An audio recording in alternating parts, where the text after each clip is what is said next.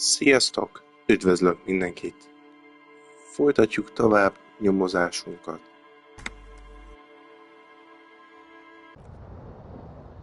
Utána néztem bizonyos dolgoknak, úgyhogy... On the table, you see a bowl of water, a rough soap, and next to it, a small hand mirror. A straight razor soaks inside the wash basin. The water reflects back a vague image of your clean-shaven face. Despite the bulbous nose, unkempt hair, and persistent swelling, you look a little younger, maybe. Your face, such as it is, a regular human face, sans expression.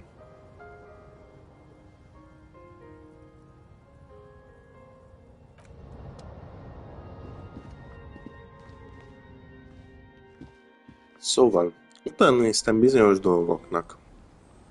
Igen, itt is van Kicuragi, jó reggelt. Ugye nekünk most olyan küldetéseink vannak, ha megnézzük, hogy replace the last ball, azt nem tudom, hogy fogjuk megcsinálni.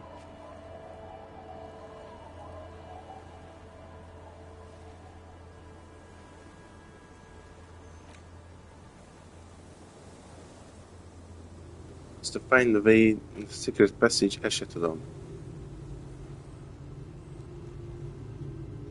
Most újra tudunk kérdezni az ownerről. Found pants from Bruno. Ezt se tudom, hogy hol fogok ilyet venni. Bár van egy tippem, hogy. Igen.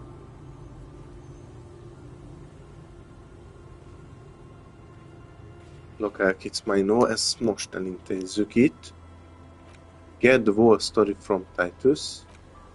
Turn back to the wheels of time.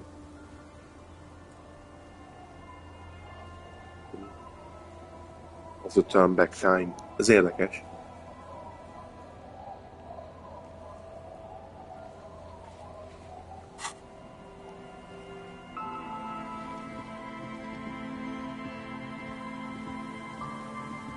The scruffy-haired little boy kicks a stone while the other watches him do it. Yes. Yes.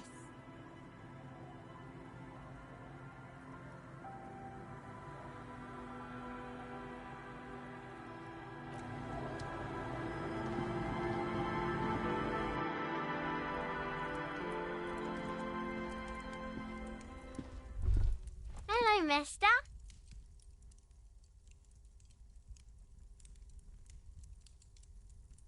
It's Lammy. Lambie is a stuffed lamb that, admittedly, has seen better days. One of the eye buttons is missing, and the fur is tattered in several parts. Lammy usually doesn't like strangers, but you're also fuzzy, like Lammy. Bye! Is that the phasmid? It looks like the phasmid, leaning against the wall. Wait, what if this is the fishing rod situation all over again?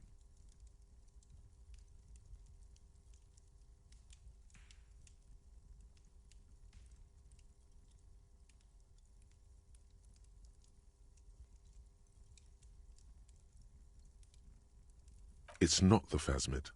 It's not even organic. It's a fire iron. How disappointing. Don't be too hard on yourself. You couldn't have known that for sure. And, besides, finding this phasmid is your special destiny. You can feel it.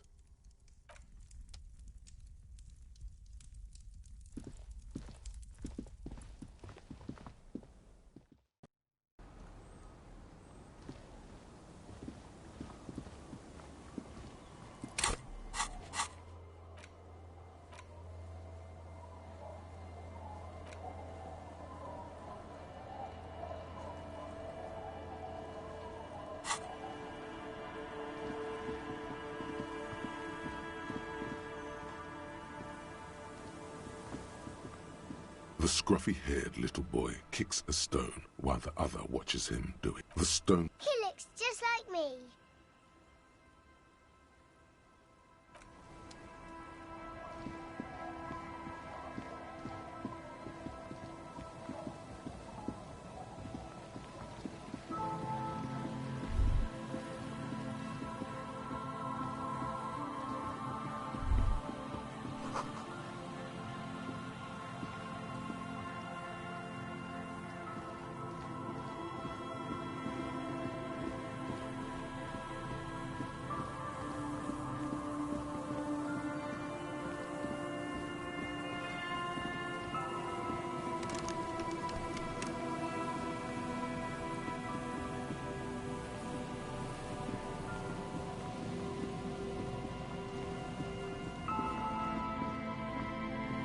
some tear, an empty...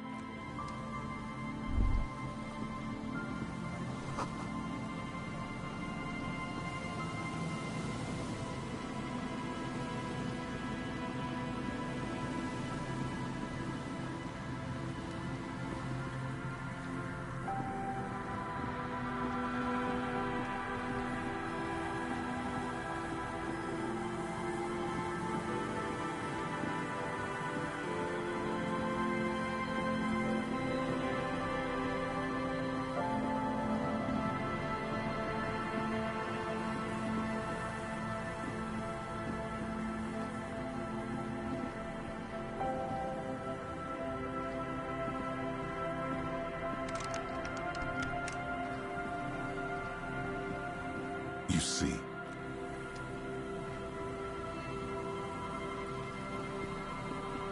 Hello. Isn't this a fine morning? Sure. What's on your mind? But of course. What else? I do have some money, yes, but that's not what's really important here. He's not gonna give you money. What are you doing? Clearly you were just profiling.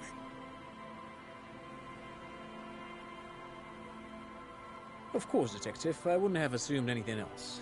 Matter of fact, I don't know if you're familiar with this, but the Vespertine Department of Justice has published a rather interesting paper on the criminal profiling in former socialist states.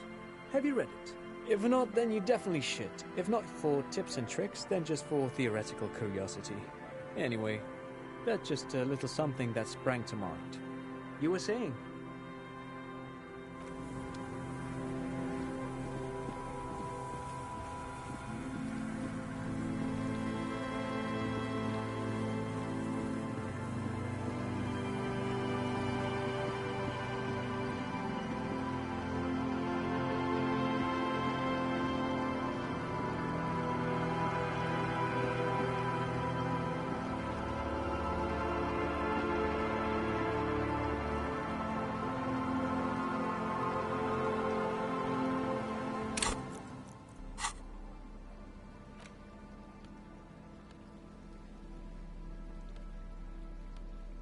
It's the ledger you found in the trash. A cabbage of papers hanging from the board, with the permeables drawer inside. It's barely held together by a clip, then made complete by the faint smell of urinal cleaner.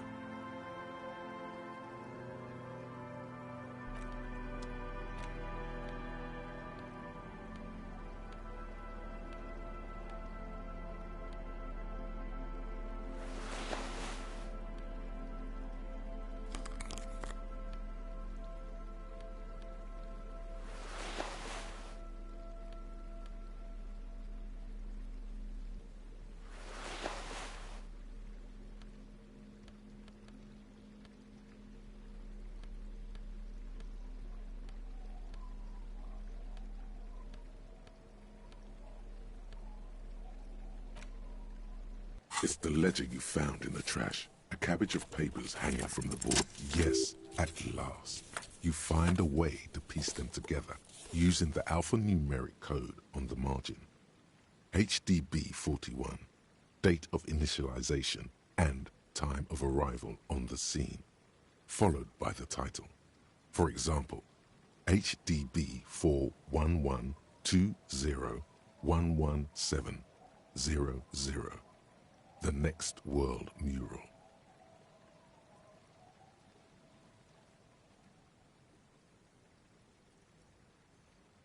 Why, yes, your precinct number is 41. Every last alphanumeric in the files begins with it. And these are your case files. It's safe to say HDB are your initials.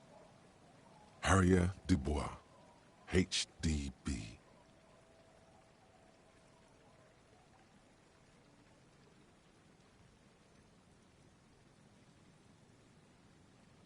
This one is relatively easy to reconstruct. Overnight on 1202, a graffito, nay, a mural, appears on an 8-story tenement overlooking central Jamrock. The building is a sparsely inhabited ghost tower, part of a failed real estate development called Grand Couronne. The mural is enormous. Two silhouettes, a man and a woman, are kissing. The text cut into their form reads, "True love is possible only in the next world. For new people, it is too late for us. Wreak havoc on the middle class." People call it that thing and that fucking thing. It's visible for miles. In 2 days, the station's complaints desk gets clogged with requests to remove the bummer. You and your partner are assigned to the case. The graffito crew is easy to track down. Only the belles-lettres have the literage of industrial paint to cover the surface. One of the graffito artists is rumored to be rich. They take responsibility for the execution, but not the design. The ideologue of the Next World mural, as the crew calls it, remains an unknown. The crew agrees to clean up after themselves. However, your partner, JV, is against the removal, citing public support for conservation. This leads to a debate in Precinct 41, which then spreads to the streets of Jamrock, ending in a rare plebiscite organized by you and the rest of Row 3. The 9,000 people subjected to the mural's message, all of Lakeside, Central Jamrock, and Villalobos, plus half of the eminent domain, participate in the vote. Although the case begins with what appears to be a lot of rambling on the streets as to how juvenile and stupid the mural is, given a choice between two options. A staggering 78% of voters choose to keep it. Turns out the opposition were a loud minority, and that love truly is possible in the next world for new people, and it is too late for us.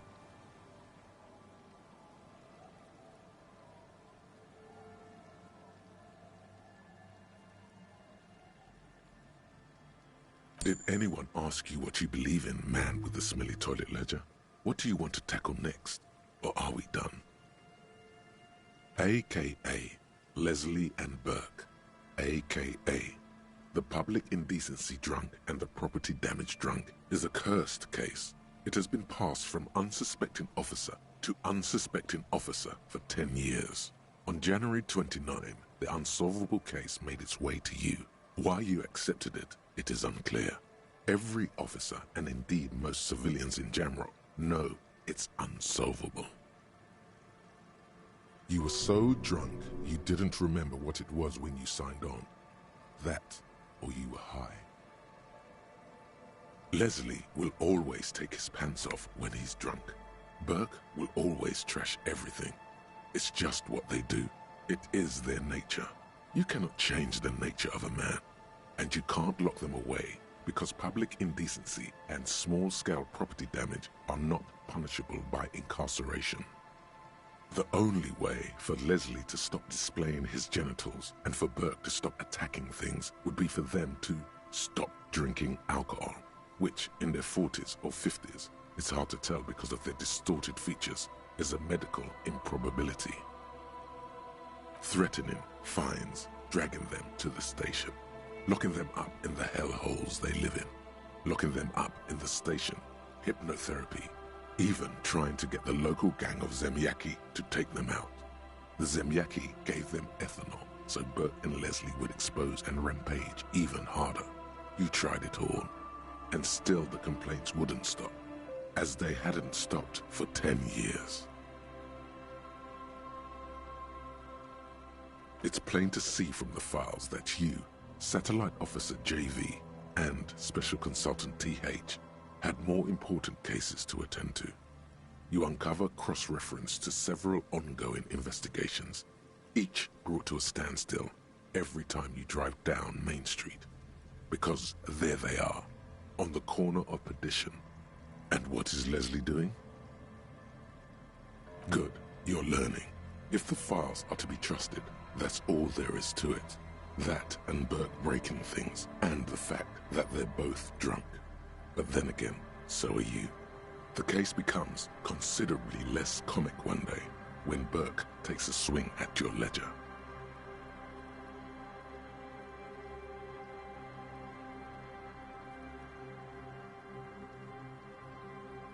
He must have it confused with the property he likes to damage. But the joke's on him. The officer is also drunk. Way more drunk than Burke there. And let's be fair, you also have party eyes. You slam the hardened plastic board in his face, then proceed to beat him unconscious with it. In the process, the ledger sustains damage. The compartment within, reserved for permeable documents, is jammed shut. You stop your assault on the now unconscious Burke to open it, but are unable to do so. The officer began to cry, reports Leslie, who, at this point, is tending to Burke. Kill them. They broke it.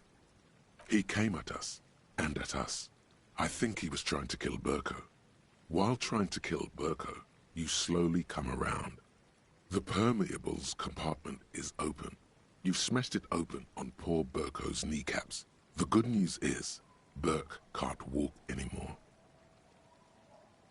Can't get out of his apartment, an invalid. With Burke to tend to, Leslie cuts back on the indecent exposure. Maybe he flashes his genitals to Burke. Who knows? But both drunks are off the street. The complaints stop. The unsolvable case is solved.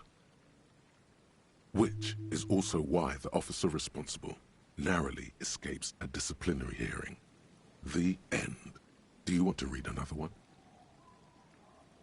It would be very interesting to read about these, wouldn't it?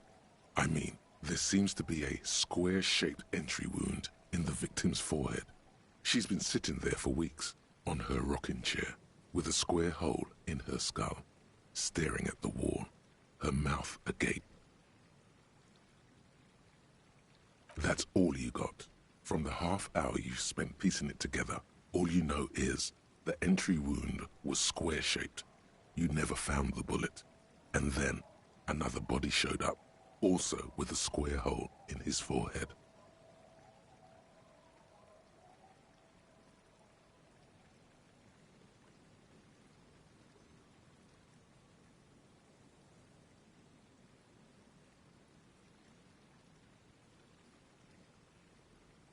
Who knows? Those pages are missing.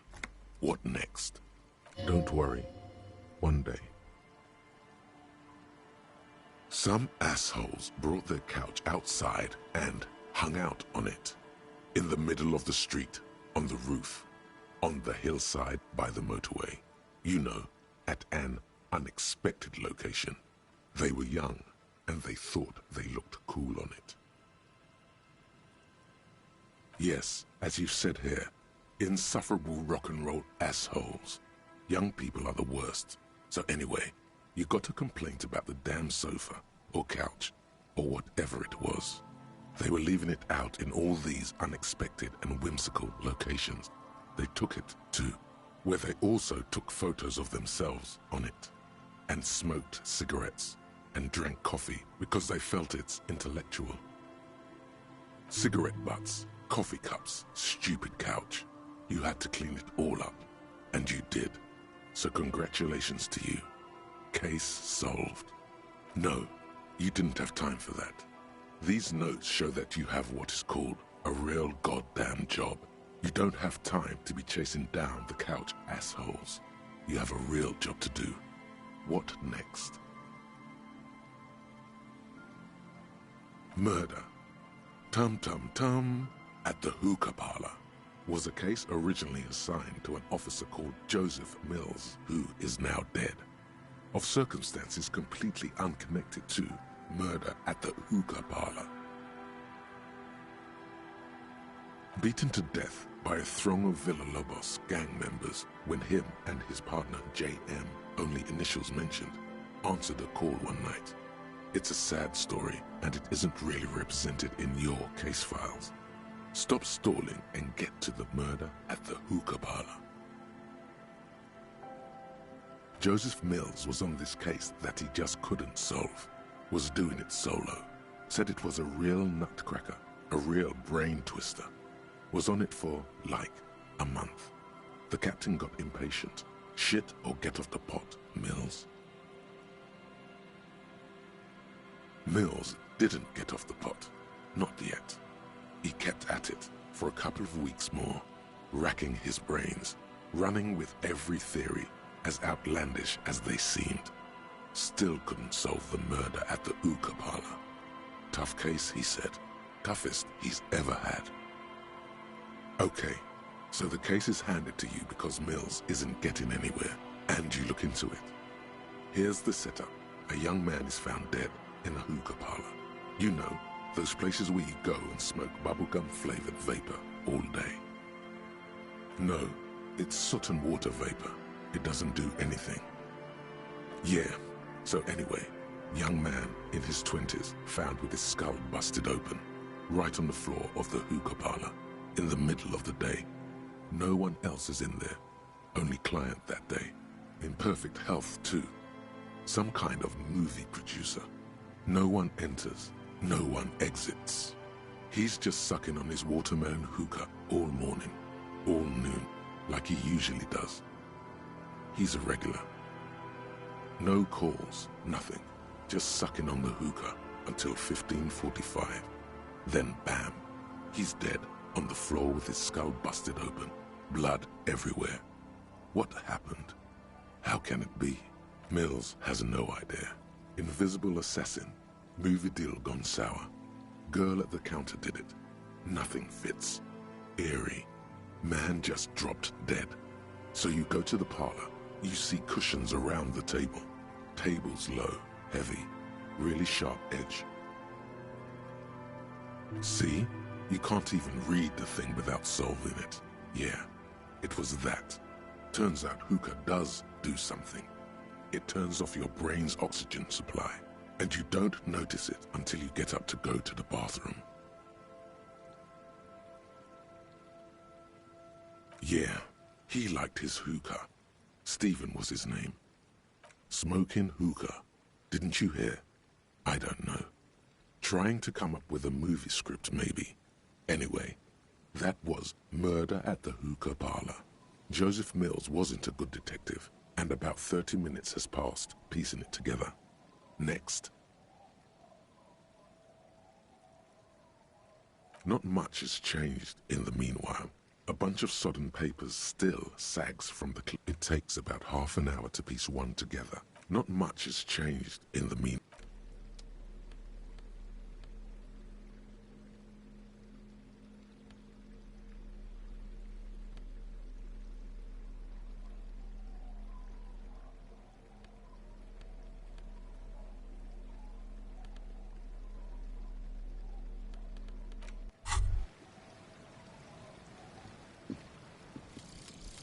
One more door. There is no way to open the supply depot door. Accept it. You cannot open all the doors. You have to integrate this into your character. Some doors will forever remain closed, even if every single other door will open at one time or another. Maybe to a key, or maybe to some sort of tool meant for opening doors. But this one will never accede to such commands. A realization crucial to personal growth. Crucial.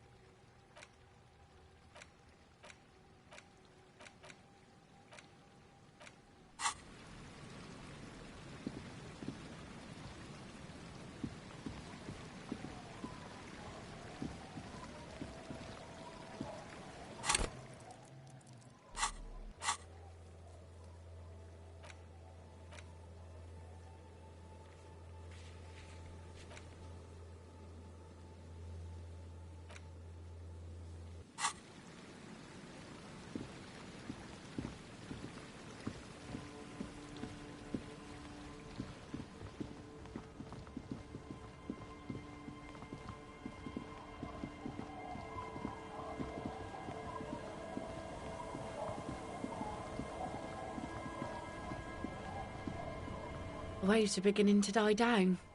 Look at those little bastards. Simmer down. Simmer down, bastards.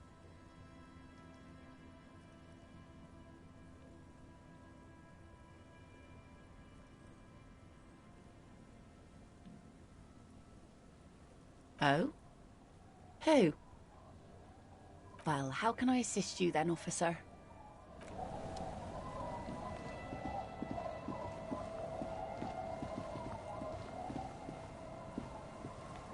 Our tenant, the policeman. I hope the waves don't keep you up at night. What can I help you with? I can wash it for you, but it's going to take about a half an hour. Think you can stay put for that long? Hell yeah. No, we must run around ceaselessly. It would be torture to stay put. I could use a breather before another rainy day begins. Well, hand it over then, and I'll see what I can do. Must say, I'm proud of this one. It's pretty nice underneath all that filth. I hope you'll have an easier life in your hands.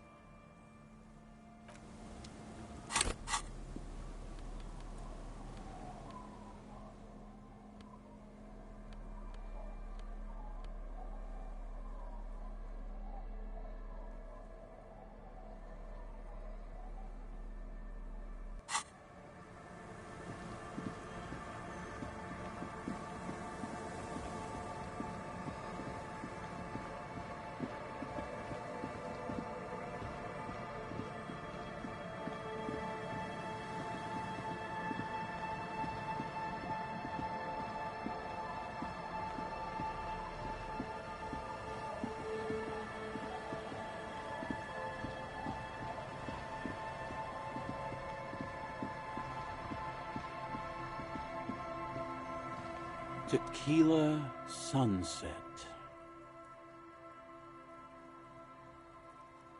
Of course. Drink first, story later.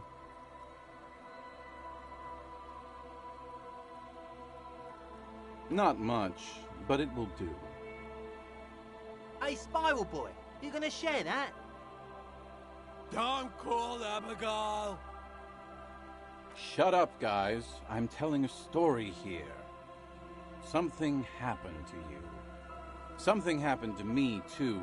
My actual name is George, but around here, you already know.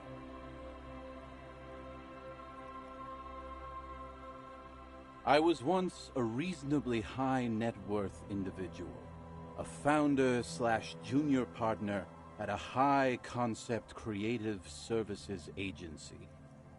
When my story begins, I had just landed a major contract with an insurance firm.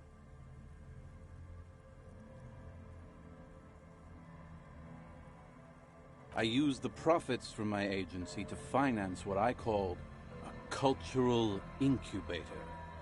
Abstract value generation, value per person, high concept stuff. I developed the paradigm, worked within the paradigm, but the burden of leadership weighed heavily on me. So I went jogging every so often to keep myself sane.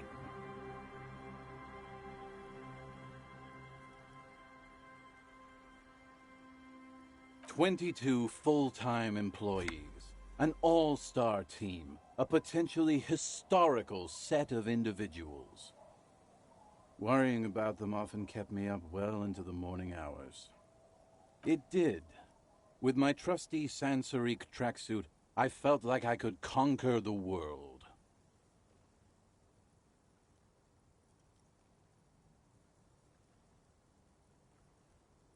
But now dreams are worn thin, much like my tracksuit.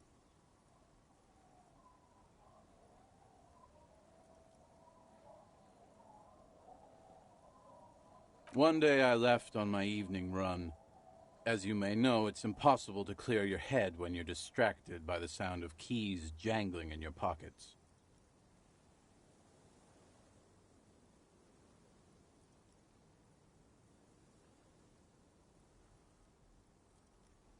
So I removed the keyring and put the keys for the front gate and the apartment into different pockets to stop the jangling, you see?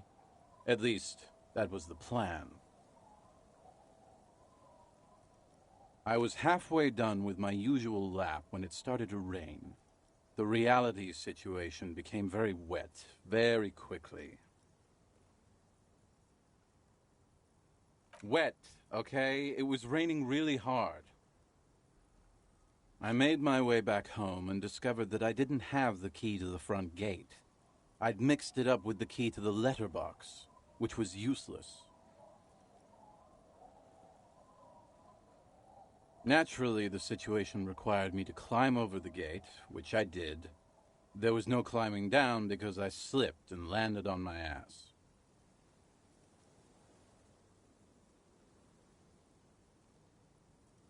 No, you don't. Whatever. The point is, reality was looking rather grim just then. Me lying on my ass in a mud pit in the middle of a heavy shower. But when life knocked me down, I always got up. So I made my way across the yard. Standing in front of my apartment door, fumbling with my pockets, I realized that I'd also forgotten my apartment key. I rang my neighbor's buzzers. It was late, and most of them didn't even answer. Those who did assumed I was trying to sell them something and hung up before I could even explain the situation. People are naturally wary of ad men, you see. One moment someone chats you up, 5 minutes later you've bought a box of edible lingerie and a strap-on. I don't begrudge them, especially since I was known to be one of the best. Heavy is the head that wears the crown. Just then, I experienced a moment of clarity. I still had the key to my office. I could wait out the storm there. But when I reached my office, I remembered that I'd asked one of my producers to change the locks that day. And since I hired only the best, he'd already done it, and I couldn't get in. Anyway, long story short, life spiraled out of control. I haven't gotten into my apartment for years, and my girlfriend left me because she didn't want to date a homeless man. The company, well, you see where I'm going with this. So, now you've heard my tragic tale. What do you think? Like nothing you've ever heard, huh?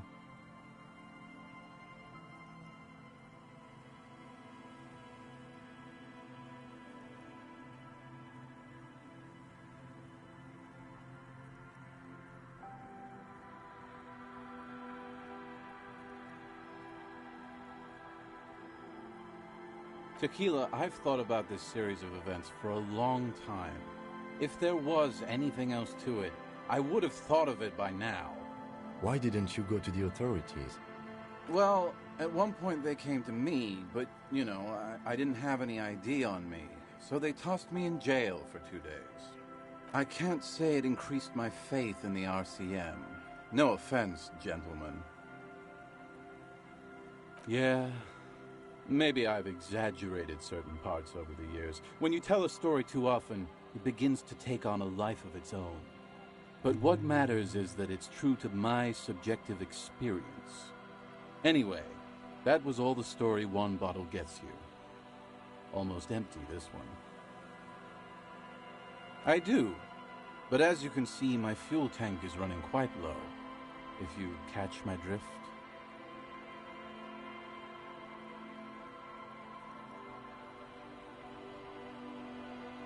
Then I can't keep on telling the stories.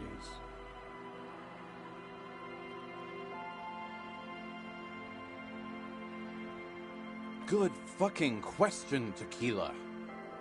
If I knew the answer, you think I'd be hanging out on a beach in this form? I used to own my now I can't hang on. You of all people should empathize with this. Perhaps this loss... I'm all ears, Tequila. The legend! He's back. And firstly, I got smokes and piss and a little speed to spice things up.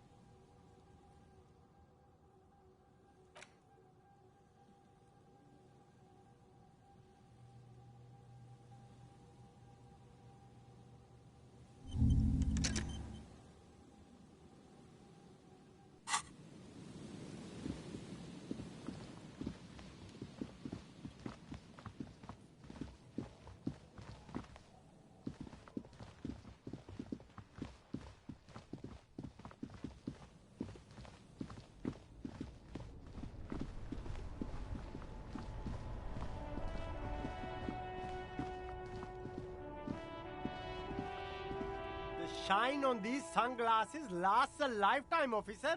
100% guaranteed.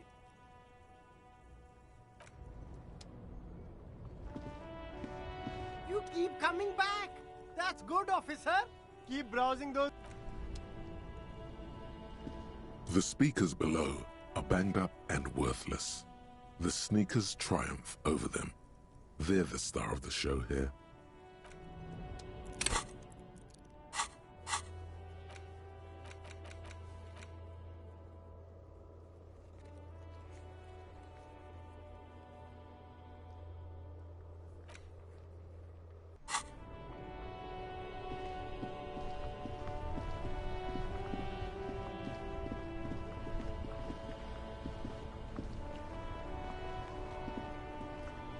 That's one brutal motor carriage. If I were a real skull now, I'd jack it, paint it in palm tree livery, then bottom light it, neon style. A snazzy shit-ripped skullmobile like this would make a fine trophy. We could, like, hang fucking shrunken heads from the side mirrors. Cops' heads. Scary tribal shit. Yeah, tribal shit. A cop carriage like this would have proper skull value. While I appreciate the interest you take in my brutal motor carriage, I have to stop you right there. The RCM takes threats directed at its property seriously.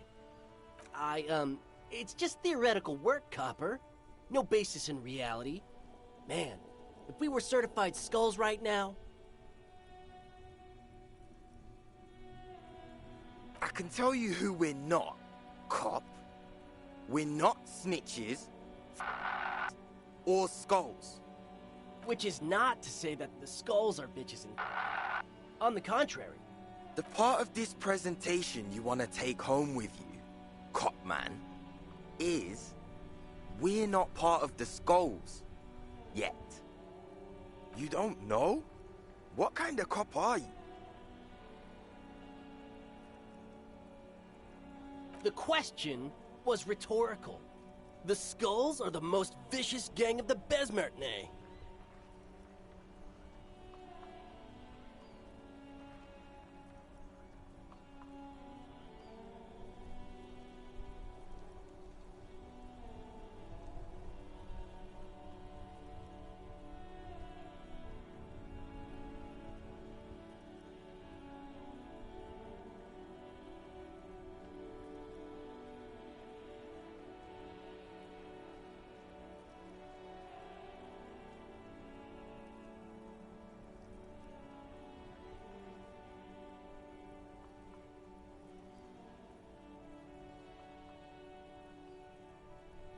The nastiest bunch of psychos ever.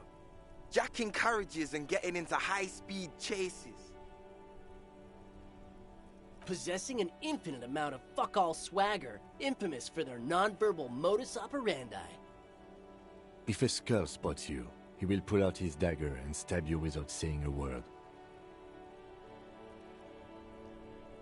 The lieutenant's voice is as calm as usual, a testament to the violence and death he's witnessed through the sight of his firearm.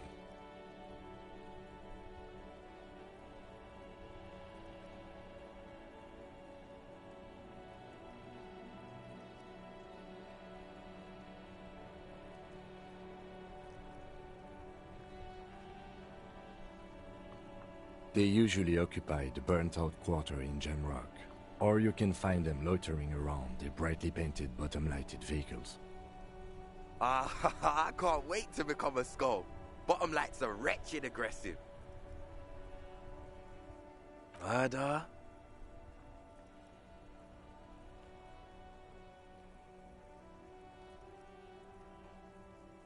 Yeah, sure. We'll gladly tell you everything we know about it.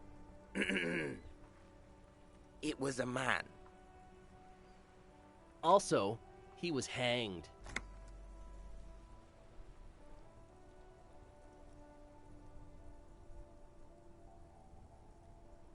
He was hanged from a tree. Yeah, I mean, duh. These punks don't know anything. Let's just move along. Hey, stop right there. How does one know anything? Fucking philosophy, man. You can do aggressive shit with philosophy. Justify shit. Oh yeah, Cindy's a right proper skull. Yeah, a true artist of the future. Just like Arno van Eyck. By the way, if you see Cindy, give her our regards. The lieutenant on your left is unusually lenient toward them.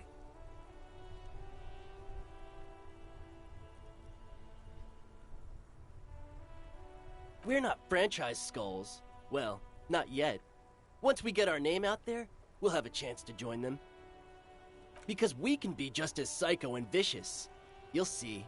Ah, you'll see for sure once we're in.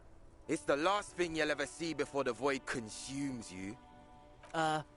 Well, yeah, I mean, we're only saying practice things for now, so we don't mean no harm to the Skulls brand, or to you.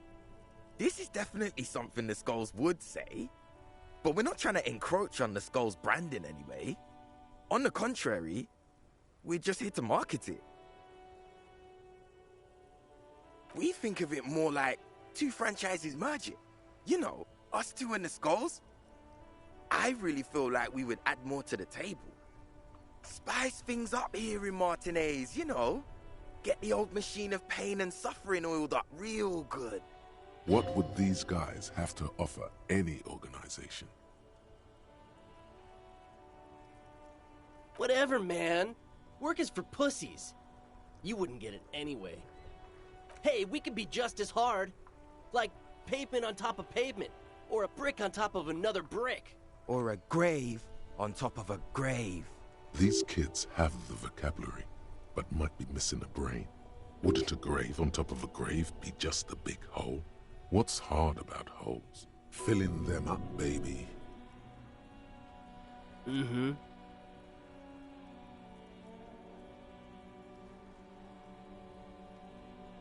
What about them? Well, first off, it's a statement and not necessarily something that characterizes me as a person, even though the statement has character. And I do like piss. The word piss epitomizes the struggle taking place in the world. Things being defined as they seem, not as they are. And, I guess, it's also about communal spirit, the future, and truly appreciating our differences. Also, you've got to admit, it catches the eye. And since the Grand Piper is slowly but steadily moving towards basing the economy on it, attention, it is imperative that the medium itself convey the message. What I mean by this is, we are all pissed, and that the world is inherently meaningless. Like I said before, many men keep searching for the one, for so-called true love, which is actually just obsession masquerading as kinship. The thrill of the chase, the hollowness that fills your chest cavity after catching it. To catch a fish, you'll need to hurl the lure many times, and even then it isn't certain that you'll get anything. If you blow up the lake, though, you get more fish in a shorter time. And, for time is of the essence and fleeting ever so quickly, one must think of a way to fuck the whole world and not get caught up in fucking someone. Because when one fucks everything, he fucks nothing. And that, to me, feels glorious. Sticking your dick into the void. Is it a coincidence that here we have two badass jackets and two badass cops? Yes? What is? What are you implying?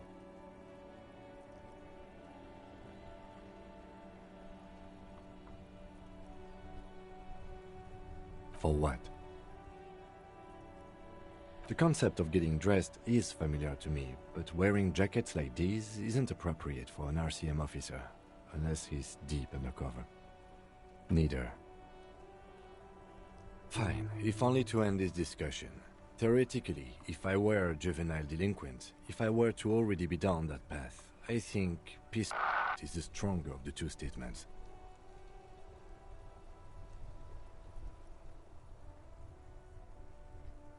Seems about right, especially considering your heroic exit attempts.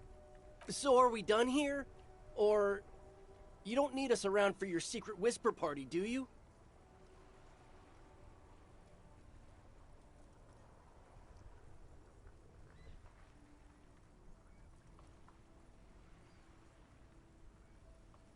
És már fel is jött az a lehetőség, hogy kérjem el a Jackitet.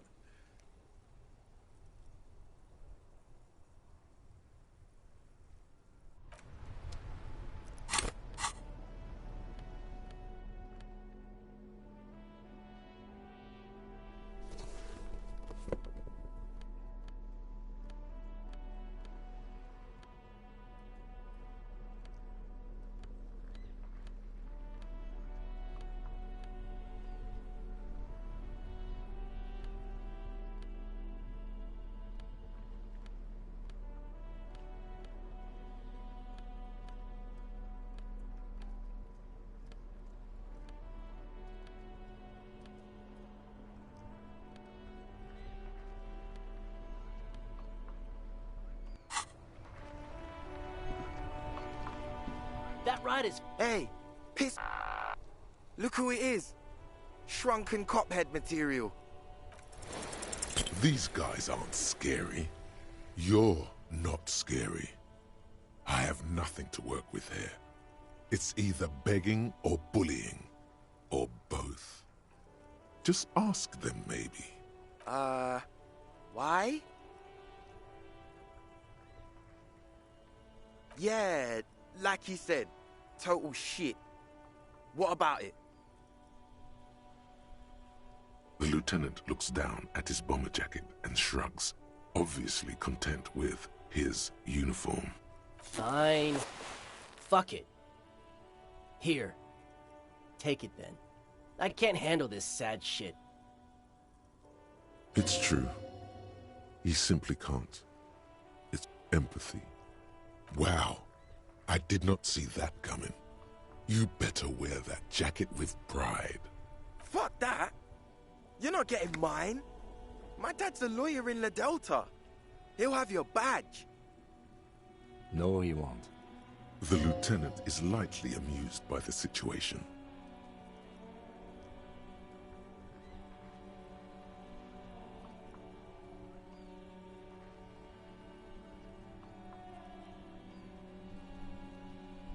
I'm not wearing that jacket.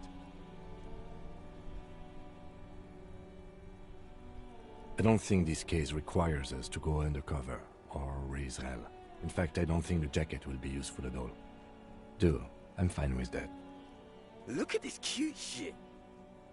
How can we become skulls if you go around fraternizing with cops? Let's get the fuck out of here before anyone sees us. Fuck. I'm sorry, man. I just don't like confrontations, that's all. Ez kurva vicces volt. Nem tudom, hogy hova mentek. Valahol csak találkozhatunk még velük. Talán.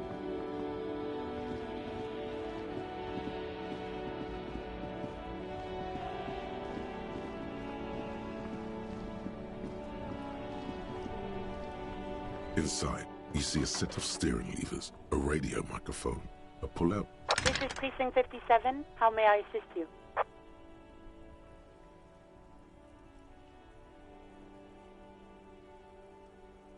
Yes, I got the mercenary's name and a few biographical details. Are you ready? The lieutenant leans in to listen, notebook in hand. That suit of armor was issued to an Oranese citizen named Ellis Kortenaer. That's E-L-L-I-S K-O-R-T-E-N-A-I-R. Exact date of birth, unknown. He was signed into the Lelystad County Neonatal Care Unit on 28th of February, 09. He was found as a newborn in a leaf compactor near an abandoned farm. He spent 4 months in the neonatal unit, survived apparently, and was assigned to a foster family at 2. This is what the ICP knows about him.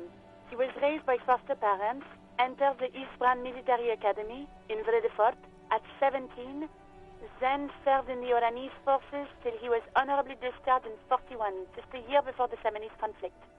Then the armor followed him to Seminine, or at least I assume it did. And that's it. There are no records of his employment in Crenel, or any of its other incarnations, or him even entering Revachol.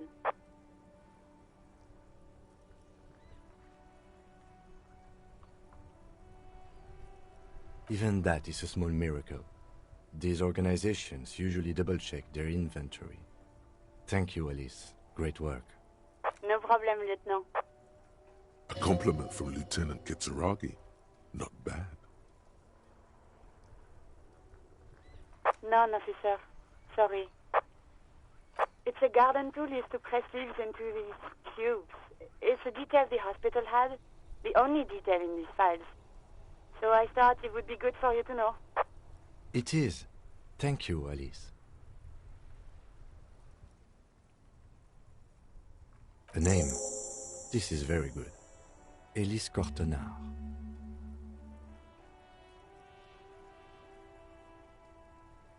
Sometimes police work is about human dignity, about giving back names to anonymous victims. I'm glad the inquiry was helpful to your investigation, officer. Did you have any other questions? 57th, over and out. In the cabin, you see a set of...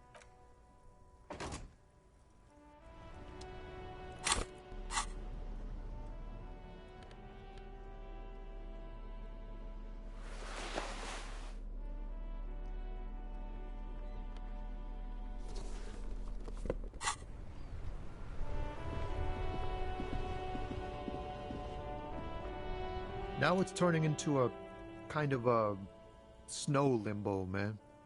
What's on your mind?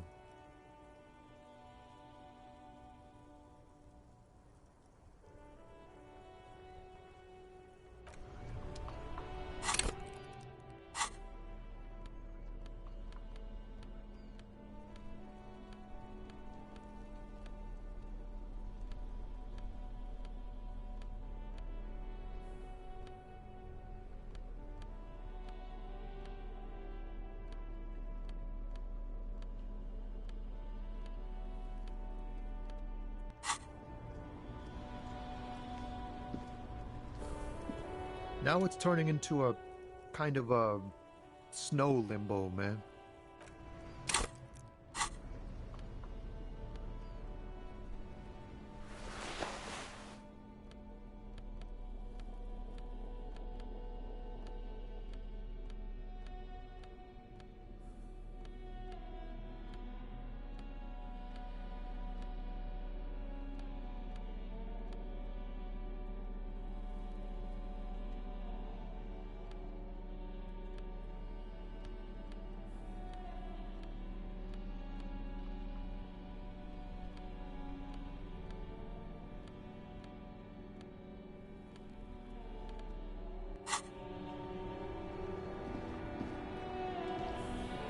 Now it's turning into a kind of a snow limbo, man.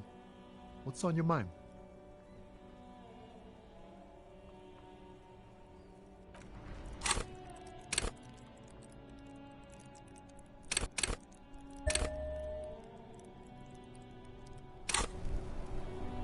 Now it's turning into a kind of a snow limbo, man.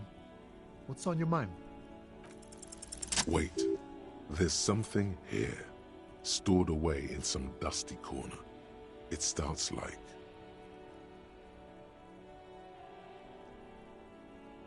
Whoa. What else? Silent communion. That's good. Dang, that's some great shit. You came up with that yourself.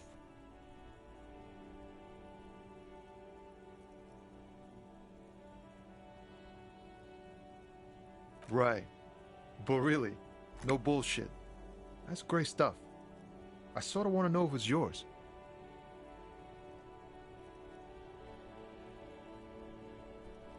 Fucking hey. Seems I got you all wrong. Cops aren't much known for their artistic sensibilities these days. It's good to meet a fellow poet, someone with an appreciation for real text. The others here, so you don't really get it. Yeah, I guess I owe you an apology for thinking otherwise. And again, great shit.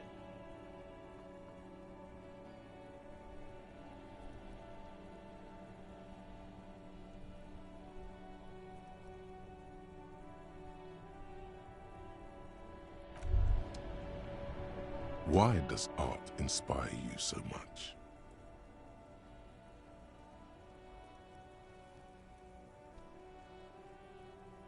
Excellent question. Art is a diverse range of visual, literary, auditory, and performative creativity. It's an expression of imagination and technical skill. Additionally, it's history, criticism, and pure enjoyment. In short, art is the highest form of human communication, representation, narrative, emotion, and agency intertwined. Have you looked in the mirror lately? To be honest, you have the exact features of the modern artist, with that wild hair and those clothes. Perhaps you should try to write poetry someday, and critique architecture. Yes, you seek substance. No vapid representations and reproductions of social mores as made manifest in stuffy biennials. We're talking real, living art here. Become the art cop. Half art critic, half cop. Exactly. It's not only your duty to only catch the criminals off the street, you must also apprehend criminals of the printing press and the gallery, the trite and derivative artists and writers of the world. Go ahead and provide savage criticisms, art cop. The world is yours to rip to pieces and reassemble.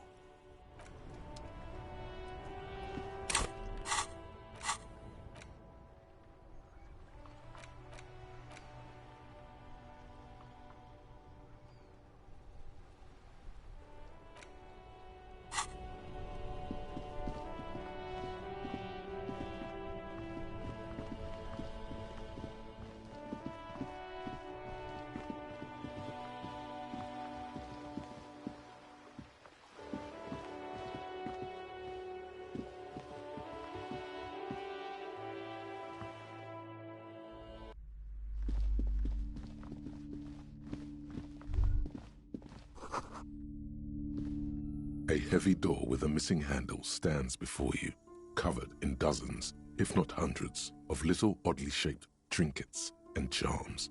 It appears to be locked.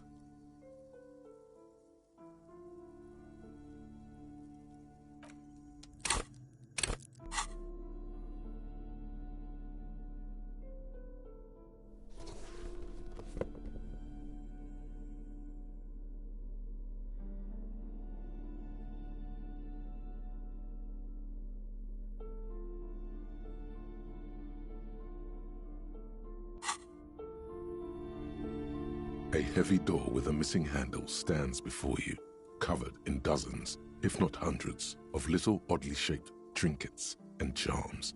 It appears to be locked. Na, itt van ez az ajtó, ezt be kell törnünk mindenképpen ahhoz, hogy hűtőbe tudjuk rakni a holttestünket.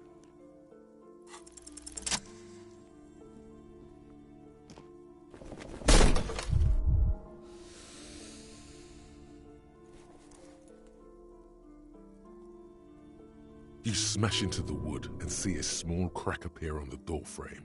It's going to take one more try to break through to the other side. But you've done it. You're not thinking of trying again, are you?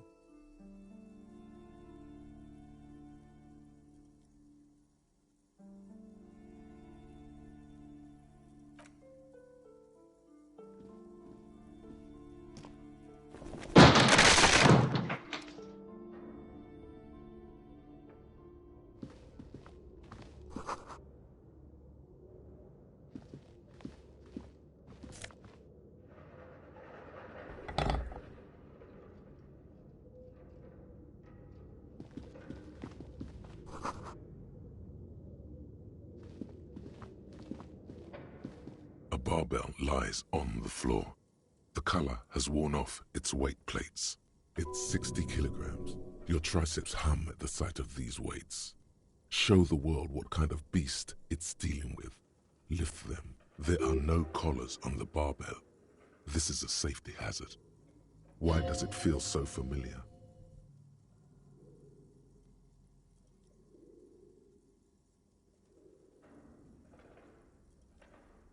You're right. The weight may fall off. Better not touch it then.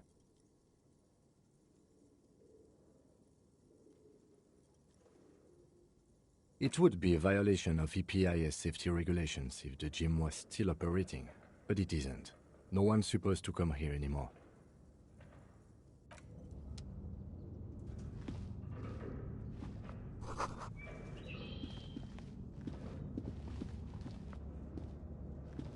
It's dark. And the flashlight works a lot better if you hold it in your hand.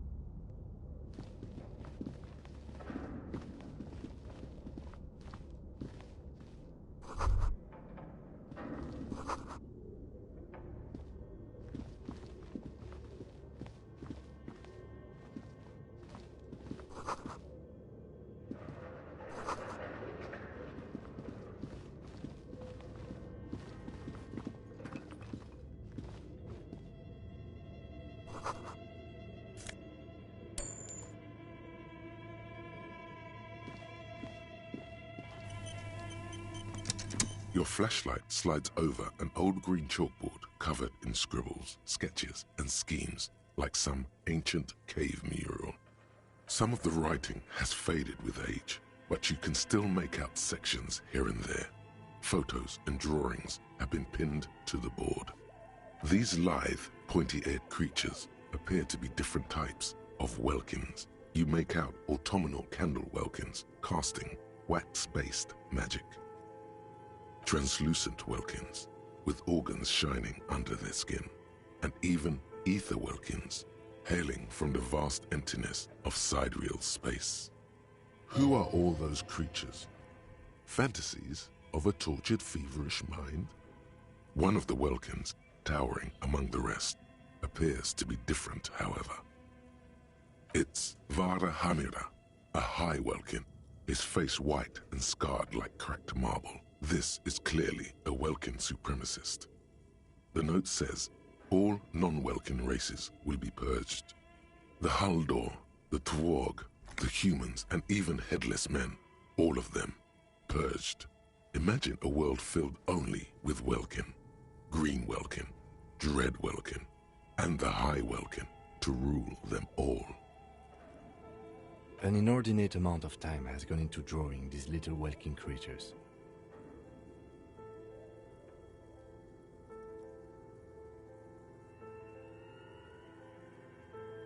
This looks like concept art for a project. It's not really real.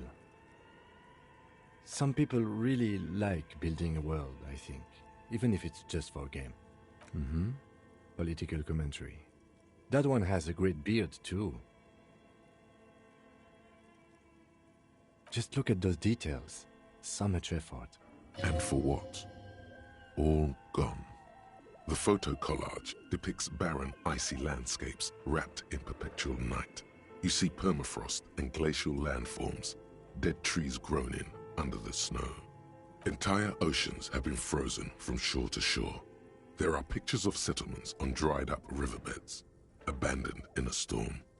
Animal corpses in the dark, carcasses and bones. Albeit dark and cold, this vision also feels cozy in its own way. Like eggnog, or morphine, a much-needed respite from our own world. A pinned postcard reads, the heat death scenario, a desperate fight for geothermal energy engulfs the world as Wirral becomes untethered from its sun, drifting through the universe. This is a monthly calendar from the year 50. Cryptic words like sprint, daily minimi, and GPI span the marker-drawn grid, the grand scheme of production and money. So much pain. Back pain, neck pain, headaches, carpal tunnel, chest pain. No gym membership can make up for working in this manner. As time goes on, the numbers in the boxes grow rarer and rarer. The board becomes an empty snowfield in the final days. Only failure and regret dwell in this region. Looks like they didn't make it. A note in the bottom left corner of the chalkboard says, "See the prod schedule filament for details." The handwriting is only partly legible, but you can still make out 3 slogans: Call in, Tune Out, Wirral Untethered, and Heat Death of the Universe.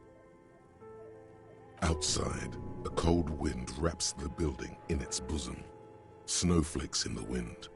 An old woman passes what the locals call the doomed commercial area. She tries hard not to look at the bookstore windows.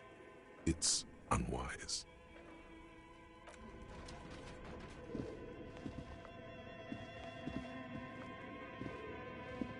This appears to be some kind of machine with a cube-shaped heart and a wired framework. The keyboard has a rectangular on-off button. A piece of paper still hangs from the printer. A radio computer. Just sitting here without anyone inside. But we are looking for a fridge, and we are pressed for time, so... On the other hand, it's not that I'm not interested in abandoned radio computers. Maybe the body has stopped decomposing somehow. I don't know. You're in charge of this expedition, officer. Is the lieutenant a little scared? Just now when he looked around. The machine lights up like some prehistoric animal stirring from its slumber, revealing fluorescent play and print keys on the keyboard. The hatch on the machine's central compartment is wide open.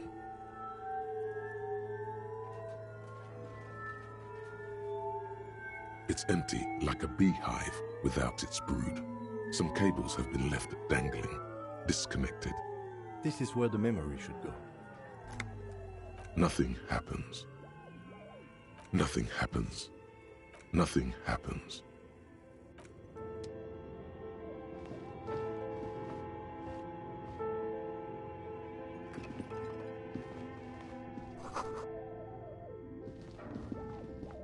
This old fireplace is covered in lines drawn in blue and red marker, the mesh spreading over the stone like blood vessels on alabaster skin. It looks ghostly and strangely ancient. The whole thing resembles Kadran mosaic tiles. Very pedantic. History classes, students with their textbooks open, studying the roots of our civilization. Those aquarelle blue tiles looked beautiful in the sun. Radio frequencies, it seems. UKV 123.6, UKV 123.7, UKV 123.9. Some written notes, too. Sparse and cryptic. Unclear. It looks like a cardiovascular system split into veins and capillaries. Very advanced. You think so? The web is comprised of radio stations, all lead back to one red heart, titled the Game Master Frequency. A note says, this one can listen in on any station it wants. Looks like a surveillance program. Whoever decides to call in to a call-in station, it looks like. All of this is gone, left unrealized. There's no way a little basement studio working here could pull anything like this off. My God. It's as if the less money they had, the more ambitious their project became. The schedule. I know doom when I see it. The company was running out of funding. Nothing. It's just lines on marble. An echo from times long gone. No one has used the fireplace in ages.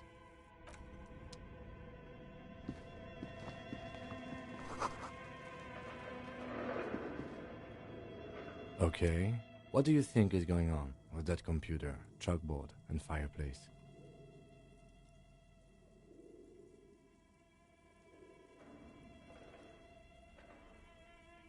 No, that's not it.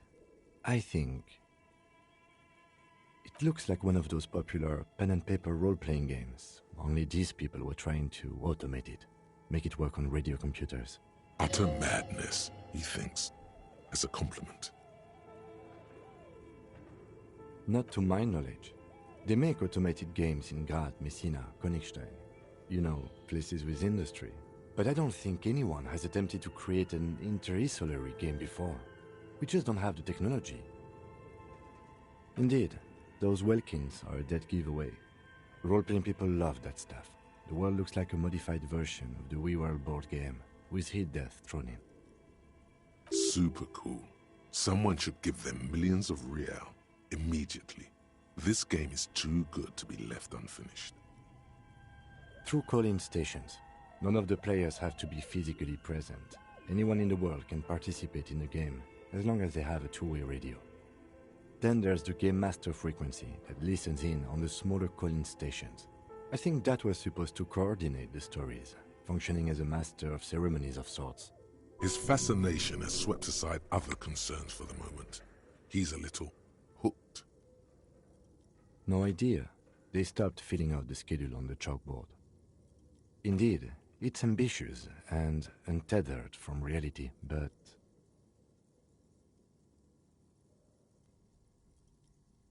it's too late for that, I'm afraid. Okay, let's keep moving.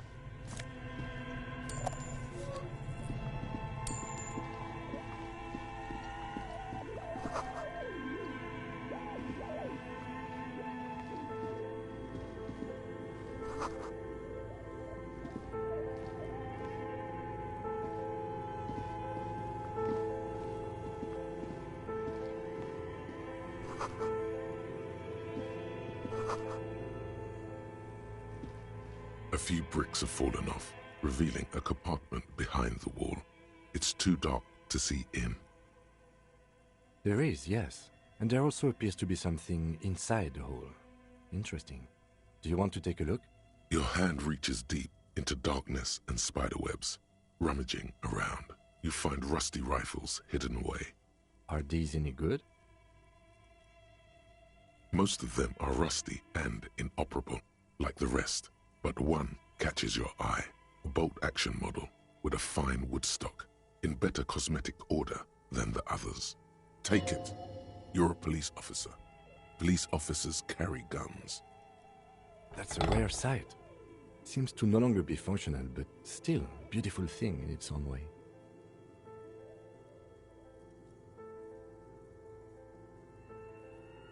Seems like an old bunker from the revolutionary period.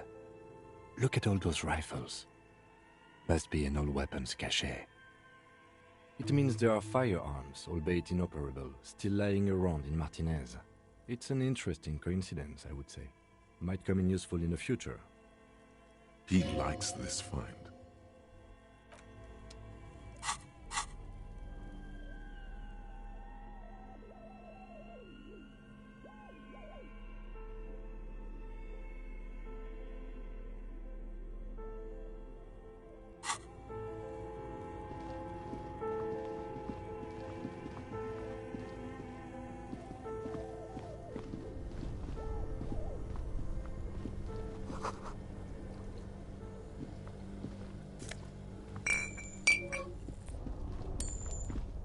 2 cables are plugged into the breaker box.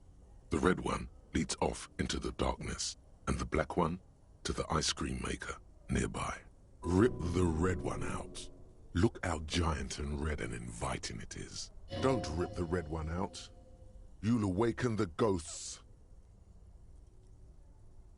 An electric sizzle. The room is slightly quieter now. Somewhere in the dark, a giant electrical mammal stirs to life. Something close to you dies with a soft electric purr. Why did you do that?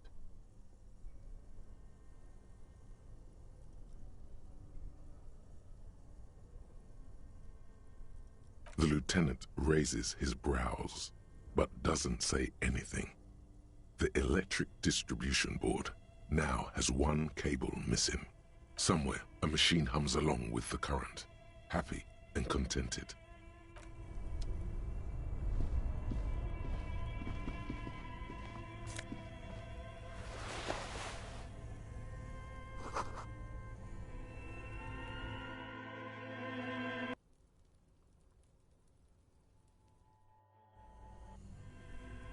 Jó, elértünk a végére a helynek, igazándiból. Elég jól átnéztem. Még erre tudunk eljönni egy kicsikét. Itt körbenézzünk. A thick layer of coal dust covers the furnace, coloring it pitch black. Looks like this furnace has a face, and it's a face of agony. Looks like it. Looks like an old central furnace used to heat the building. It's connected to the chimney.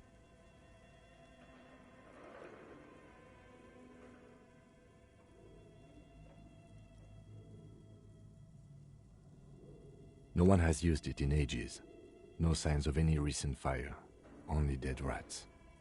It's dark and grimy here. In the darkness you can hear chatter. It's coming from above. A voice or several voices talking to each other. Near the smoke chamber, upstairs. What are you doing?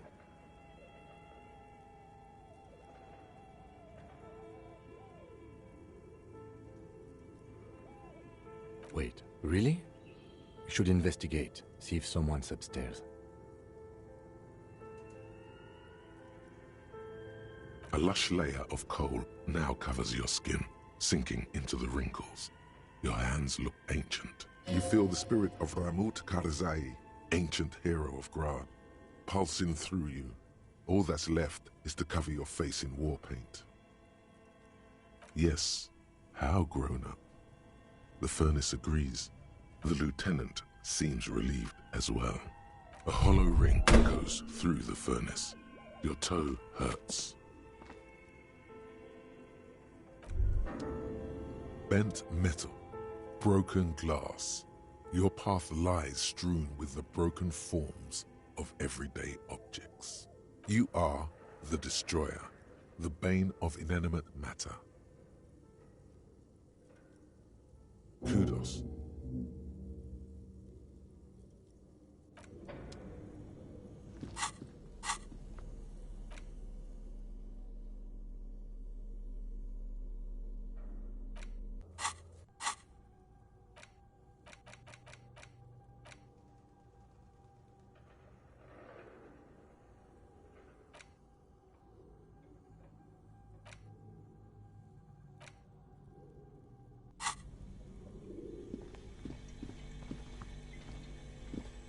You see a terrifying ice bear with a strange compartment in its belly.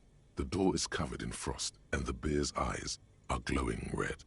This ice bear is a hyper-carnivore. Be careful. The bear looks oddly realistic. Is it taxidermy? The lieutenant doesn't answer. His eyes are glued to the animal. A sharp slice of light shines out from its mysterious belly door. A gust of freezing cold air rushes to greet you. You hear a low grumble as the bear regulates itself. This is the inside of a refrigerator. The lieutenant takes a peek inside. His hand has found the holster of his gun. Of course, just a giant ice bear-shaped fridge. Let's take a look inside. The shelves are empty. All you see are crumpled ice cream wrappers with the brand name, Revachol Ice City. A handwritten note has been attached to the door. The fridge is huge. You pocket the note and the little fridge magnets keeping it on the door. A friendly cartoon bear smiles back at you from a glossy cellophane wrapper. It looks nothing like the fridge. Good question. It looks like an ice cream fridge. I know. What an unfortunate marketing choice. What is even worse, the bear is still costing them money to this day. The fridge buzzes with energy. The electricity bill on this thing must be catastrophic. It's certainly an eccentric choice, but it is big enough, and cold enough too. But the optics on this are awful, he thinks. We need to be as silent as we can. Your visual confirms. You could fit 2 more bodies in the ice bear fridge. Shall we go and get the body then? I'll take the head, you take the feet. The stairs won't be easy, but we'll manage. The 2 of you. Easily. The body is heavier than you expected and stinkier. It takes half an hour to put the body, then 10 more minutes to stuff it into the fridge. The lieutenant takes a step back to admire your handiwork. Beautiful. A dead body in an ice bear fridge. This is some of the best police work I've ever done. You've definitely earned a drink after this. Perhaps even some pagan rites.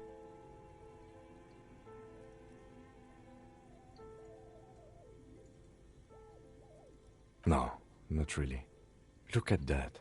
What have we done? We stuffed a dead body in an ice bear fridge. This story does not leave this room. He means it. He doesn't want to be the ice bear cop. And I'm guessing grave robbery is also part of the performance? He's right. His work would be much more formal. At least we've stopped the body from decomposing further. Now you can conduct another inspection, under controlled circumstances. Inside the icy realm of the ice bear fridge, the corpse stands slumped, waiting.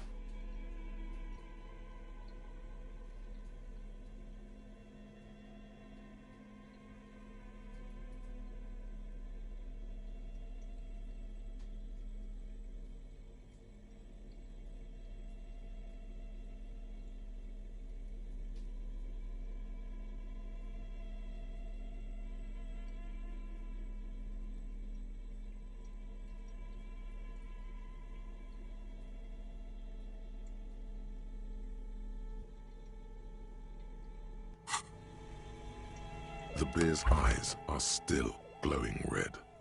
It's guarding over the freezing corpse hidden inside its belly. Your arms reach out and your eyes close, as if by their own volition. It's dark all around. You feel cold, slippery flesh, first with your fingertips, then under the palm of your hand.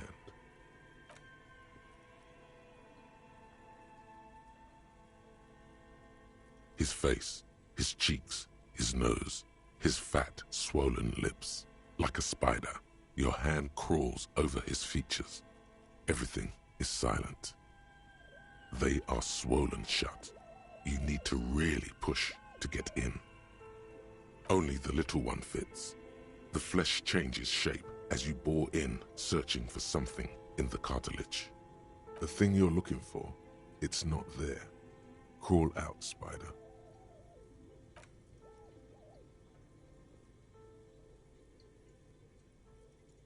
The oral cavity is cold and moist.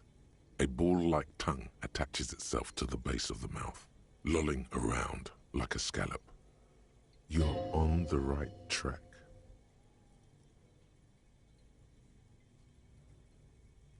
A vision of black and dark red death, pried open by your naked hands and studded with teeth. Looks like he's laughing. Death fumes rising from the throat. And there, in the back of his mouth, above the bell of the uvula, right in the soft palate, you see a hole, barely visible to the human eye. It is swollen shut, almost vanished. No larger than 0.4 centimeters in radius, the edges appear darkened. An abrasion collar. This is what we're after.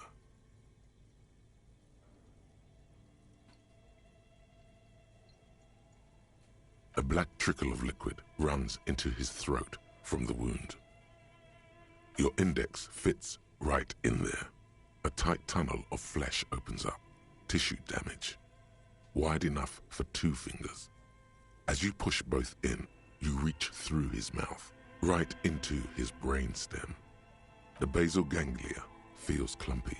What entered here has torn apart his reptilian complex. This man will never sleep again. Never wake. The funk soul brother at the back of his head has gone dark forever.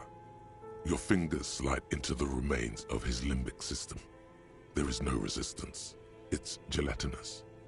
The slug-like structures are damaged too. The tearing extends deep into both hemispheres. The lieutenant answers with the sound of his pen on paper. Your fingers are all the way in now, reaching toward the inside of his skull. The cavity goes further, but the entry wound isn't wide enough for the rest of your hand to follow. All the muscles in your body harden. Time to enter him. Your fingers reach toward his skull. His cerebral cortex feels like jelly. Cold jelly.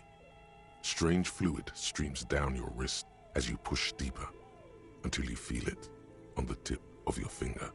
Sharp, serrated material. The edges cut right into your skin.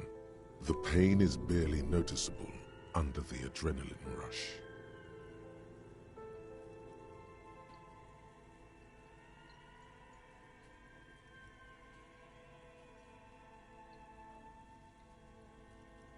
Wait, detective.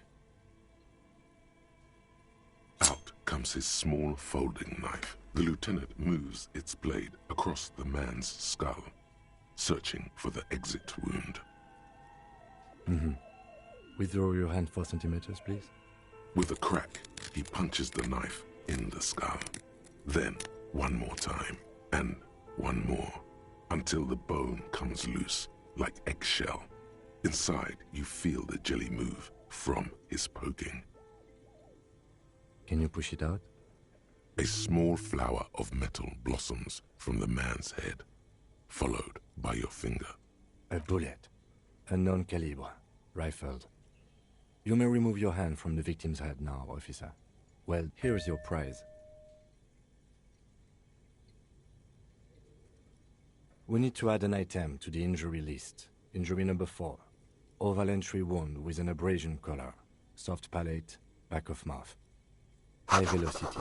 Temporary cavity in brain tissue. Small exit wound on the occiput. How does that sound? Opinion, fatal injury. And one last thing. We should amend injury number 3, ligament mark. New opinion? Non-fatal. Post-mortem. Treatment. He's proposing the bullet was the real cause of death, and the hanging an attempt to conceal this fact. Yes, and the belt around his neck. The hanging, even dragging him to the yard. All of it was done after this man was already dead. I have had my doubts since you showed me the tracks. Why did they carry him over? Why not march him, I thought. There was no satisfying explanation. There have been other signs too. Small details. Everything is too neatly designed for us to assign probable cause here, as we did, full-heartedly. Well, no more.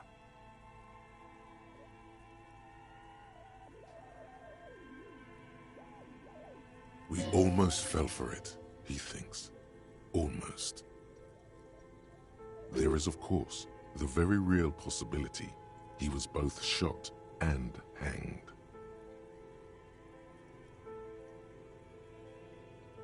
Oh, you really do.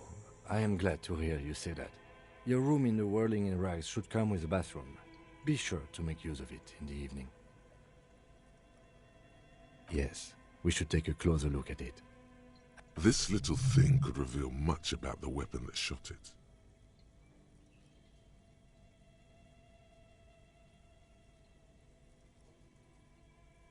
To put him out of his misery? It's possible, but it does not explain all the other dubious things here. Lack of struggle, primarily. I may be intellectually sloppy, but I prefer one theory at a time. And this just smacks of treatment to me. We bag the corpse and carry him to the holding pen of my kinema. I can transport him to processing myself, but I will be gone for the rest of the day. Work on the case. Tend to personal matters. Try not to do anything too dangerous. An officer needs backup in a neighborhood like this. I'll leave that choice to you. And one more thing. Great work, detective. After you bag the corpse, Lieutenant Kitsuragi will leave the party until tomorrow morning. You can do side tasks, and even the main case, but it might be more difficult. Plan his exit accordingly.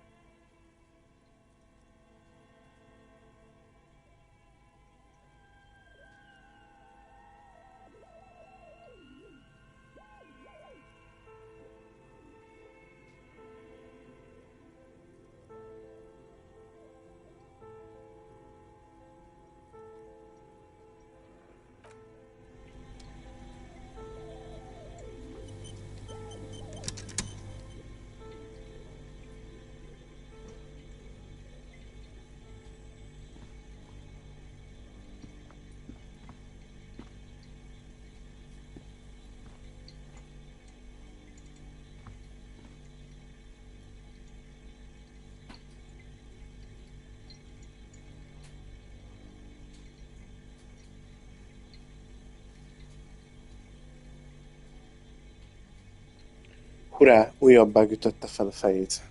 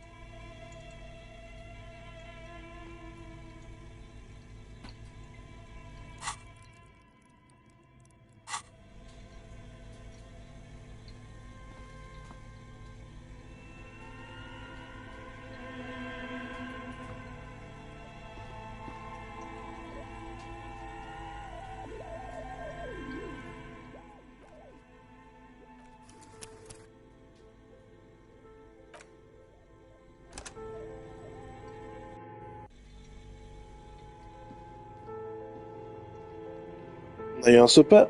Jó van. Akkor sikerült a mentéssel kioldani. Azért megnézem. The bear's eyes are still Igen. glowing red. Sikerült megoldani. Jó. Mentéssel. Ahogy vesszük. Jó. Miért még én elküldenem Kitsuragit, mert itt azt mondja, hogy ő akkor egy napra eltűnik, azért az úgy nekem egy elég nagy kiesés lenne.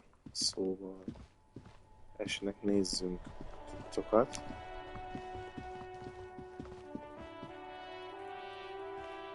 You see a set of tire tracks in the brown slush that covers the plaza mosaic.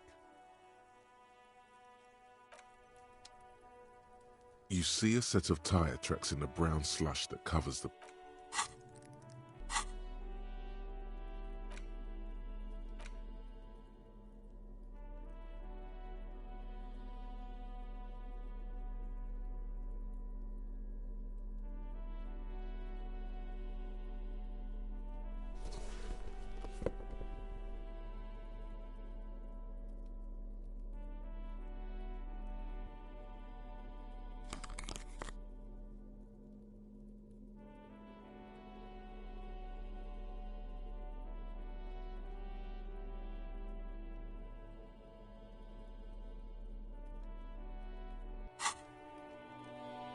You see a set of tire tracks in the brown slush that covers the plaza mosaic.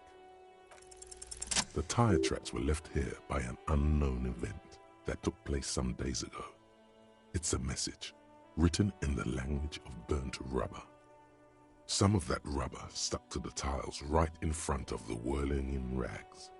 This is point A.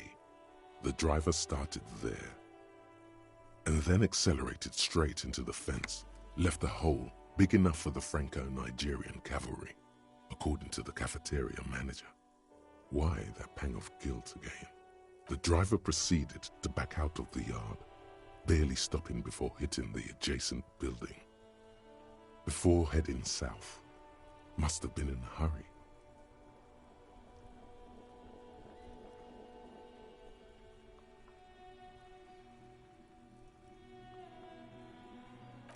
No wonder the cafeteria manager seemed frustrated when he was giving us directions to the yard.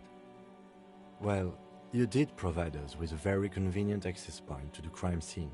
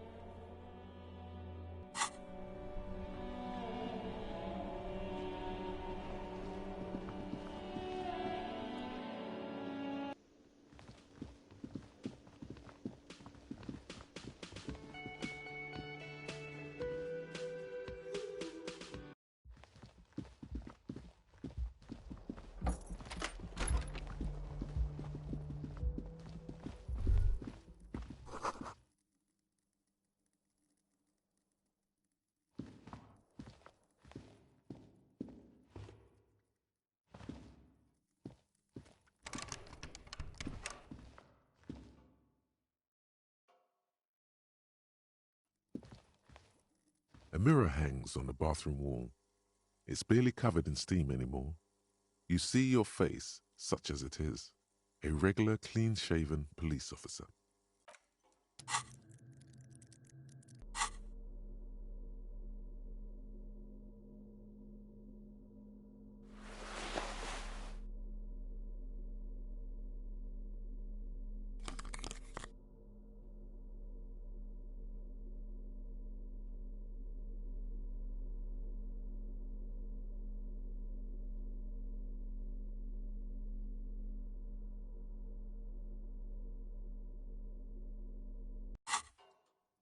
A mirror hangs on the bathroom wall. It's barely covered in steam.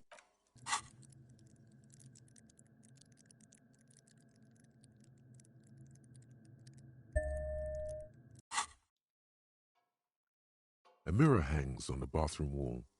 It's barely covered in steam anymore. You see your face, such as it is, a regular, clean-shaven police officer. Like the rest of you, it comes from a bad place somewhere in the past. That's all you know for now.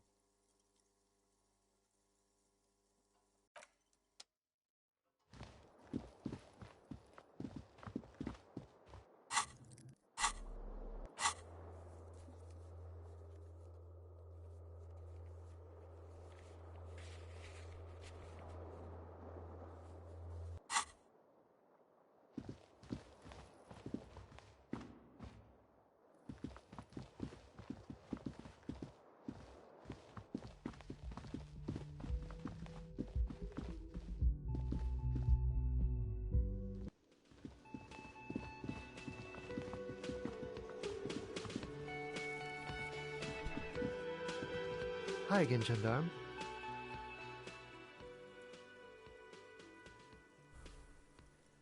Bye-bye, gendarme. The theme on that pinball machine is a standard royalist theme, used on everything from pinball cabinets to full-flavor cigarettes. Clinging to a picture-book version of the past century, waiting for the king to come back and cast out all the profiteers and homosexuals. Basically, imagine a yellow plastic crown with a liquor brand emblazoned on it.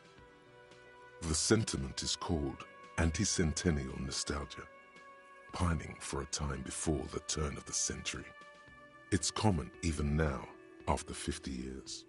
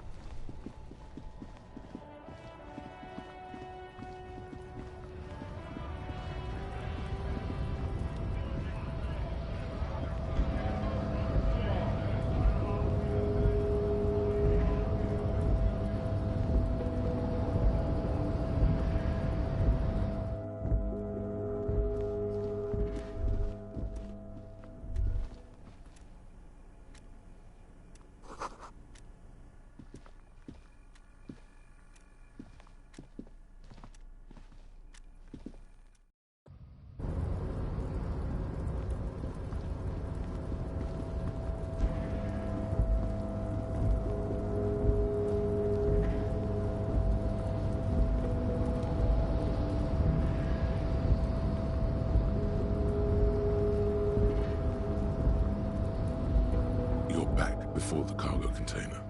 Its draw has not lessened. If anything, it seems to have grown slightly.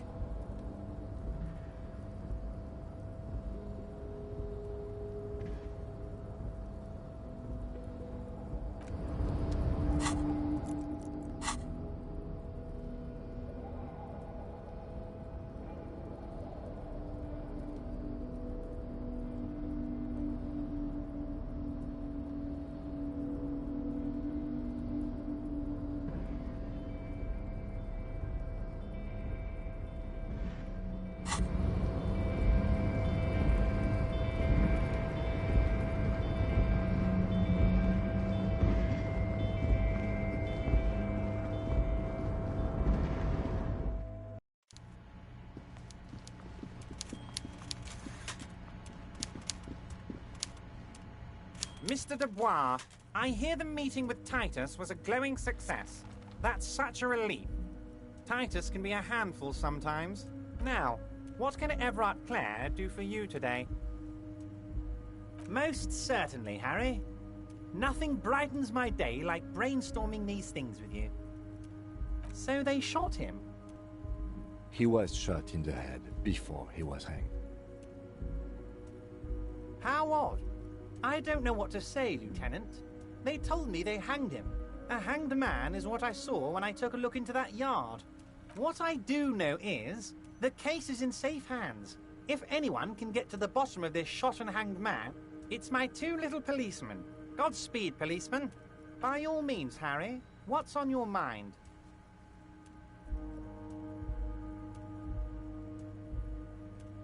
What? Oh, how could I forget your little side project? Well done, Harry. Well done. Don't even tell me what it was. But good job. I love it when workers take the initiative like this. So do I. That's one tasty brew. You should drink some right now, if you can.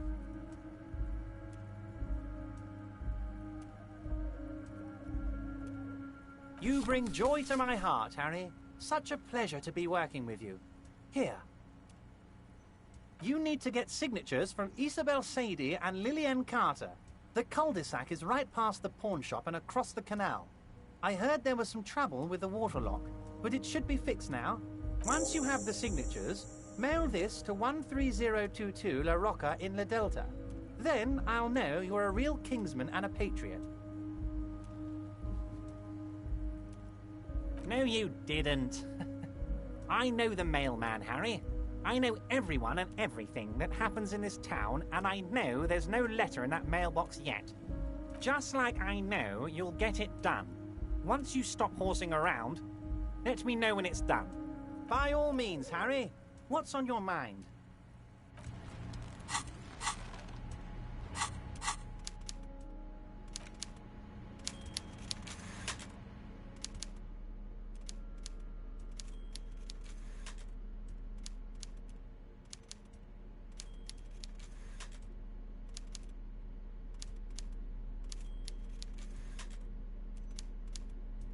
You take the legal documents out of the envelope.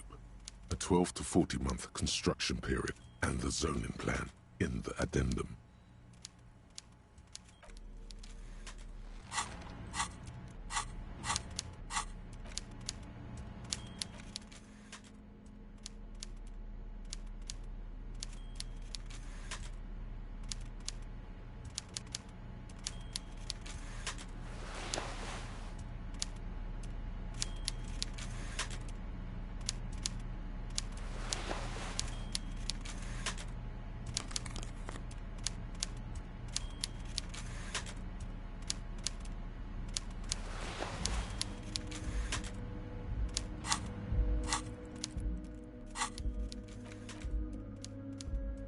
You take the legal documents out of the envelope.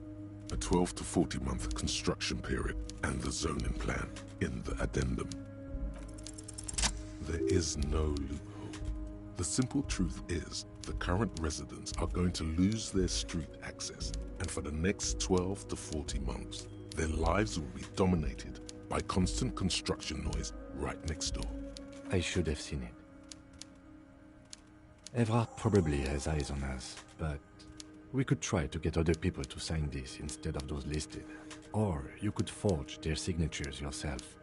By the time he finds out, we'll already be gone.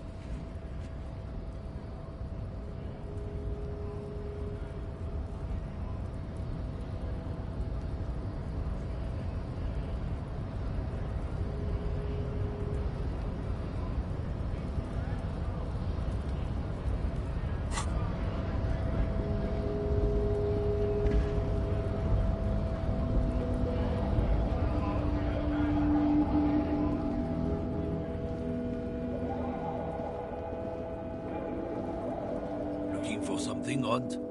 Come to tell me to fuck off again? You've got to be kidding me. What is this, detective?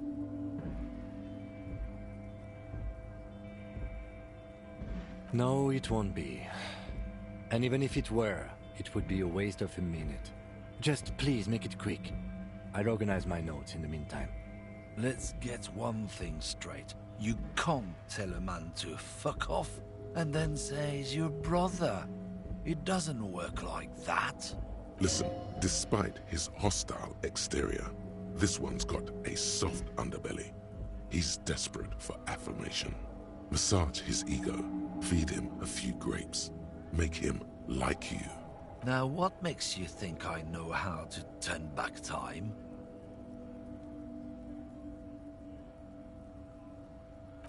gut, huh?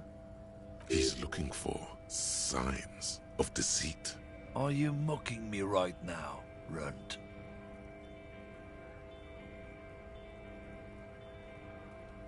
People think it's so easy being a lorry driver. Well, it isn't, okay? The rumbling in your stomach says there's something not quite right with this one.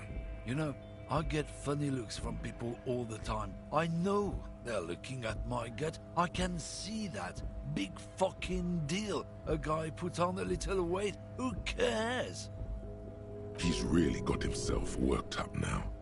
Dangerous stores of pent-up emotion there. He grinds a cigarette butt into the pavement and quickly lights another. Did you not hear what he said? There's a culture war raging out. That's how badly you're losing. You don't even realize it's happening. Thank God this hero is here, fighting for all of us. You still with us, brother? You're standing there like a glue sniffer.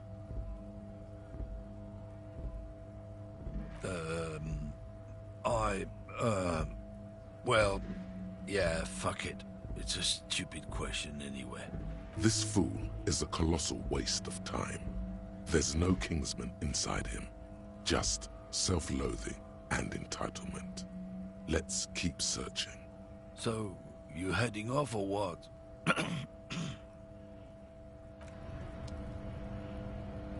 Looking for something, Hunt? Come to tell me. It's about not the most popular topic nowadays with the court. Suit yourself, officer.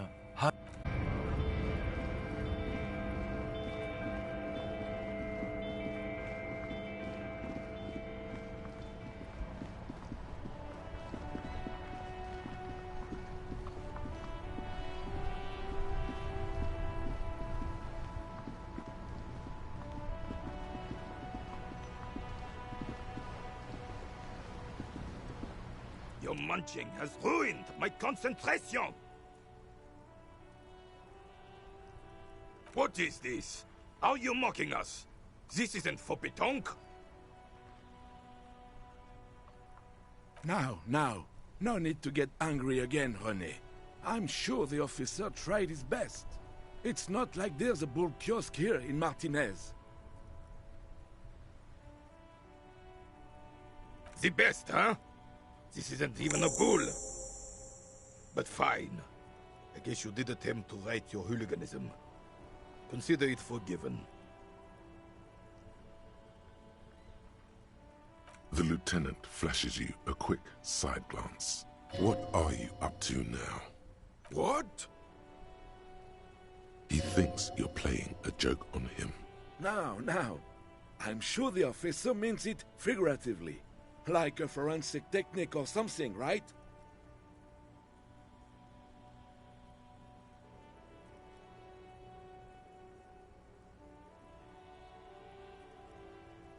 Forensic techniques are your forte, not mine, officer.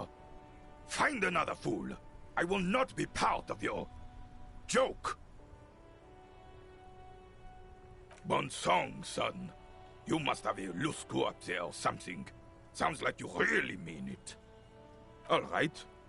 I will entertain this fantasy if you tell me what interest does an RCM officer have in time travel. Oh, you're in for a treat, officer. Seeing the playful side of old René is about as rare as a red rainbow. It's always about love, isn't it? But it's never only about love. So what else, officer? The lieutenant rubs his forehead and mumbles something under his breath.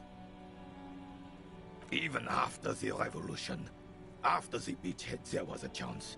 Had we just stayed true to our values. It happened slowly, like a seedling growing into a tree. Tiny incremental steps, imperceptible till the ticket was so thick you couldn't clear it with a flamethrower. The right track? This is the right track. The only track. This is the world we shaped. A reflection of what we are. Cowardly, ugly, and numb. And there are no second chances. We don't deserve them. You can't just go back and restart. That would make everything meaningless. There's something substantial moving in him, trying to get out.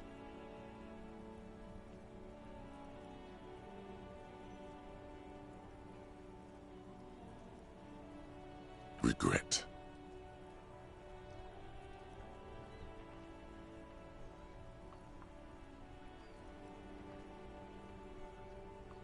Honor walks and virtue follows. You are truly a detective saint, for you refuse to veer even when no one is looking. Bravo. Easy, René. Take it easy. You're right. Absolutely right.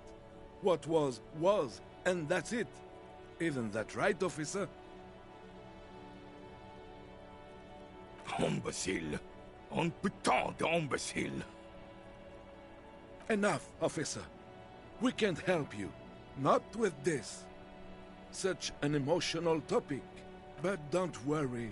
I'm sure there's something else, old René, or I can assist you with.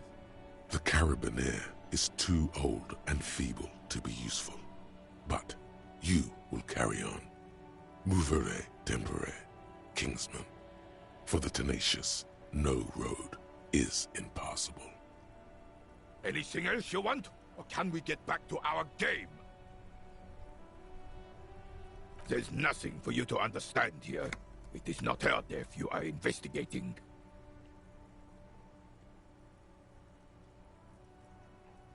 His face is motionless, like a marble mask. He doesn't comment.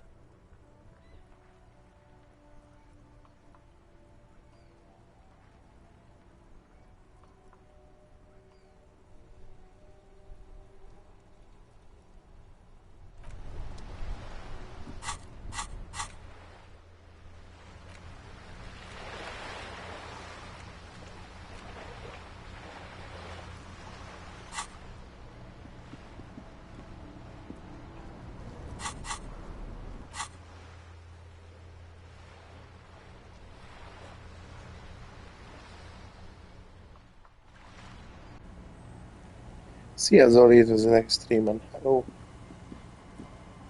Hogy vagy?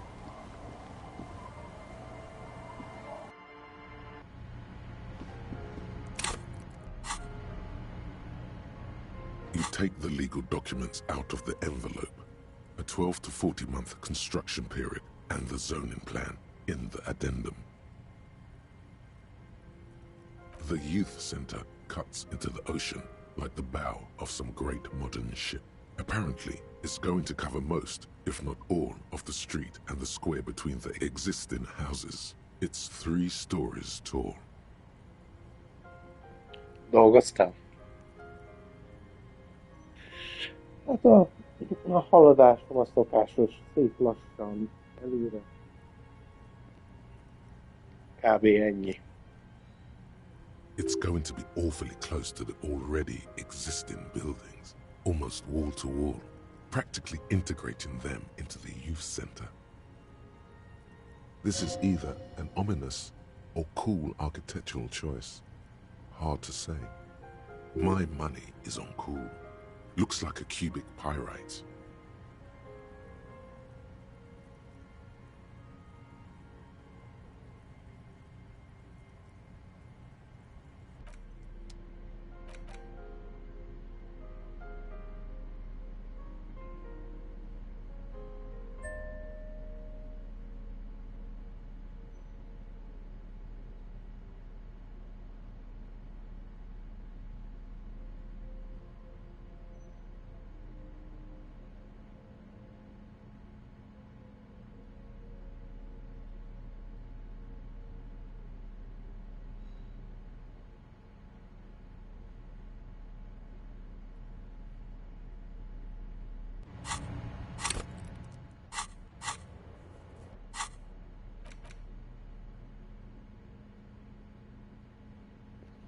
Ugye földtörténet ügyileg annyit haladtam, hogy megvizsgáltam a halottat. You take the legal documents out of the envelope, a 12 to 40 month construction period, and the zoning plan in the addendum. With a confident flourish, Siker. you complete your forgery. What do you see on the signature line? Indeed, they look distinctly different and very convincing. These might as well be their actual signatures, but they're not, and the document will be nullified if they dispute it. That means Everard will have to start over. All you need to do now is mail the signatures to Everard's accountant in La Delta.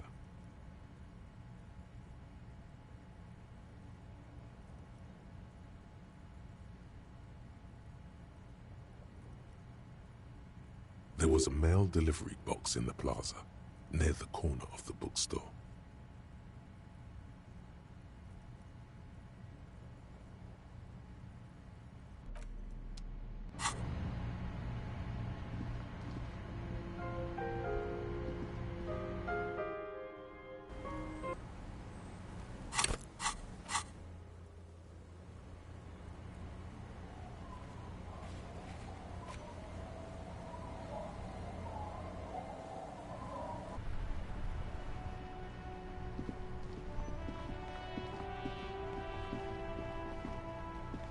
The dented yellow mailbox greets you with its graffito and bullet holes in the front.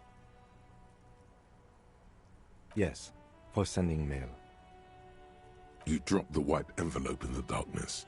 It lands with a soft thud on what sounds like a couple of letters. Probably did the right thing. You can't trust that slug Everard. You know he's going to play you somehow. All right, let's go back to Everard. If we don't mention anything to him, he won't know before it's too late.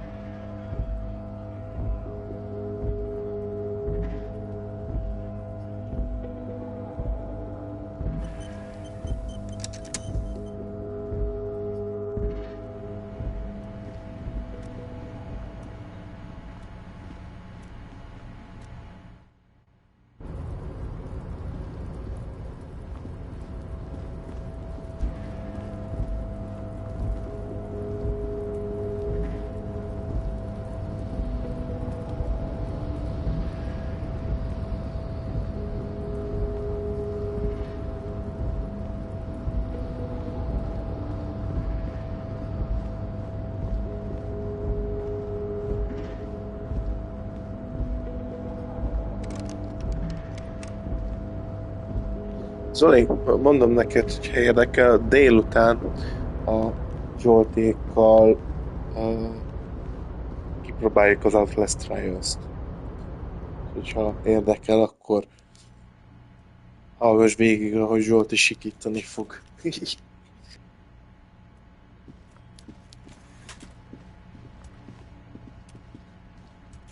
Mr. Dubois, every worker, member of the board. How can I help you today? The Golden Boy returns once more. Wonderful. Simply wonderful, Harry. Of course. I already knew this. My friend, the mailman, confirms the letter is on its way. You've done a great thing today. You've given the children of Martinez a real future, Harry, and proven yourself a real kingsman who's not afraid to make the tough decisions. I know I can trust you now. You're in my inner circle. You too, Mr. Kitsuragi. We can talk about anything. The strike, the murder, your lost gun, nothing is off the table. See? Forging that signature really paid off. Well done, sire. By guile and deceit, you're in. You don't know his full plan. Perhaps he expected trickery. Perhaps the signatures weren't important. The point is, do not think you're ahead of him. Harry, I've got to be honest with you. Your gun was found 2 days ago. Withholding this information weighed heavily on me, but it had to be done. An old woman has it, and let me tell you, Harry, word on the street is she's a character, so watch out. This must be the woman who bought the gun from Roy. The one he described as terrifying. Yes, the same one. I see you've done your research. The pawn shop made the gun easy to track. Crazy stuff, Harry. Selling your gun like that? Wild. Anyway... Union Boy's gonna help you fix it. He winks at you. Don't worry, Harry. The neighbors of this old woman contacted my men because they trust me and the Debarders Union. Apparently, she was waving it around at the entrance to her building. Waving the gun around doesn't sound good. None of this does. Unfortunately, I don't know anymore. You're gonna have to go in blind, Harry. But she's an old lady. How dangerous can she possibly be? Oh, and she calls herself the Pigs. There it is again. The Pigs. Like Roy said, not good at all. I, for one, find it refreshing. Finally, someone calls themselves a pig. It actually sounds extremely bad, but let's not. As I said, she's a character. I didn't have time for details. It sounds like she's unstable, but don't worry. No one got hurt. I already have. Tonight, starting 10 o'clock, near the old fish market on the coast. The one on the boardwalk, a little past the fishing village. Be careful, Harry. I would never set you up for anything dangerous, but you did ask for this. Now, back to the fun stuff.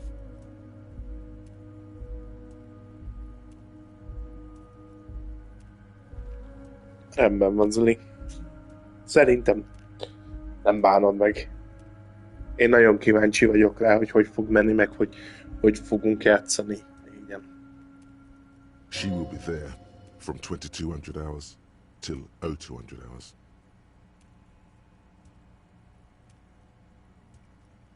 More fun stuff. Seems like we already have fun stuff to do. I did not, Harry. Although I am very, very glad he's dead.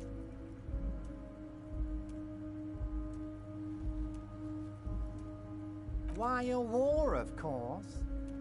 And what do you have to gain from a war? Victory, Mr. Kitsuragi. I have victory to gain. We are going to start a war with the Wild Pines group and win before they even realize there is a war. Harry, we outnumber them 1,500 to 1, and that's just Martinez. With all the unions in Revachol, and with public opinion on our side, we can hold off 2 men, or 15 men, or even 50 men. The more they send, the worse it's going to look for them. They made a huge mistake hiring those guys. No one likes foreign mercenaries. The leftists hate them, the fascists hate them, even the moralists think they're in bad taste. You're not an ultra-liberal, Harry. Get the fuck out of here. Don't be a retard. Harry, there is no strike, only war. Class war. Or, in business terms, a dawn raid. Or wait. Is that when you still pay them something? Because we won't do that. We're not going to give nothing. We're going to take Terminal B away from them. The roads, the gates, the containers, that big crane, even the damn coffee maker. We're going to take all of it for the people, and fuck Wild Pines. So that's why you haven't let Joyce in? Yes. It's also why I let that midget Gaumont go. He's too nice. I can't put him through this. Plus, he knows how to get in here. That woman can't tell her tits from her asshole. She has no chance. Because we're friends, Harry. Besides, it doesn't matter now. You can go tell her if you want. It won't change the course of events. We have a significant head start. It's already happening.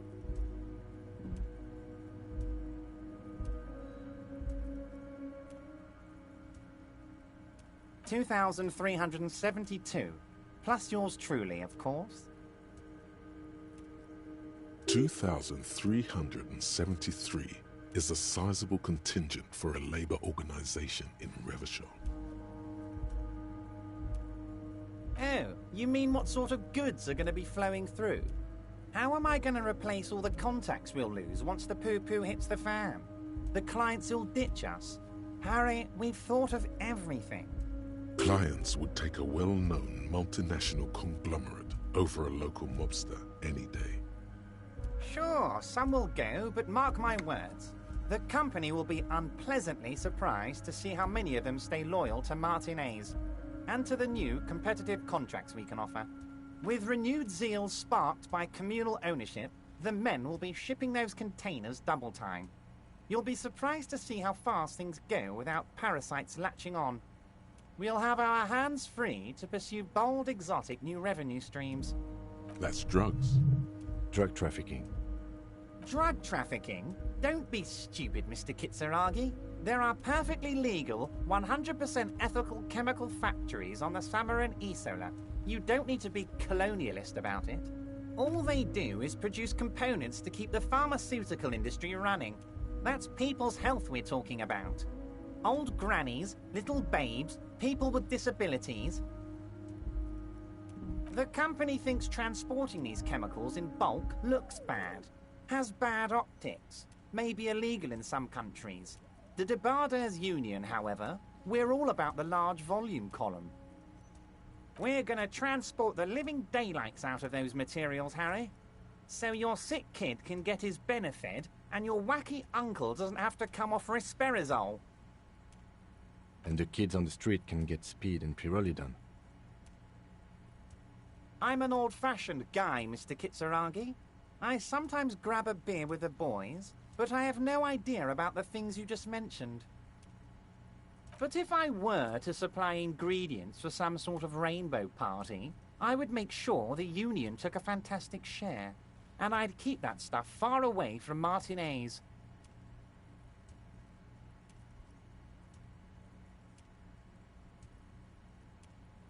You know why you're such a good detective, Harry. You don't get sidetracked. You care about the people you're supposed to protect, not some systems that may or may not be unethical. Anyway, let's not focus on the sensationalism of the drug trade. This hypothetical drug trade is all anyone ever seems to be interested in. It would only be a small part of the harbour's turnover, just like the harbour is, but a small part of Martinez. Let's look at the big picture. Martinez as a whole. There are little girls out there with dreams of making music.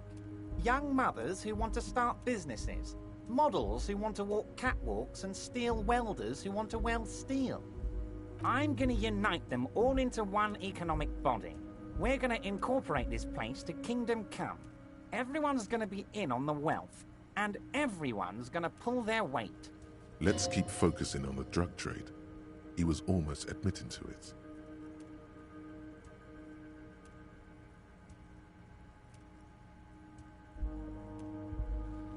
Harry, the length you're willing to go to keep your nose clean is remarkable. You will always have a warm bed in Mr. Clare's household, my friend, and a special place in the future of Martinez. We're way past specific Union members now. This is the big time. We're talking about the future of Revachol here, Harry. You can bother Leonard with that. He loves to run his mouth on such matters. But I'm in big-time mode, Harry. Harry! By now, you should know I would never do anything tricky like that.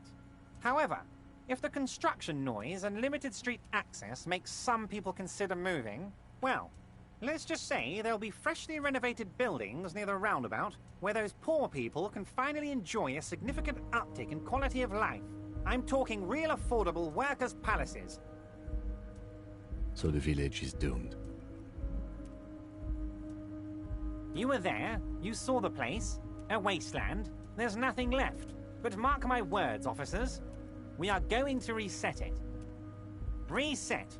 I have big plans for Martinez, and they do not include humans living in those pig sheds on the coast. That land will be used for municipal buildings and commerce. Harry, imagine a youth centre supermarket church complex, employing hundreds, no, thousands of people. The coast will be lit up with enterprise and life. All those ruins out there turned into low-income housing. Harry, enough is enough. We're taking this district back. The war was 50 years ago, for God's sake. It's time to move on.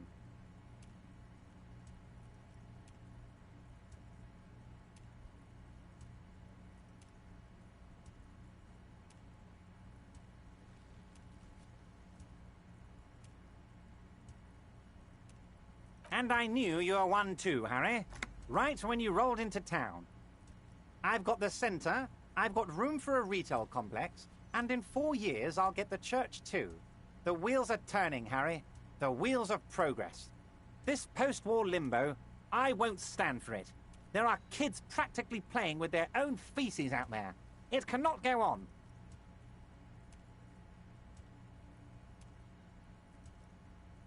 There is true indignation in his voice when he speaks about the state of things, and even a touch of pain.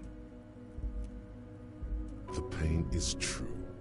He's seen kids do worse than that.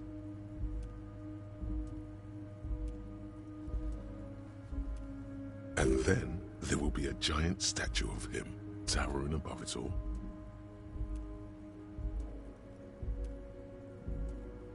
Damn right I'm up to something, Harry. I'm gonna make the working man as rich as Joyce Messier. That's my job. Just like yours is to keep the peace. Great, Harry, great. I think we've truly built a bridge between Martinez and Jamrock today. We have united the RCM and the Debarders Union.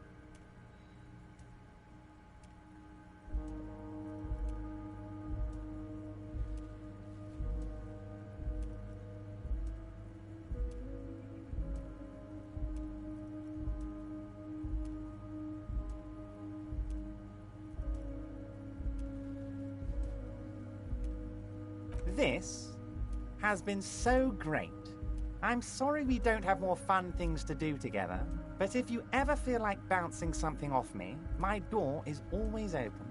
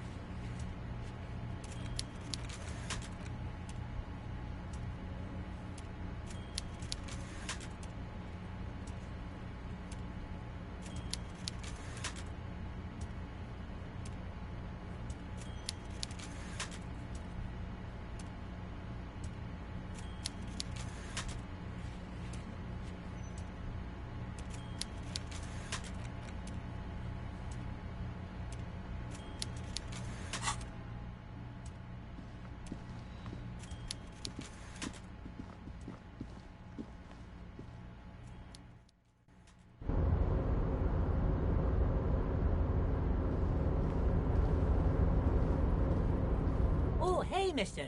I knew you'd be back to talk with old Leo here. Yes, I did. Yes, I did. It's like Lady Sure, mister. Absolutely. I'm always willing to help out nice fellows such as yourself. Mr. Evrat doesn't really want me to talk to people about union guys. But who did you want to talk about?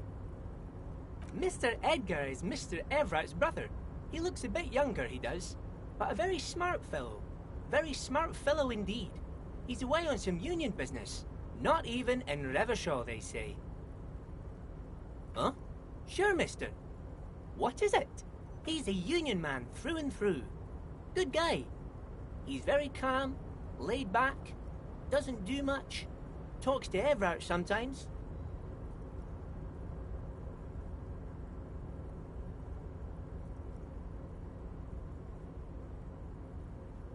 Honestly, I don't know what he does for us, but it must be important because everybody likes him. Yes, they do. I think that's what he does. He makes everyone feel a little better.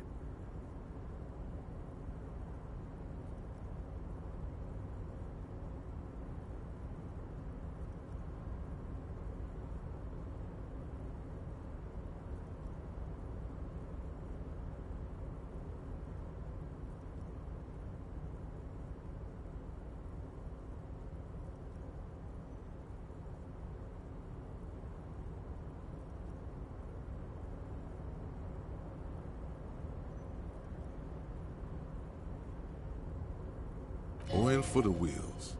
Much needed in stressful times like these. Whoa, he's really something. He doesn't talk much to me usually, but when he does, I don't really understand most of what he's saying.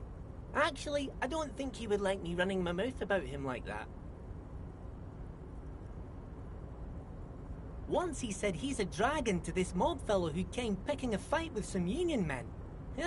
I think he really believes Jean-Luc was a dragon because he ran right off. Another time he almost killed another guy, but I shouldn't talk about that.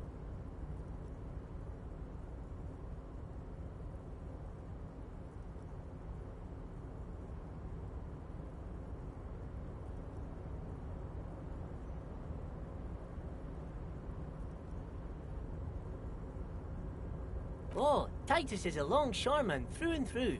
He was born on a boat, they say. His veins are probably filled with salt water, I tell you. Nice, friendly sort, old Titus is.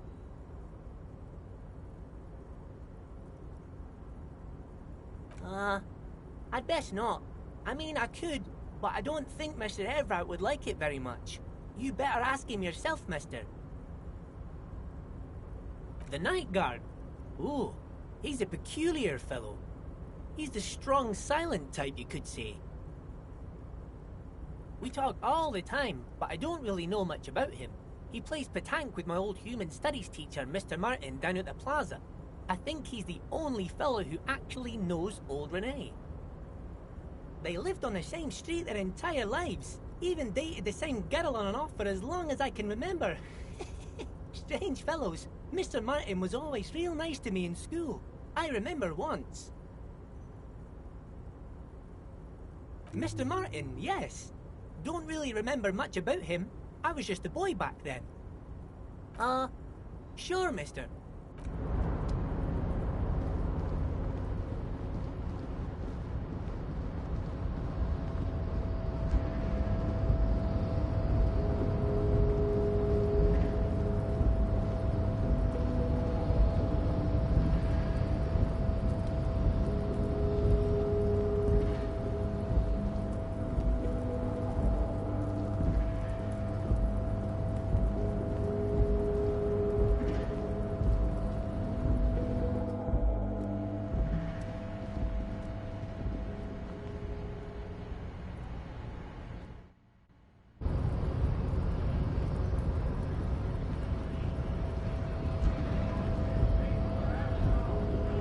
Hold on, Wandering Man.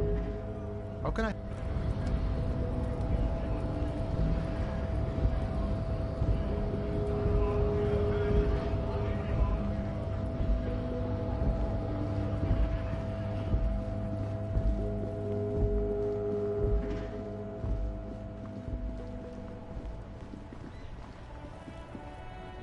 Make way for the master poet.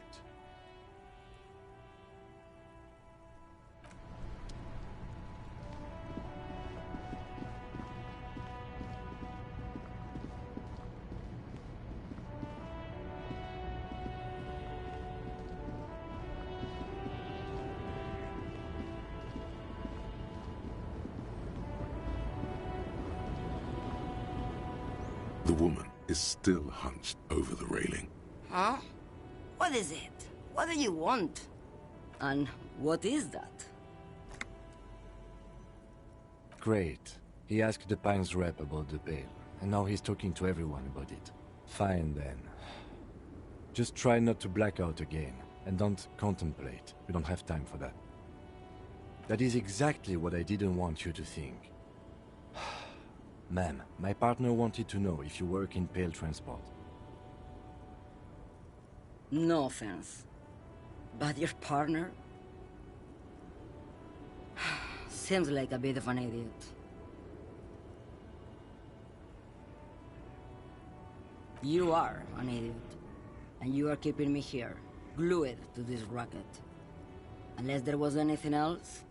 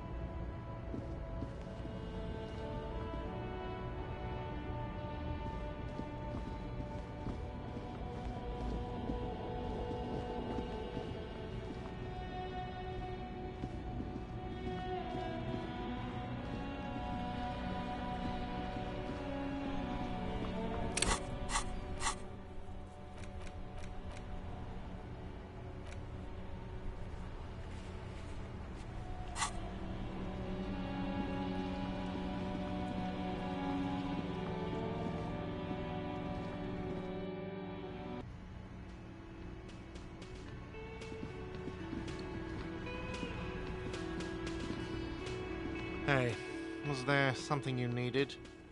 Well, well. Bringing him that new bird sure made a difference in his attitude.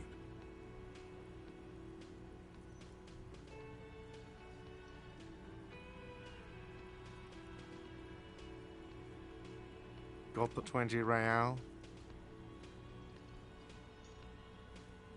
Then why are you wasting my time and yours?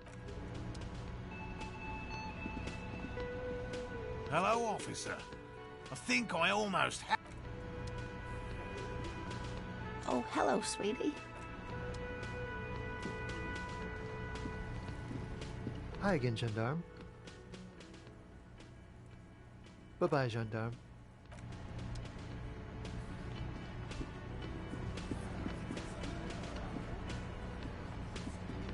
It's you again.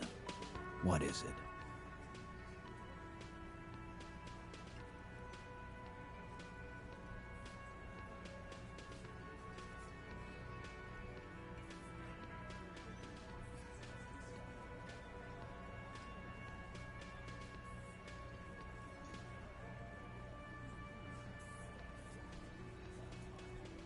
A bullet, you say? That's mighty curious. Indeed, mighty. How did it get there? Well, there are so many bullets in the world, and so many heads.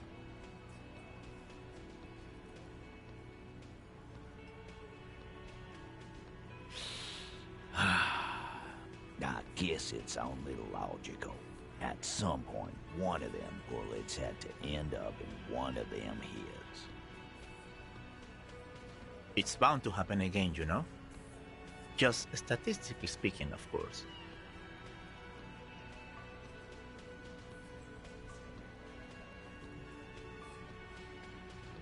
Wow! He's got it in a real evidence bag and all! Why don't you go home and log it into evidence? These men have told you what happened. Shit! I probably did shoot him. I was drunk last night. You guys know me when I'm drunk. Yeah, Glenn likes to shoot his guns when he's drunk. Better hope he stays sober. No, he meant before he was hanged. Did you shoot him before you hanged him? Before? After? During? This is getting ridiculous. They told you what happened. Stop wasting your time. You know what I think? I think he was shot in the head as a kid, and his brain grew around the bullet. Around the bullet, man. That's a good one. They're only pretending to enjoy this. Beneath the act, they don't like you knowing this. Never been worried in my life, lawman. It's not like he blew it wide open, but there's a little crack in there, somewhere.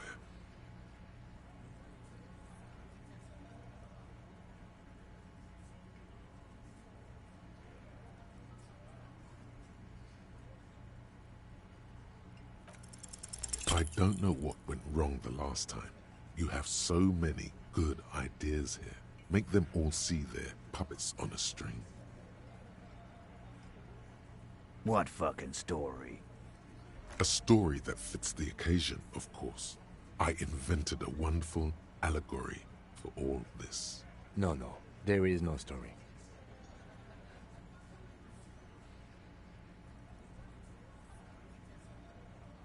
Fair enough. I was just gonna make it up on the way. Here comes the other good ideas. No, we fucking ain't, asshole. No one's fiddling anyone in here. No, Glenn. I want to hear this. Who do you think is fucking fiddling me?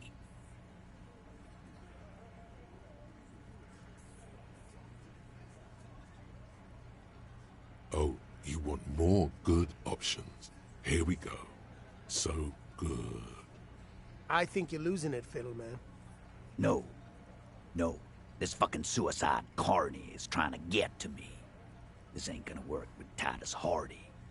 Put the fiddle down. Or walk away. It's that simple. He'll put the fiddle down. Put it down, officer. I do not understand. This fiddle play totally fell apart. The concept was solid, but the delivery tragically off. You sounded like a madman, not a cop.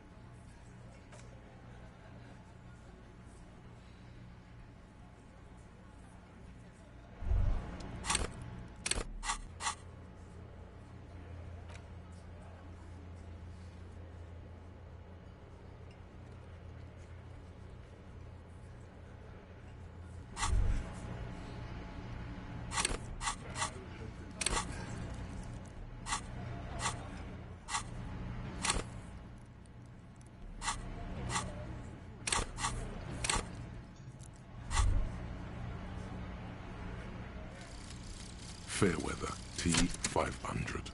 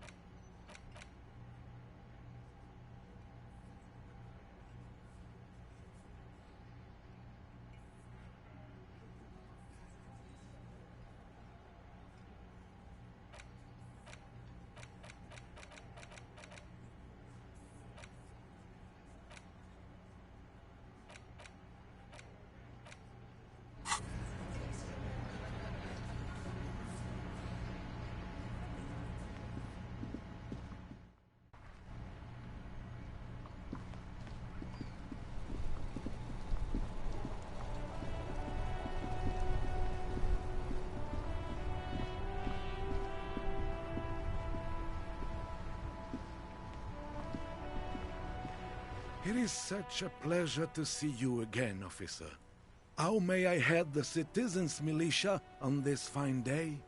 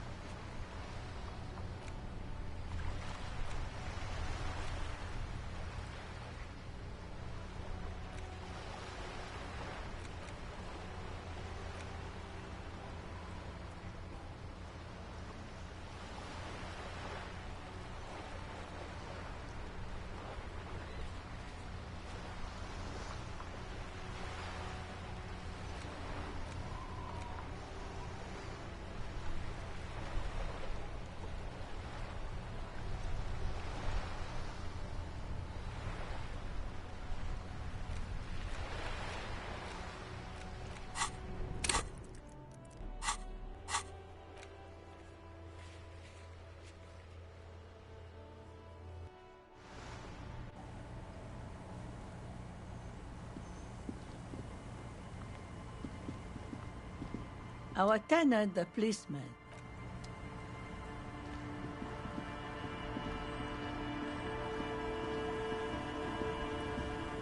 The waves are beginning to die down. Look at those little bastards. Simmer down. Simmer down, bastards.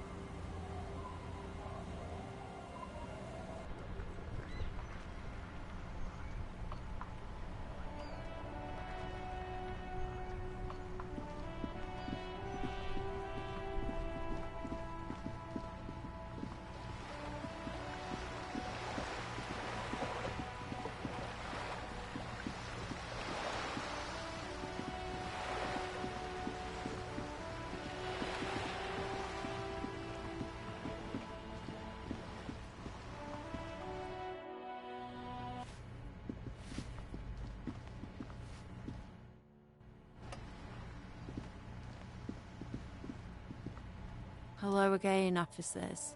Have you come to admire my mural? I don't believe it. I've never known those boys to have manners. The bemusement in her voice doesn't fully mask genuine tenderness. There'll never be skulls, but their hearts are in the right place.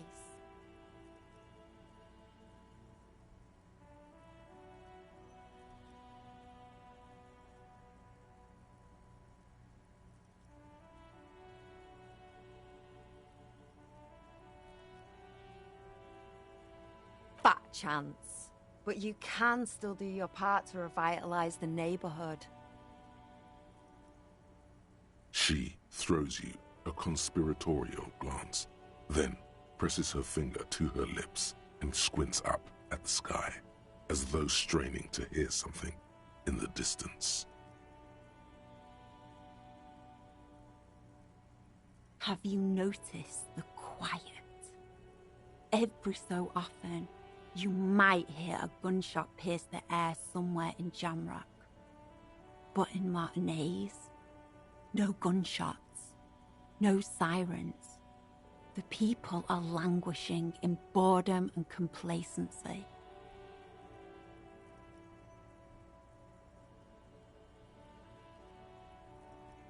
This place is a sepulchre. We'll paint it red. We bring the raucous. You bring the sirens.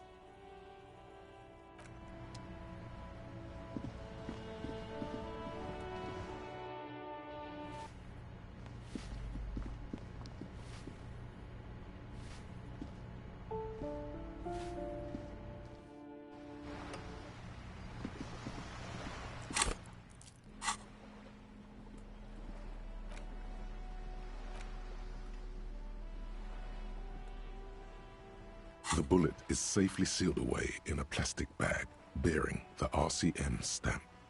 Kim has filled out the label on the bag with the item number, case number, and date and location the bullet was found. Beside his orderly handwriting, the bullet looks especially sad, like a tiny, shriveled head of cauliflower.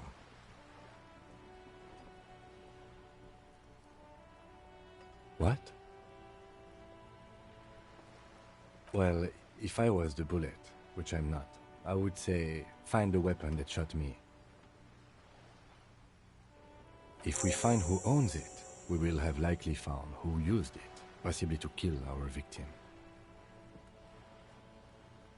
In conclusion, the more we know about this bullet of yours, the better.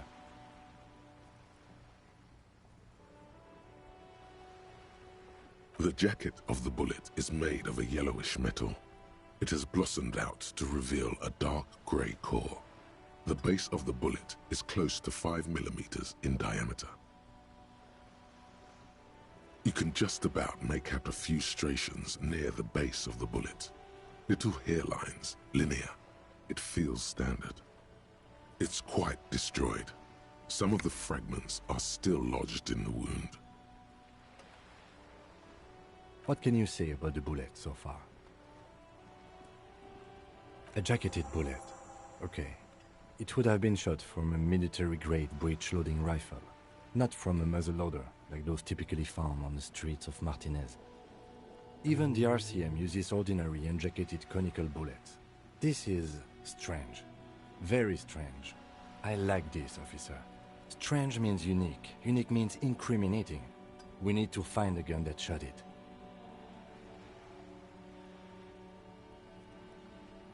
Something tells you that won't be anytime soon. This'll have to be one of those epic tasks that's open for a while.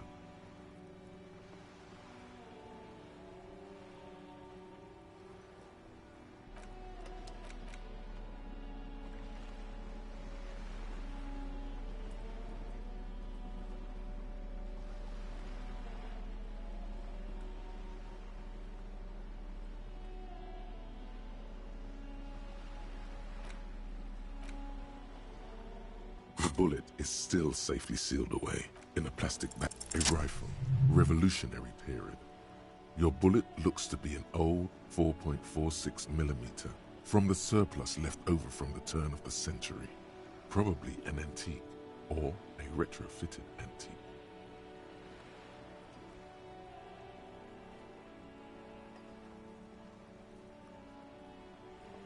The 4.46 caliber was widely used with the Belmargrave rifle, a Revacholian manufacturer. The BM dominated the battlefields of the Insulindian theater of the anti-centennial revolution 50 years ago. Incidentally, you have just such a rifle with you, the dusty old thing you found hidden in the basement below the commercial area. It's unusable, sadly. If it were, the bullet would probably fit the chamber. No, but Zeliger, a major firearm manufacturer, ended up with a surplus after the war, so there are still a lot of these old military rifles floating around, usually broken. The quality was appalling. Antiques enthusiasts, guerrilla fighters in distant countries, a few lucky jamrock bangers, you're looking for the same thing you found in that hidden weapons cache, only in working order.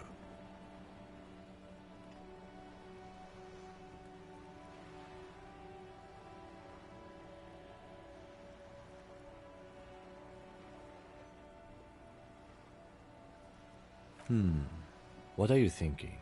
Bullet?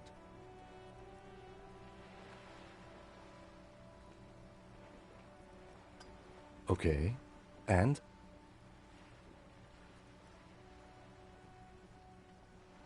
An antique. That makes sense. There can't be many breech-loading rifles floating around in Martinez, or anywhere in Ravachol, really. I have to hand it to the monarchs. It's quite admirable that they took the advice of criminologists last century and banned the use of breech-loaders in peacetime.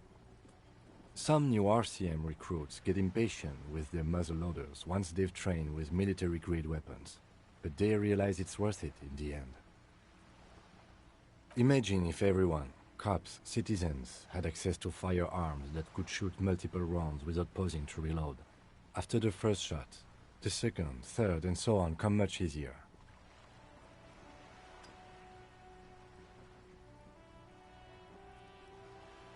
But back to the investigation.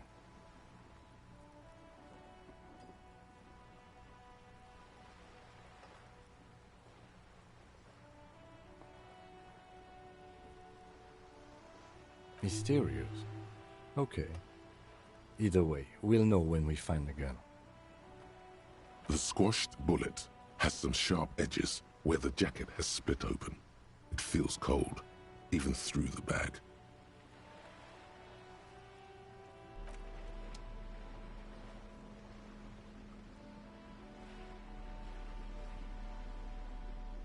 The face of King Fleecel smiles at you. For some reason, the smile now strikes you as more forced than it did before.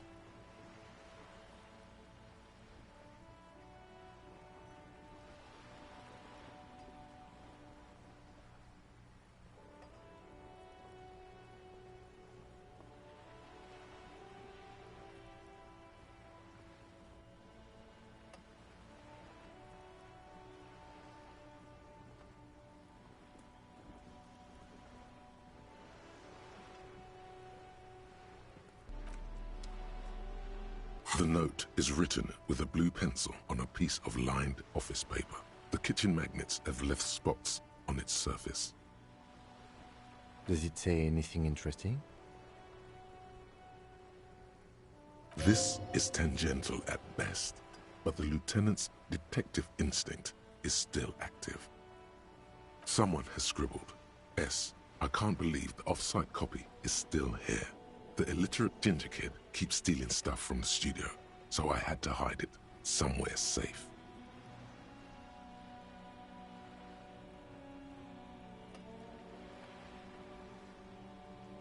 You'll find the filament memory with the off-site copy in the frozen ice cream maker. Please take it home, ASAP. It's important.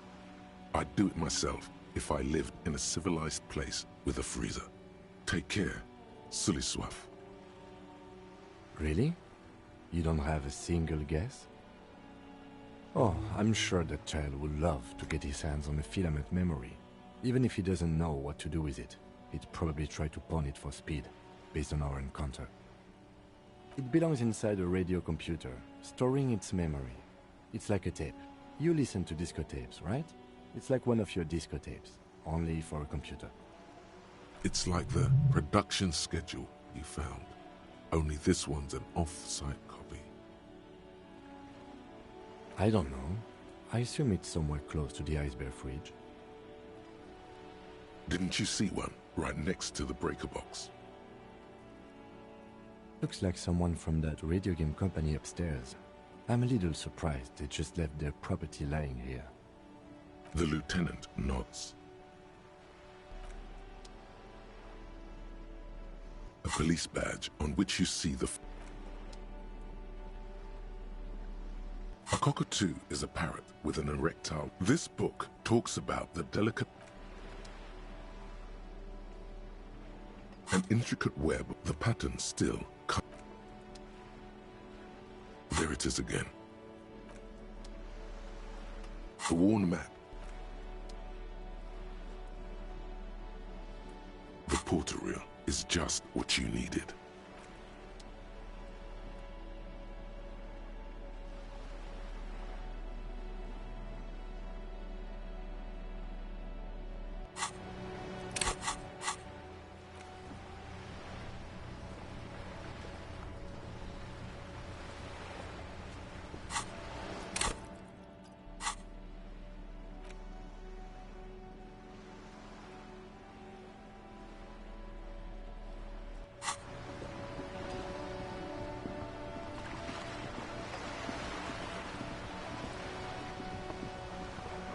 You're back. Good. What can I help you with?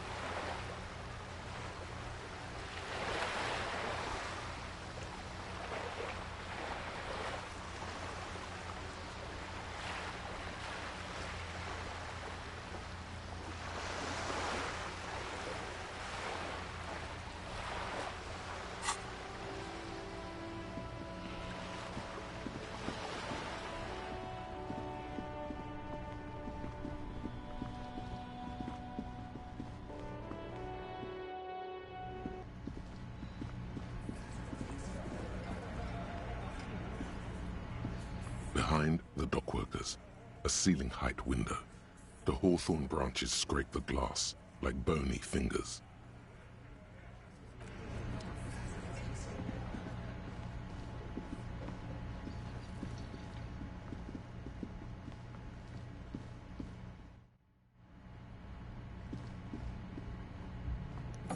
Lassan tartok egy ebédszünetet, srácok.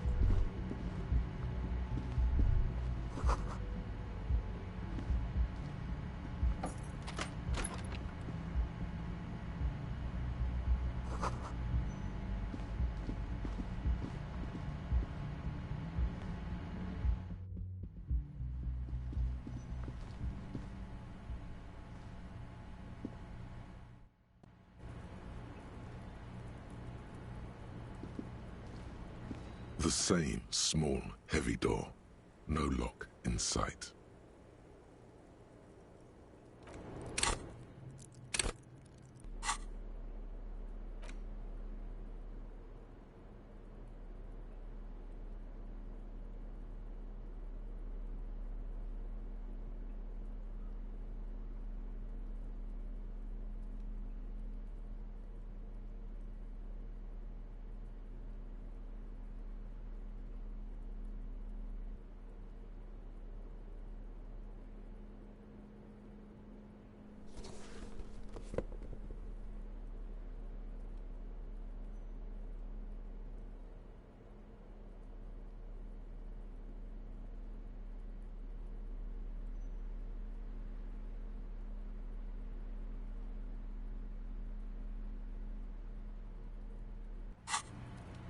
The same small, heavy door. No lock in sight.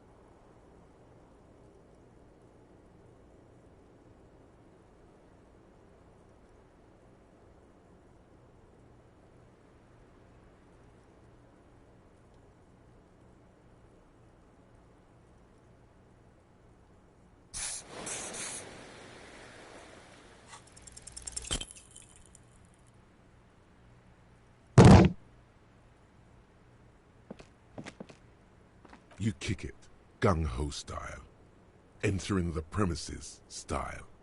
But the door fails to respect the force. All you hear is the bar rattling inside, laughing at you. All right, let's trash the place. Let's not.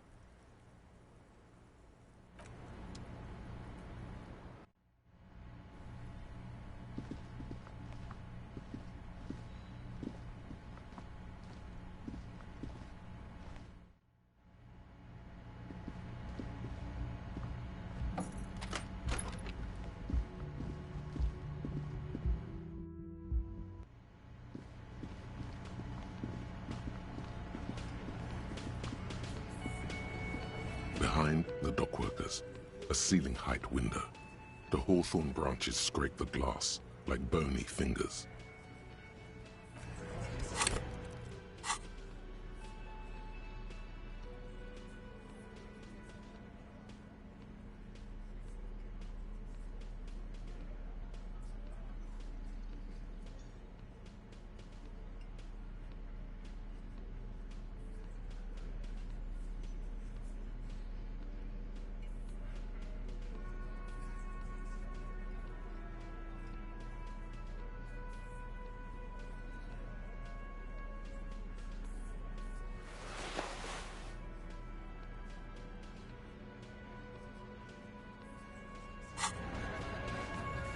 Behind the dockworkers, a ceiling-height window. The hawthorn branches scrape the glass like bony fingers. Nothing, just black tangles like the hair of an old woman, motionless. The wind in the yard doesn't reach the hawthorn, nor does the light come in from this window.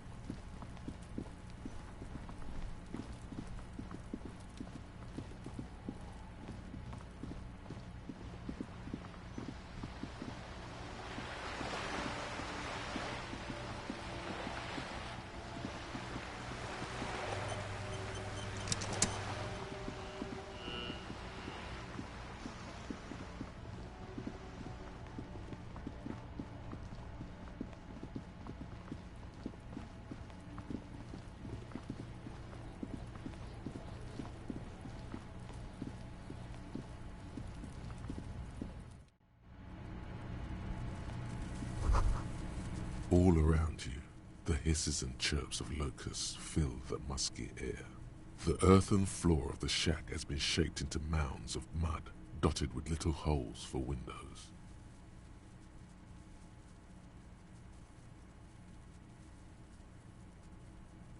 Like skyscrapers, spires of dirt and sand rising. Accommodations for their insectoid inhabitants.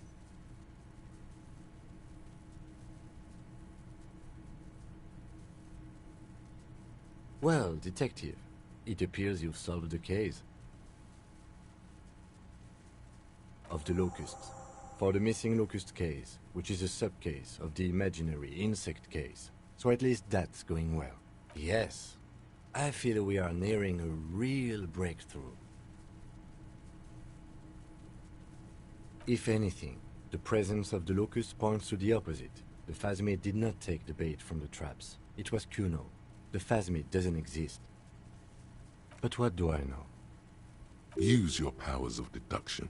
You knew the magic bug was nowhere near here. I'll let you handle the Kuno side of things. You are doing just fine.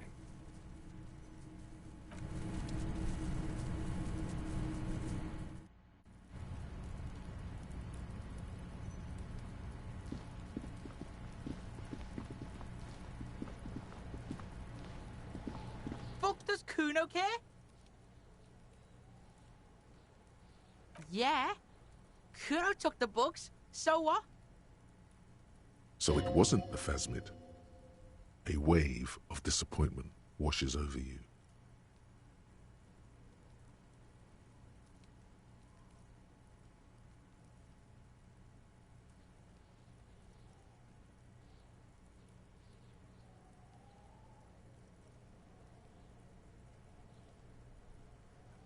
They're not pets. Don't you know what locusts are? When they come out of the fucking sky. Fucking descendant shit.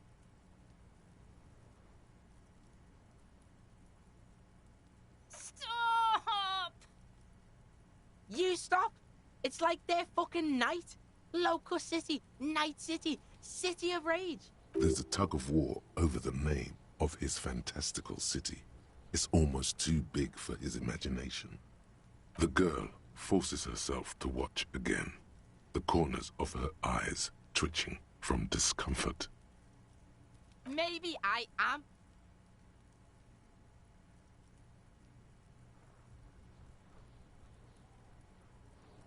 Oh my god, Kuno! He's gonna make you totally lame in, like, 3 seconds! Don't let him, Kuno! Yo, fuck you, see? Kuno can be what Kuno wants to be. Kuno's his own man. Kuno's free. Kuno made himself into Kuno. Kuno can make himself into anything. Kuno can make himself into a pig if he wants. Kuno can make himself into a... Kuno doesn't give a shit. Don't make yourself into a pig, Kuno! You'll have to take me away! So that's what this is about.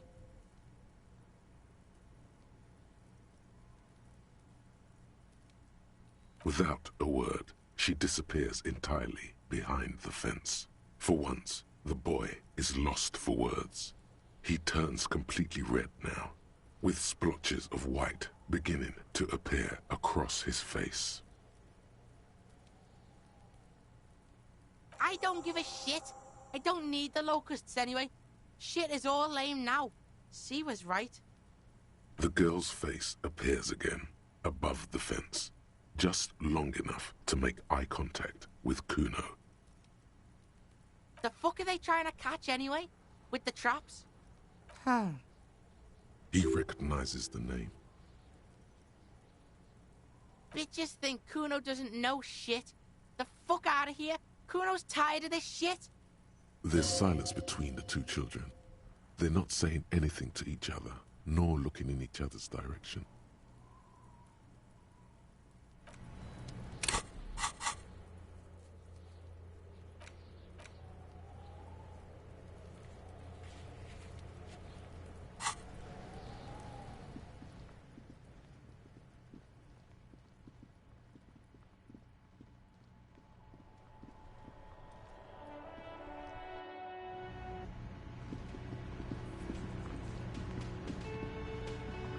Hello, officer. I think I almost have it. A new trap design, that is. I know you're skeptical, but I have a good feeling about this. So it was just a child. Thank you for telling us, sweetie. This is good news, right? It means we can try again. Yeah, you're right. We just need to restock the empty trap. Then we'll need to inspect the traps one more time. And then maybe we can.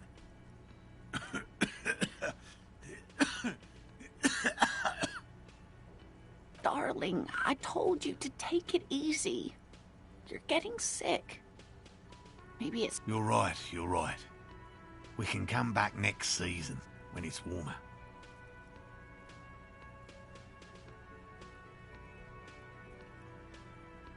You can? Fine. It's better than having these people get pneumonia on the coast. But after this... Really? It's too much, officer. What Morel means is we're grateful for your help. Here's a fresh batch of locusts. They should slide right down the funnel. And thank you again. We will definitely mention you, should this lead to a discovery. I'm not talking co-discovery, of course, but... Wow. Co-discovery? You'd be famous. You'd show them all. This does tingle the pleasure center.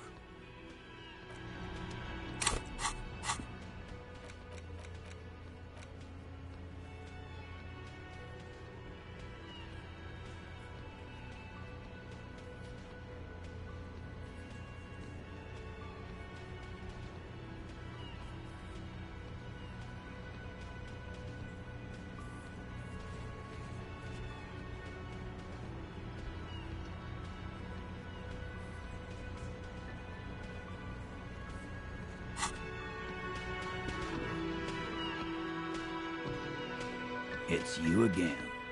What is it?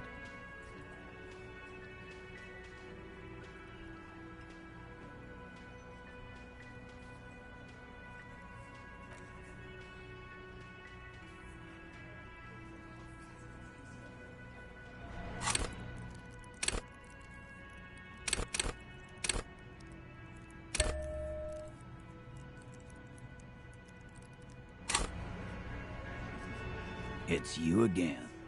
What is it?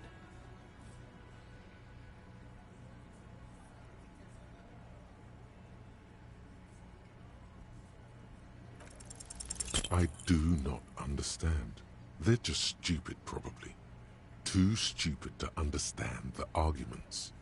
Maybe the lieutenant could... Thanks for your time, Titus. Case closed. Let's go, officer. Huh? Really, we are ready to begin our report. I've already started, actually. In Martinez, they just kill you because they don't like you. Yeah, let them know. We'll kill you dead. Bring that up one more time, and you won't get to write that report. Yes, I understand, Alain. That's your name, right, Alain? You'll kill us. That's what they do in the Wild North.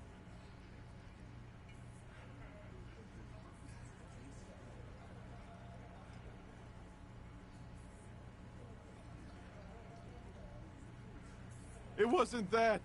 It wasn't. We didn't shoot him. That's it. That's the weak one. You flushed him out. Now go in for the... Officer, you will be next if you don't shut up. He's onto you. He knows what you're trying to do.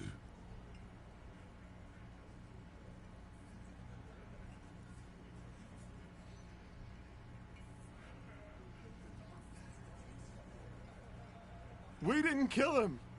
We didn't even hang him. He was dead when... Shut up, Angus! Fatty! Say one more thing to the cops and I'll... Dennis, stand down, or I'll beat your head in. Theo, take your hand off the belt. This isn't 31. I've got this under control.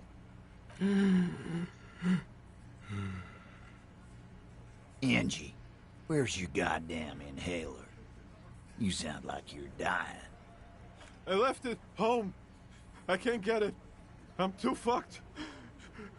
I'm sorry. Why are you so fucking fat, Angus? Now it's all pointless. Because of you. You wasted my time. I told you, Titus. I told you just give her up. Lizzie, your help is no longer needed here. Go tell Everard. Fine. I'll tell him. After a long walk along the coast. What just happened between these two? You're in. He's all yours. Questions.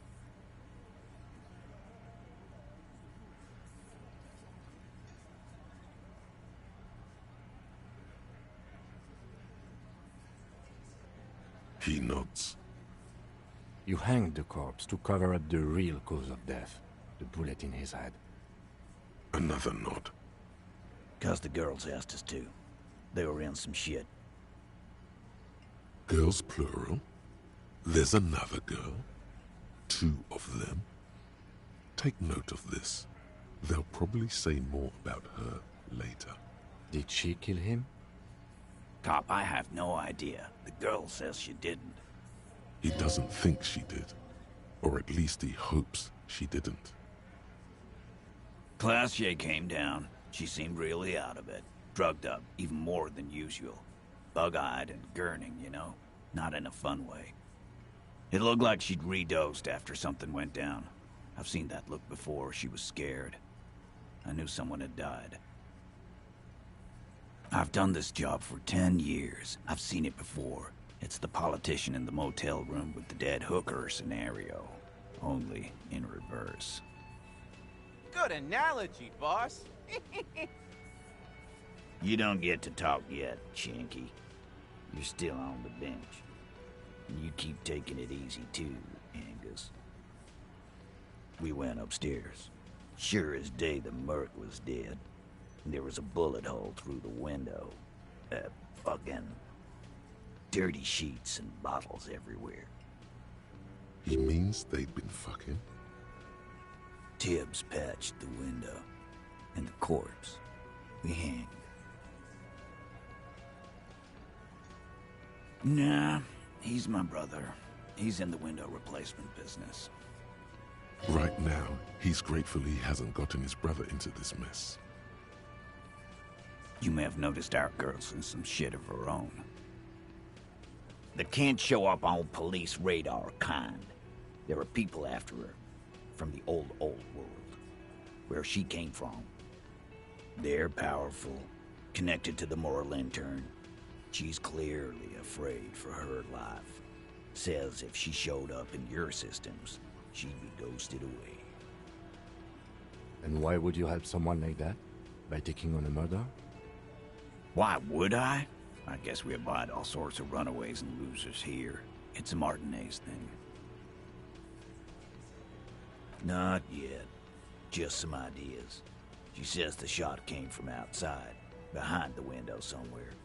So that's a clue.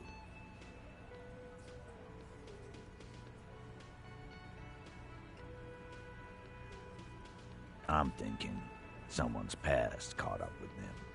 Either hers or... Hers, you mean? I mean the people after Clausia. Maybe the shot missed. Maybe it was meant for her. I like that. Been thinking the same thing myself. My dude. One of those mercenary buddies of his could have done it. They got guns. Training. Years of bad blood, probably. Or it could have been someone else from Crenell. Tell you what I'd do. Check out the coast for vantage points. Maybe consult with a ballistics buddy of mine. That's what I'd do. If I wasn't too busy doing this clown dance with you. Me too. In a manner of speaking. Remember the 2 girls? He may be talking about the other one. That's right. It was her idea to hang him. I liked it. for political reasons. It sent a good message. Fella, you think too much. He's off all right. You're gonna hurt your head. A little too far there, but you're definitely right. That woman is just affiliated with the Hardy Boys. You don't know her, anyway. Nope. You're not getting to her. It's Klasia you want to talk to.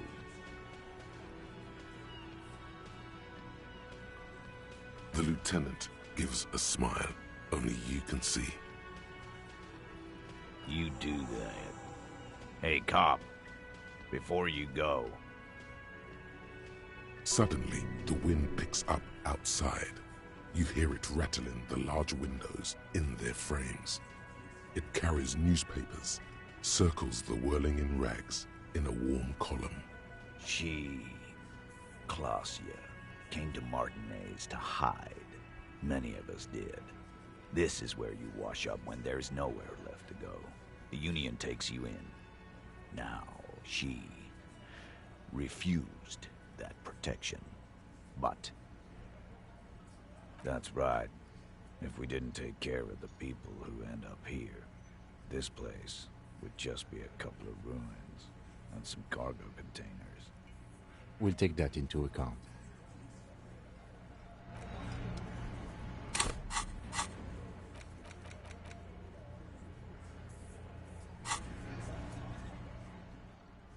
Behind the dockworkers, a ceiling-height window. The hawthorn branches scrape the glass like bony fingers.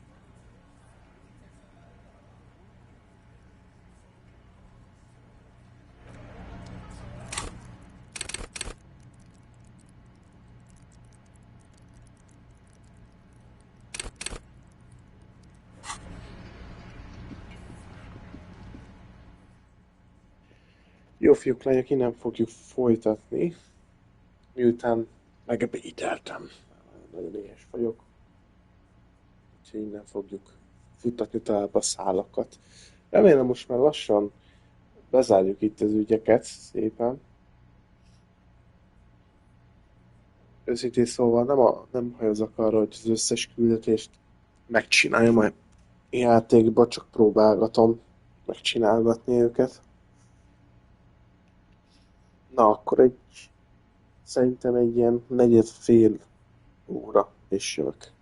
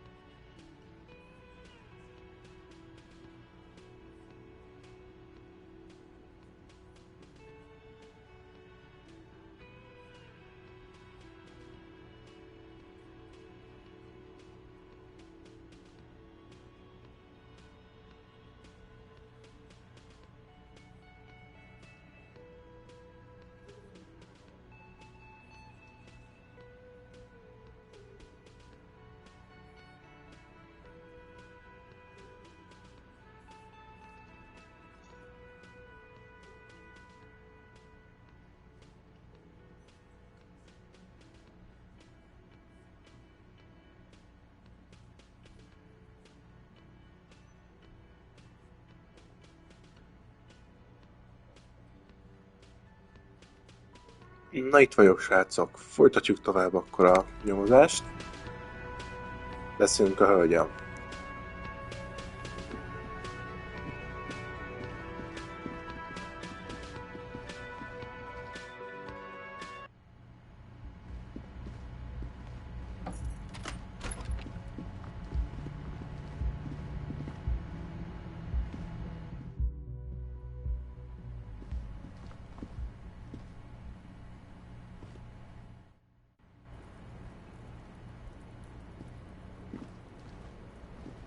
It's always good to see you.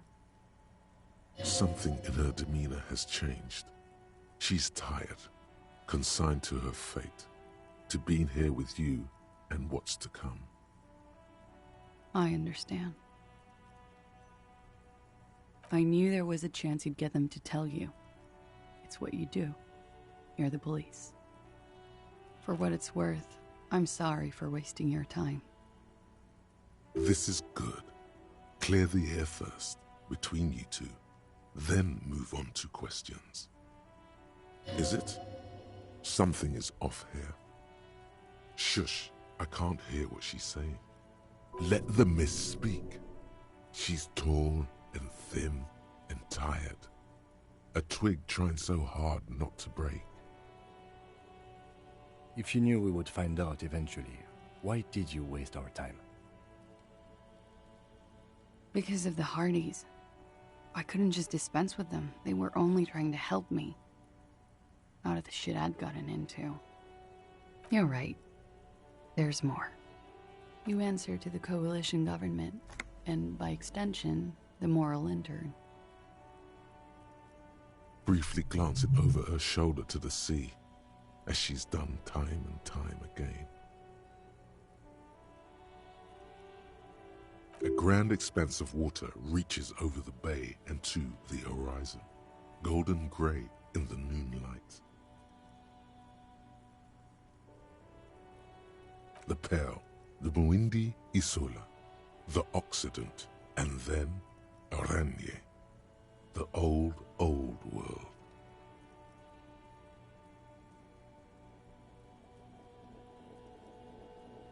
You share a database with them. You send people to their courts. Just business. But bad business for some people in the moral intern. If I show up in your records, officer, they will find me. They will... What happens if they do? They will kill me, sir. If you file my name, take me in for questioning, enter me into the moral intern mill, well, then I'm fucked. For nothing. This murder didn't have anything to do with me. Actually, this murder did have a little to do with her. We were there. Together. In bed, I mean. Okay. He was in a kneeling position. He had just entered me. I was on my back, looking at him. I heard the window behind me shatter, and I turned to look. There was a hole in the glass.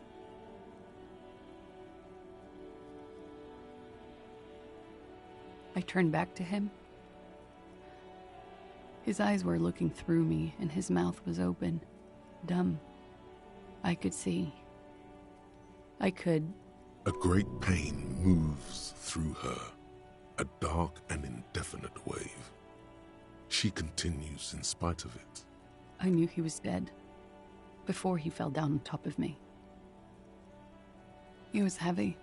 I pushed him off and he fell to the floor. There. He only had his boots on. I bit the pillow, not to scream, then ran downstairs. I waited for the second shot to come. For me.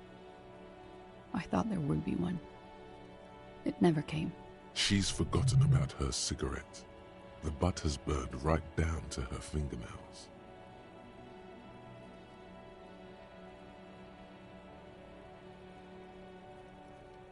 Oh. So am I. What time was this? When did it happen? It would help us if you could be as precise as possible. 11:30 to 12:15. I don't know the exact time. Around midnight. It's okay. Were you inebriated? Not as much as usual. He'd done a line, plus other things. I was drinking. Wait. Titus said she was gurning her jaw off, much more than usual. Oh, yeah. I did one of his lines, just to clear my head. Good thinking. Clear your head. You should clear your head. Get into his mindset. Did you hear or see the shooter in the course of this? No. Nothing. I was trapped. I was stuck in my room downstairs. I got some clothes on and crawled back up, drew the blinds. Blood was coming from his mouth. Not a lot. Just a little. He was still on the floor, slouched. I couldn't be there with him anymore, so I ran down and out of my room, into the hallway, down the stairs. I knew there would be people there. Run, woman. Run past them, and out into the streets where it's dark and people move. To the lorries at the intersection, as far as you can. I already ran. I ran from an entire Isola. I can't run any further. Not with these people. This is as far as it gets. When he was shot? I may have. I don't know. I couldn't hear anything over the glass exploding.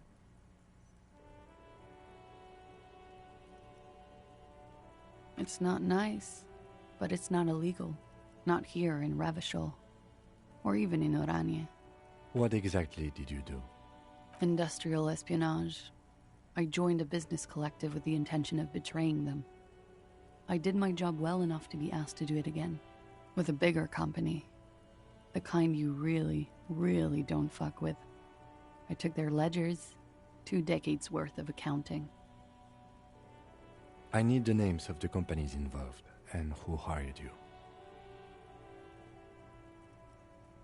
The job was Lou's doing County Savings Bank. They sound small, but they're part of the Lou Scott conglomerate. That was the second job. The first was some printer company. You wouldn't know them. But she really destroyed them. She still feels it. As to who hired me for the job, I don't know. But they're after me too. Along with Lou Scott and their friends in the MI. Once you're done in the competitive intelligence circuit, you don't have allies. You're radioactive. Sure, I'm not a war criminal, but it was bad. People lost their jobs. Good people too, not just C-suite. A lot of people got hurt. But that's just more of my shit you shouldn't have to deal with. You're solving a murder. That can wait. Look into her eyes. There's more.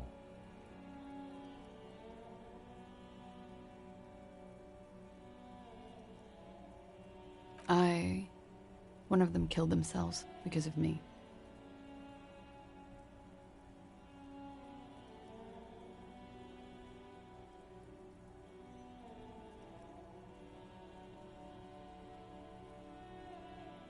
How do you deal with anything?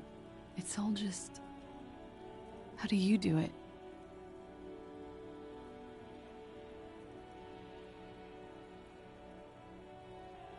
By bargaining, then. I do that too. It's not all that effective. Sylvie was tending the bar. A lot of people were there. The Hardys were at the table in front of the stage. I think the Union box was full. Ruby was there too. They were having such a good time. I sat down and they all welcomed me. I didn't even have to say anything. Ruby knew something was wrong. Ruby? Ruby.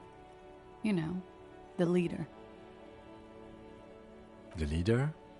Of what? The Hardy Boys. Well, nominally, yes. Ruby's the one they go to when things happen, like things they need taken care of. She's the organizer. Would you say she is the 8th Hardy Boy? Why not? Well, Ruby said let's talk upstairs. I showed her the room. I've known these people since December. They know my situation, that I can't leave a paper trail. Ruby was the first one I told. She said she'd take care of this. It's what she does, you know, take care of things. I helped her get the body to the bathroom. We used a belt to pull him up under the shower, to keep him upright. To produce lividity, matching a hanging? Yes. We completely missed the tampering. Looks like you got there in time. What was this, 20 minutes after death?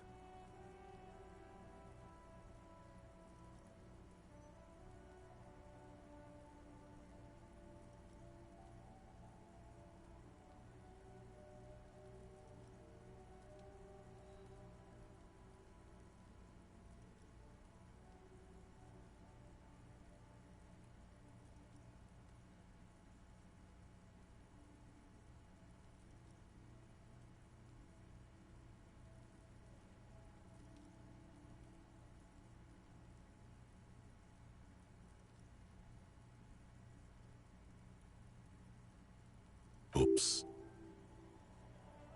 About 20, yes. Ruby explained it would make the blood... You know what he does.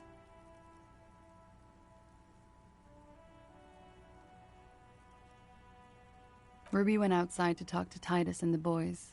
I was just looking at Lely in the bathroom. I had to put his clothes back on. His armor, too. It was tough, but I've seen him take it off and put it on many times.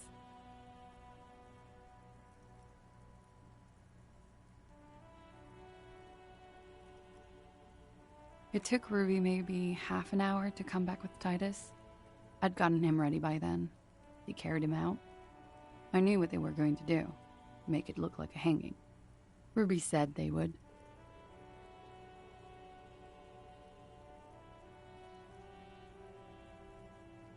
Ruby said to wait here.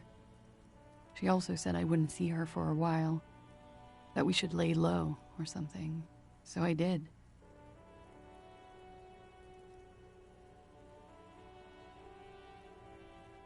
I don't know. I haven't seen her since.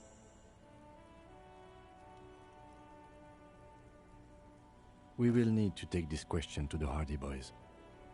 Interesting. Why did this Ruby go through so much trouble to hide something someone else did? Look into this later.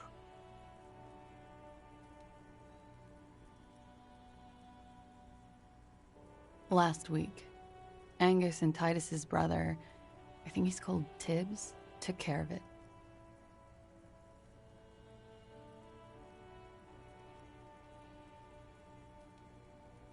You should have another look at that window after this. Reconstruct the scene. It's right there. Yes, you see the glass sparkling out of the corner of your eye. Because I'm an idiot. Which is an indicator of truth.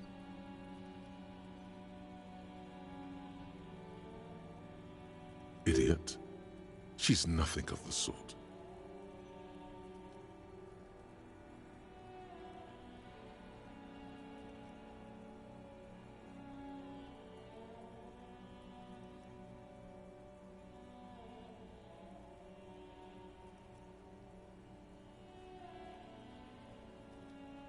You have to understand, the people around here, no one was making the call, and he kept rotting.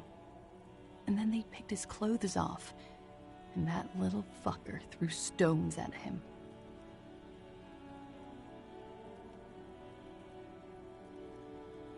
He kept throwing stones at him for 3 days. I could hear the thud, thud. So I called you.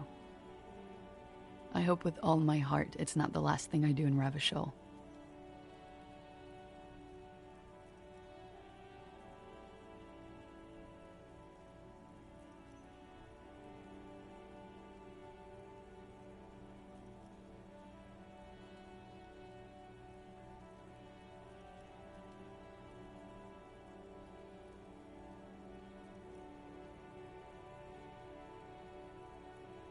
She definitely called the cops. That was task complete. It could not have been a lie. That is impossible. What? He wouldn't have died if it weren't for me. I know that. But I would never hurt him. All kinds of crazy things happen when drugs are involved. Sweet, sweet drugs.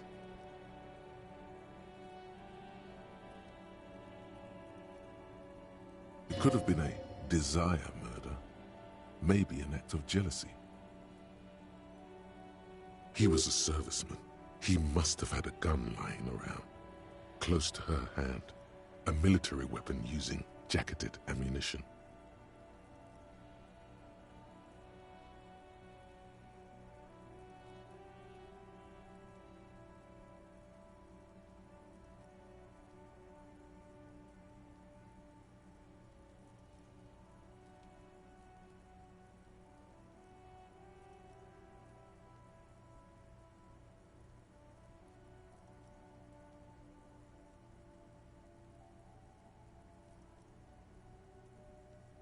I'm sad to hear that. They must have said it in some fit of frustration or under pressure. They couldn't have meant it. I've talked to them after it happened. No one has implicated me. I did not kill him to defend myself from rape. I told you before. That wasn't what happened. Like what?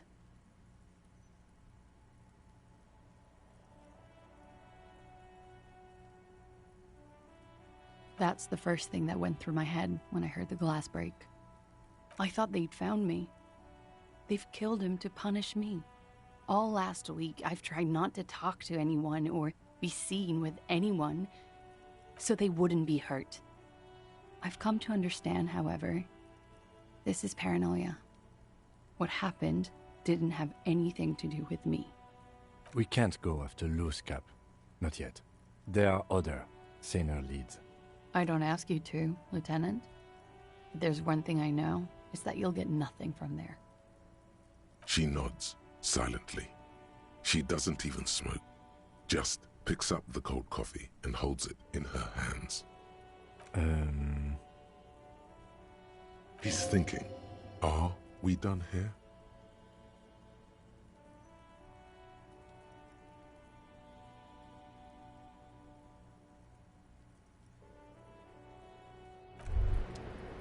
As you look back, you think, so love did do him in, after all. If it weren't for her, he would not have been there. The shot would not have connected with his soft palate. She's silent, holding on to her coffee mug. No vapor rises from it. It's cold. Remember this silence. The lady is dangerous. People suffer around her. Yeah.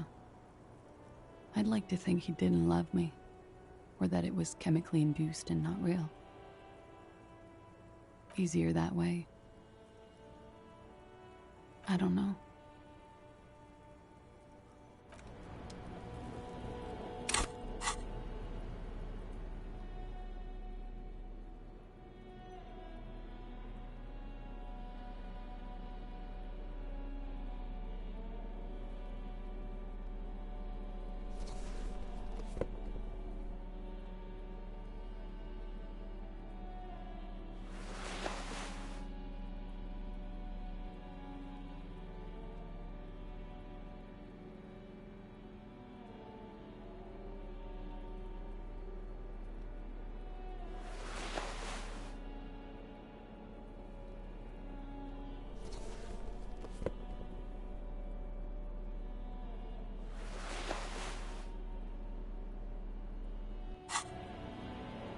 I was just thinking, what a nice day for questions pertaining to a murder investigation. Who? What? Dear God, you've been lied to. She could have killed her lover and lied to everyone. She's not candid at all. She's smoke and mirrors and will-o-wisps. She probably didn't give you her real name either. Why would she? Arrest her immediately. before she further entangles you in her web of lies. I agree. You wouldn't give us your real name, not when people are after you. Okay. Okay, it's not. You log your work every week. It's all transmitted to Common, sir. I couldn't just beg you not to enter my name, so I lied.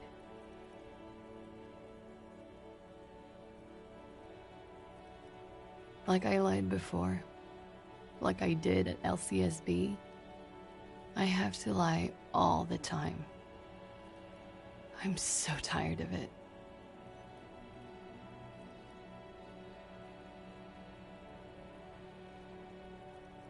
It's Katarzyna Elysium. Could it mean Glasia is an alacronym for Katarzyna Elysium?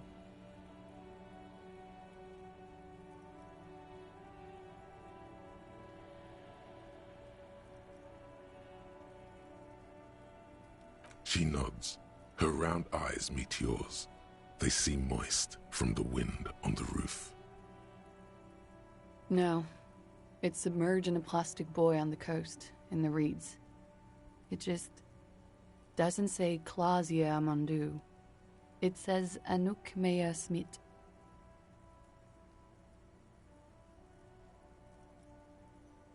Falsified documents? Passport and visa. Given to me by my employer. I can't even use them. My employer probably leaked the name, Mea Smith, to hurt me. Why would they do that? I didn't show up to a rendezvous. They don't take that lightly. I didn't show up because I was afraid they'd do something to me. The job was finished. I'm just a liability now. She fears an arrest right here and now. This has been an awful turn of events for her. West of the boardwalk, in the reeds, on the coast there. I put it there when I first arrived. Haven't been there since. I'm not sure I could even find it now. It's useless. The lieutenant makes a note of it. You're welcome to it. It's in the reeds northwest of here, past the Bergen sewage pipe, right near the waterline.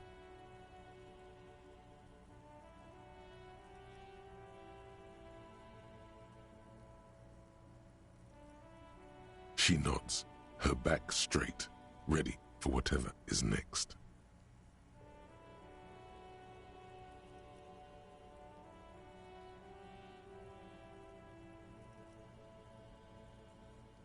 She slowly lights another cigarette and steadies her breath, as if in the presence of some tiger. You are. This is not the end of this.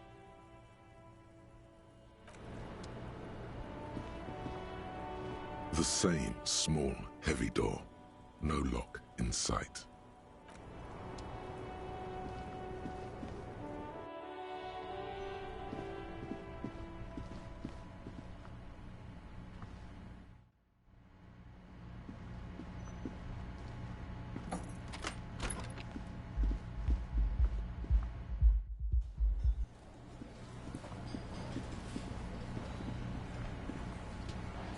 It's you again. What is it?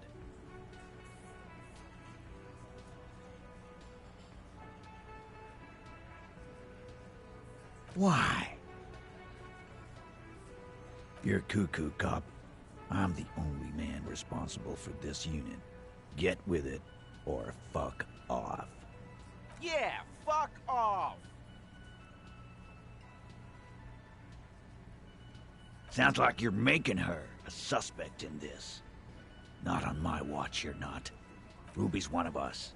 We're not gonna throw her under your moral intern steamroller. Fuck that shit. And fuck you too, moral Ruby is missing. If you hide from the police in a murder investigation, you become a suspect. You know how it works, guys. That's nothing. That's just legalese. You don't even have a sound theory. I don't want to be rude, but We're trying to get some R&R here. Think you could fuck off now? I think we'll keep sticking around, Titus. You'll be surprised at how quickly a theory presents itself if you keep looking. From the corner of your eye, you see a little bird fly into the bush, right behind the window, behind Titus's back.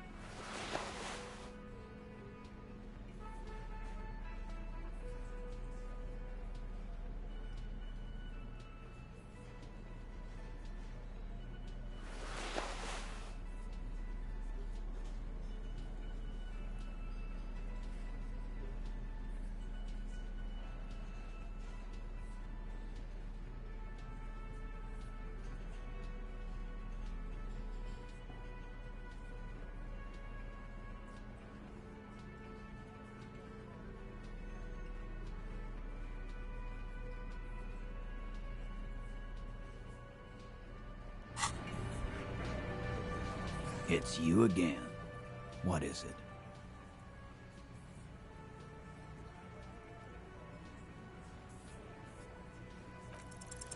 A sudden flash of lightning in your neocortex.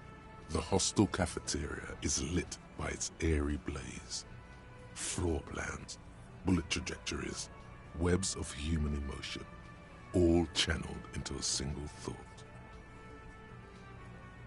Because she was here, all night, with us.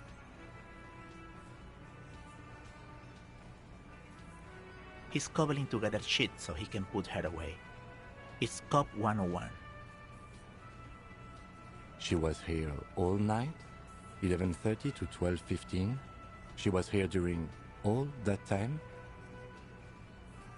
Yeah, with us, drinking, near the stage there.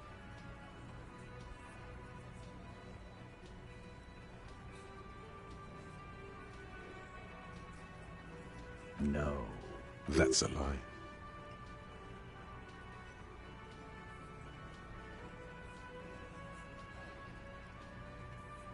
All right.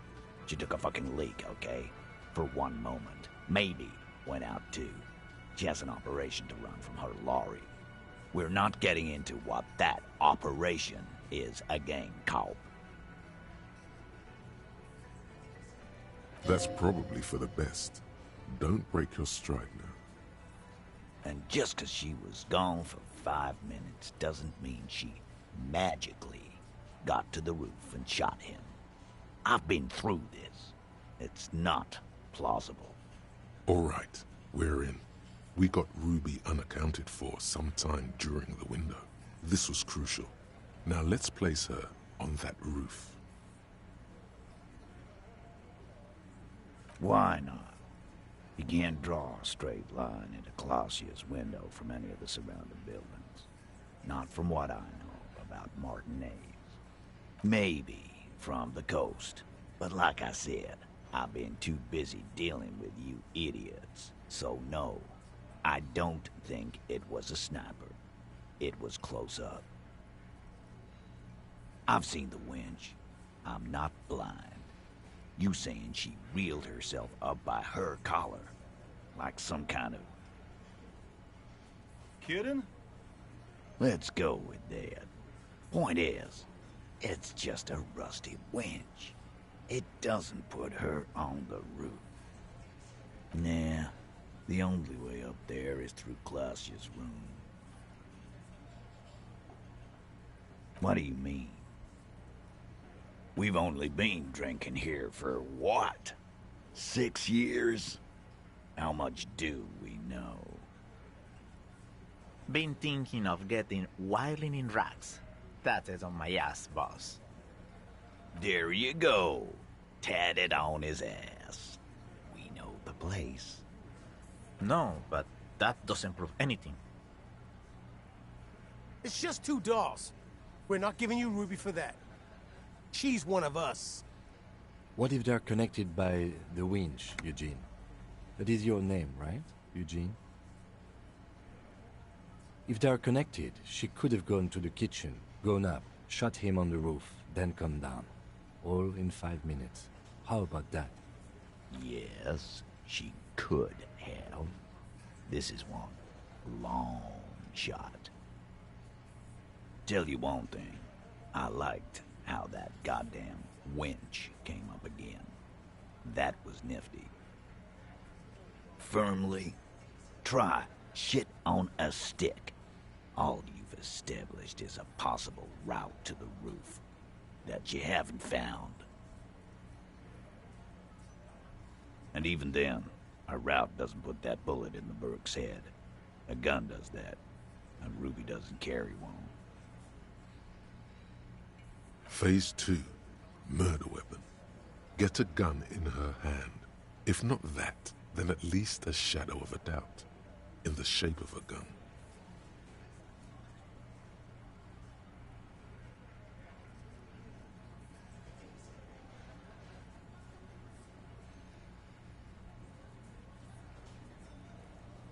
That looks antique. A Bell McGrave. It's inoperable. Where'd you get it? 20, maybe 30 rifles, Titus. Also broken, but still, there were too many. And there must be other caches too. God damn it. We need to close that dump down for good. Okay, I see your point. There are guns lying around. Damn it. I thought we'd found all the old spots. Why was that still there? We just missed one. Ruby doesn't know this place, boss. Just these cops digging up shit.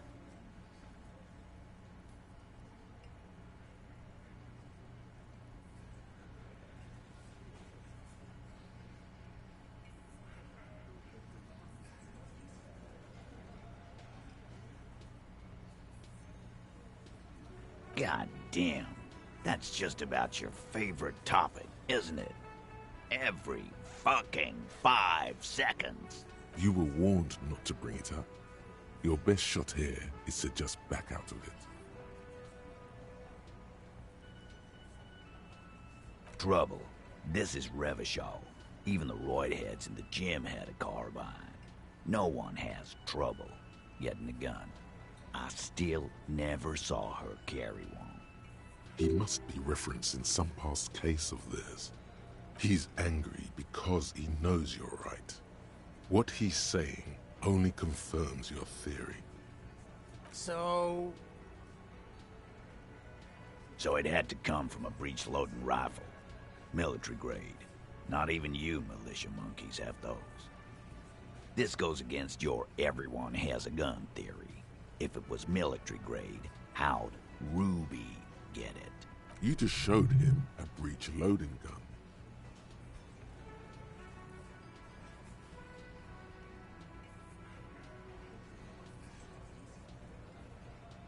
Calm. That's exactly what it means. That wasn't strong.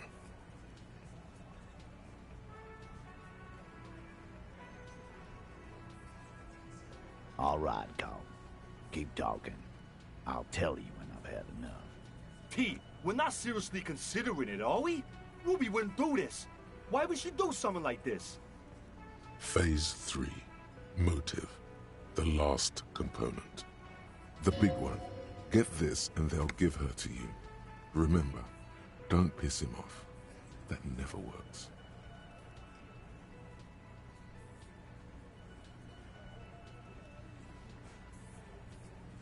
And I suppose you have a theory on that. Think about it.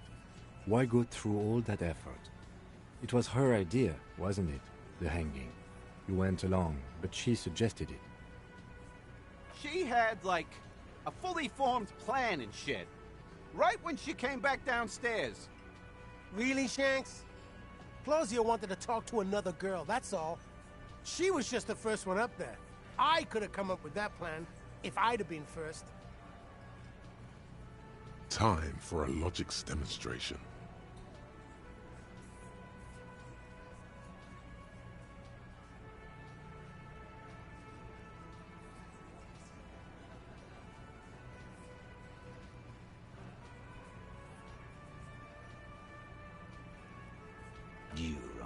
thin ice here, asshole. It's a thought exercise, Titus. Think. You kill him. Get up there. Shoot him. Get down.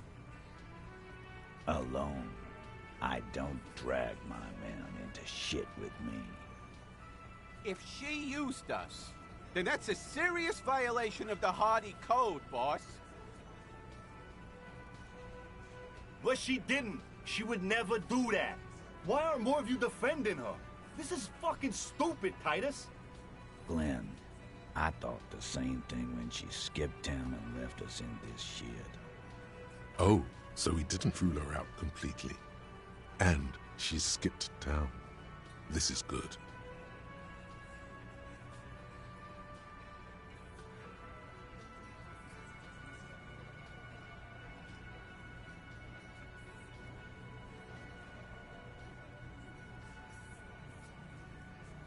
There's no fucking leadership challenge.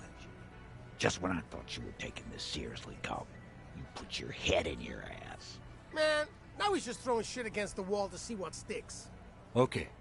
We ruled out infighting. That's how this works, by exclusion. Remember, all we need to do is rule Ruby out too. That's all this is. Silence. He looks around the room. The old man in the corner nods. Yeah, I see it. There's one more thing I've been wondering about. Ever since you asked me where she is. Add it to your list of suspicions, if you won't. I don't know. I don't know where she went. She just got up and left. Got real scared, too. Wouldn't tell me where. However hard I asked.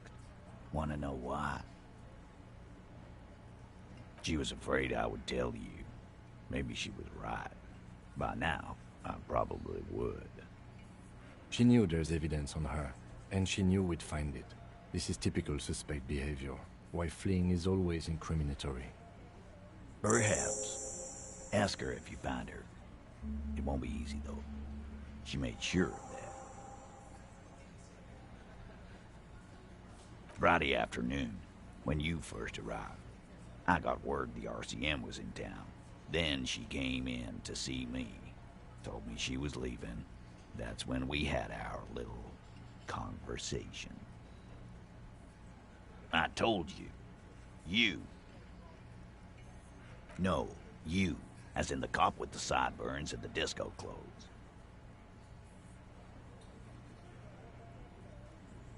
How can I forget? You know, when I first saw you limping here, I thought she was paranoid or sniffing her own supply. But now I'm not so sure.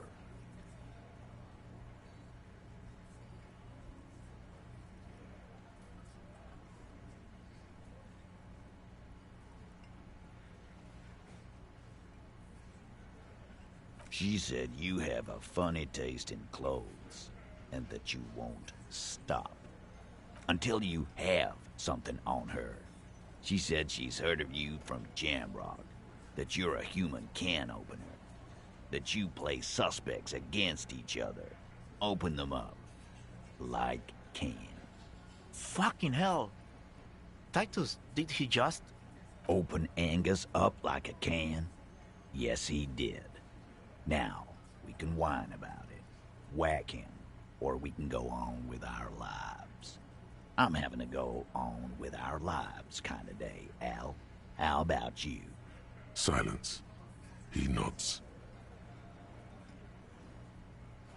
Yeah, there was something else. She wouldn't tell me, though. I could see she wanted to. It was burning on her lips. This called Titus, this called Pete. But she was too scared. Everard has a file on you, but that's bogus. What she knows comes from somewhere else, from Jamrock. It must be real stuff. She's not far. We know that much. She didn't take her lorry, so she's on foot. Good fucking luck, man. She knows this place like the back of her hand. You'll never find her. Yeah, Al. And we won't either. She's not really a Hardy candidate anymore, is she? She's not, Glenn.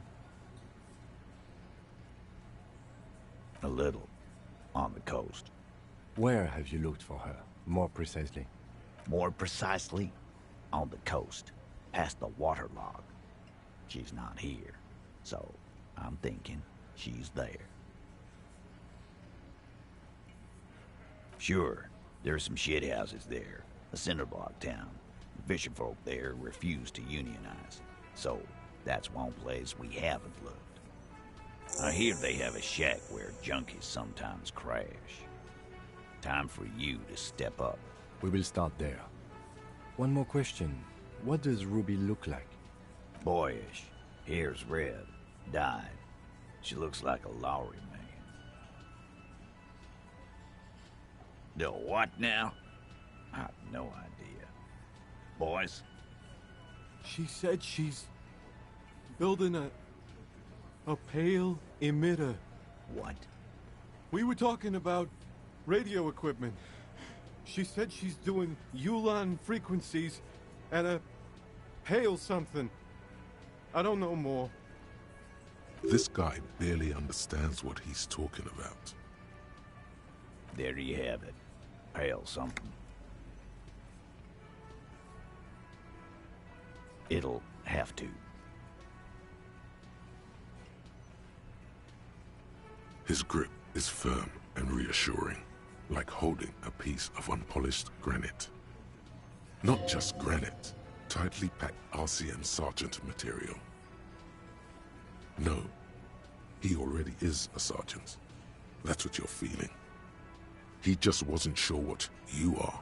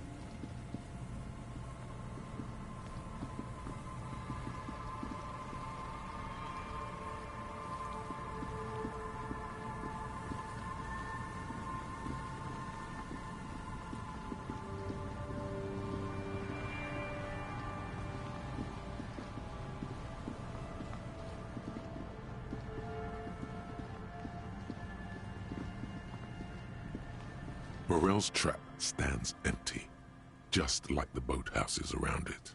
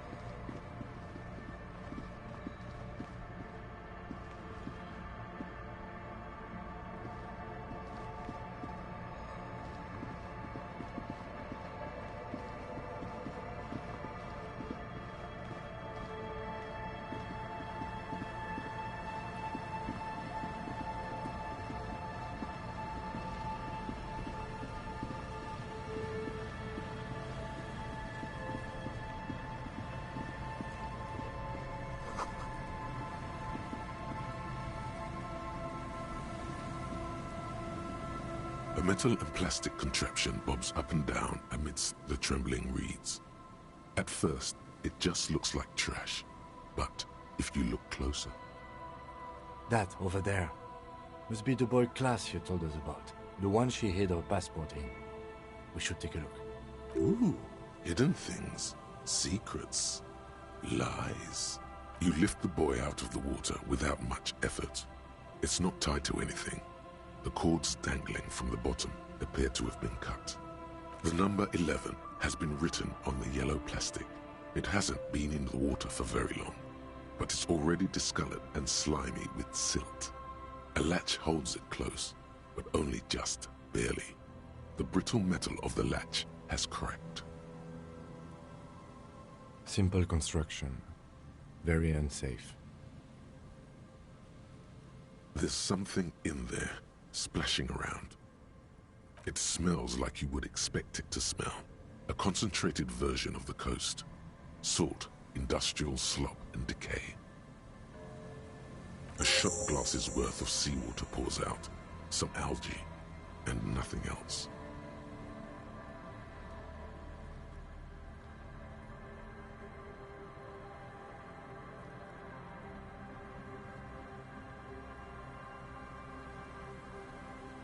Well done.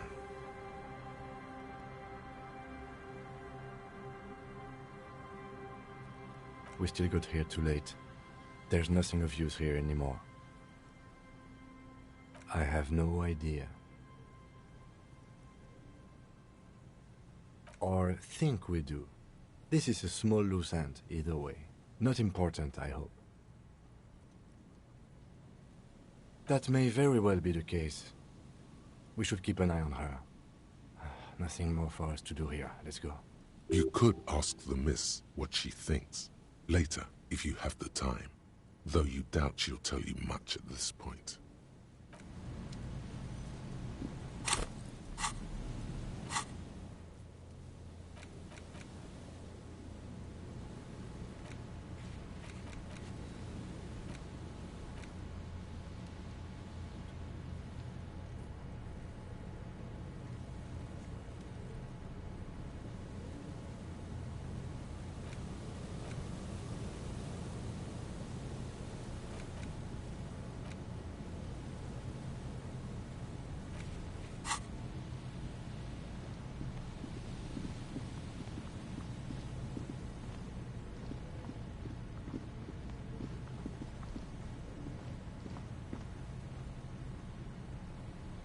The locusts aren't doing all too well.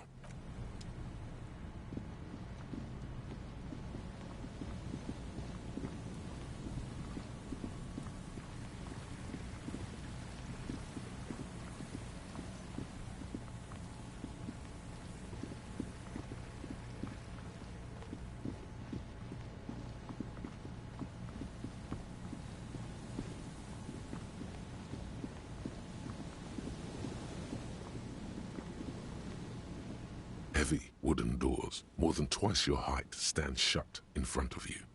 The rectangular sea-worn ornamentation appears in stark contrast to the padlock, carelessly drilled into the wood.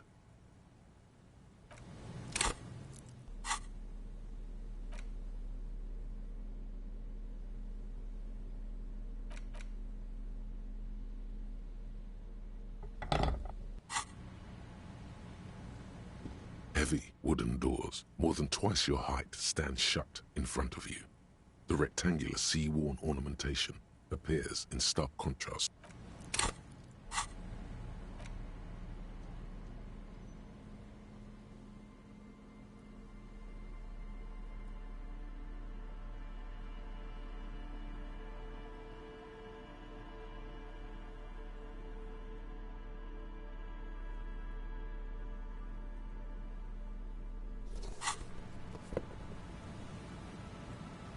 Heavy wooden doors, more than twice your height, stand shut in front of you.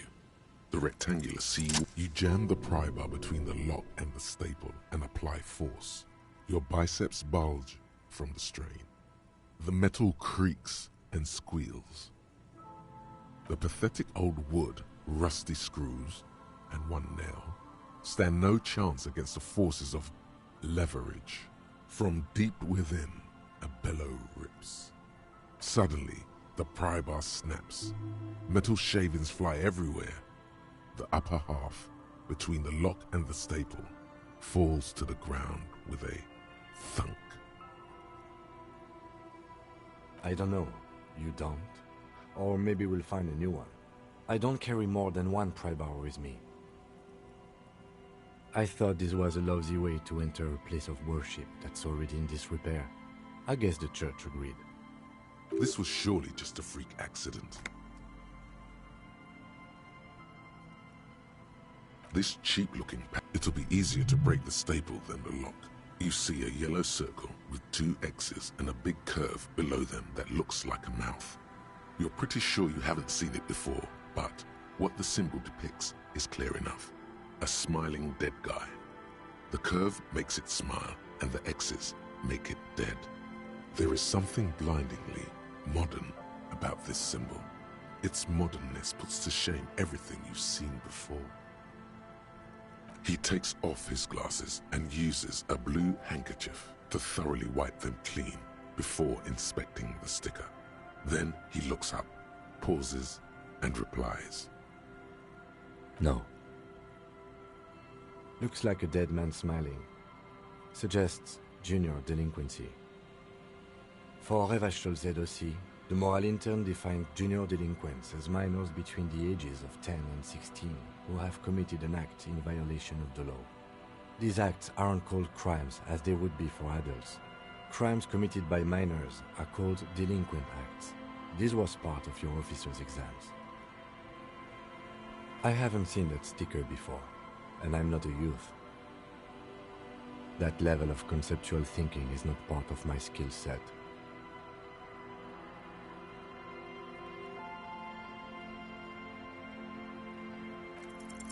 Your hands are clammy from the sea air.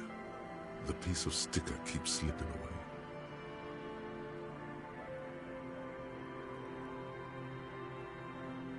The lock clanks against the door, cold and heavy. Heavy wooden doors, more than twice your height, stand shut in front of you.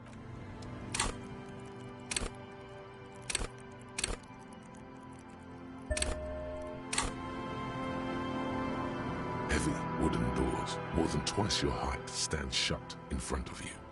The rectangular sea-worn ornamentation. There's nothing like the sound of a sticker unpeeling. Now it's stuck to your thumb.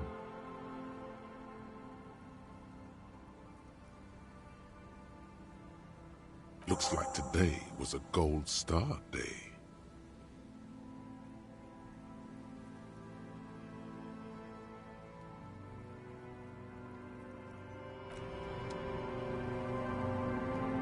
Wooden doors, more than twice this cheap. It'll be easier to break the staple than the lock. The padlock, should you want to get through, it might be easier to just pry the whole thing off. You really want us in there? I do have tools in the kinema. But maybe we should circle the building and look for another way in first. The building has seen enough mistreatment.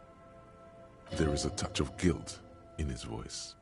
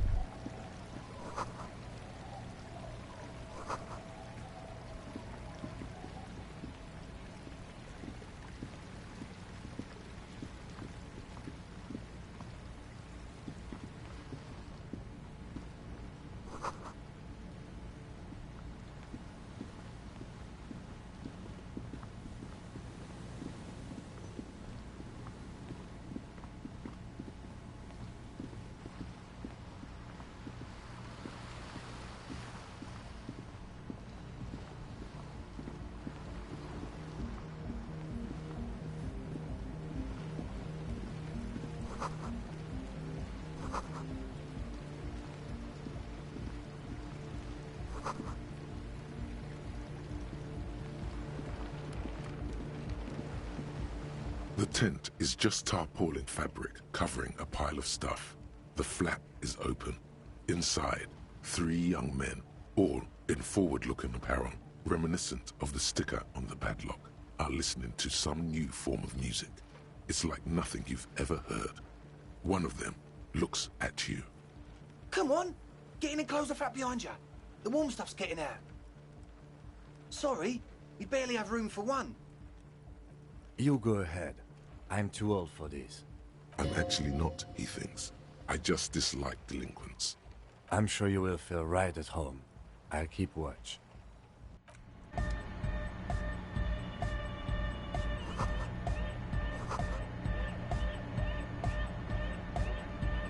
You see a youngish man bleaching the tips of his hair with a toothbrush. He puts the toothbrush down and extends his hand in greeting.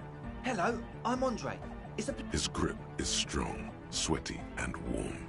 He's trying to project and inspire confidence. This is my posse, Noid. The young man with earrings looks at you suspiciously. And Egghead. Egg! Together with a Burger, who's out there right now, doing some seriously progressive sonic experimentation, we like to think of ourselves as music venue organisers. You see, we've been all over Jamrock North, prospecting for real estate to establish a new venue in. Also for talent. Yeah, thank you, Egghead. And while there is no shortage of raw, unfettered talent spinning tapes in Jamrock, we've had rotten luck with the real estate part. Place is a shithole. I apologise for my friend Noid's potty mouth. I realise this is not how you speak to a police officer. He has authority issues. I will, lawman. Which brings me to the problem of occupied ecclesiastical property. I bet you've noticed the derelict hive of narcomania on the coast. I'm talking about the church, and I'm not exaggerating. Even a place of spiritual refuge can become a magnet for all sorts of dopeheads and burnouts if left unattended. Dopeheads! Burnouts! Well, I'm sad to say, that's exactly what happened. Sad because we were just about to put Martinez on the map with one of the maddest dance clubs in Jamrock. Nah, strike that, in Revershoal. Strike that!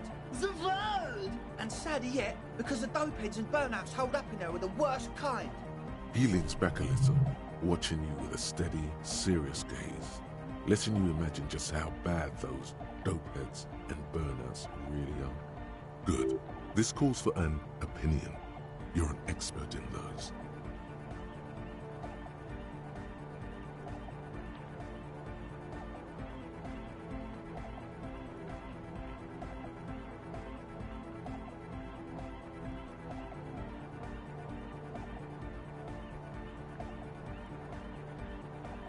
The spooky kind. You know, officer, you really should judge that for yourself. But keep in mind, their spookiness is the kind that keeps us from restoring this church into a community centre and a place of spiritual refuge. Also, they don't eat or clean the building. Shit's gonna collapse. People just want to spin tapes without them spooking it up. Place has bad signs. No one can dance like that. Thank you, Egghead. So you're gonna look into it, right? It should be a police matter. Getting them out. Whatever spooky stuff they're doing, I'm sure it's not what the Ecclesiastes meant their property for. All right, man. Andre's obviously very happy you took him seriously. The whole tent is. The boys exchanged giddy looks. Yes, I asked Noid to install a measure against more drifters wandering in. It's a temporary fix, just something to contain the situation. I had to do it in an hurry. Not my best work, but it should hold for a while. Of course. Noid, give the officer the key. All right.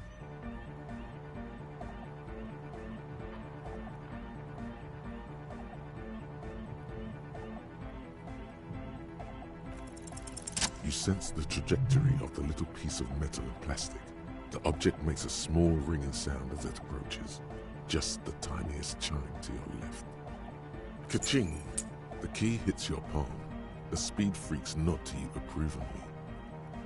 The speed freak nods to you. A respectful nod. You proved something here. Not long. Like a week, maybe? Thank you. We just thought it was the right thing to do. Sure, man. Tell us what you want to know. Let's do it. Truth is, I don't really know. None of us do. I don't even know how many there are. All we've seen are glimpses. Yes, there's also the machinery.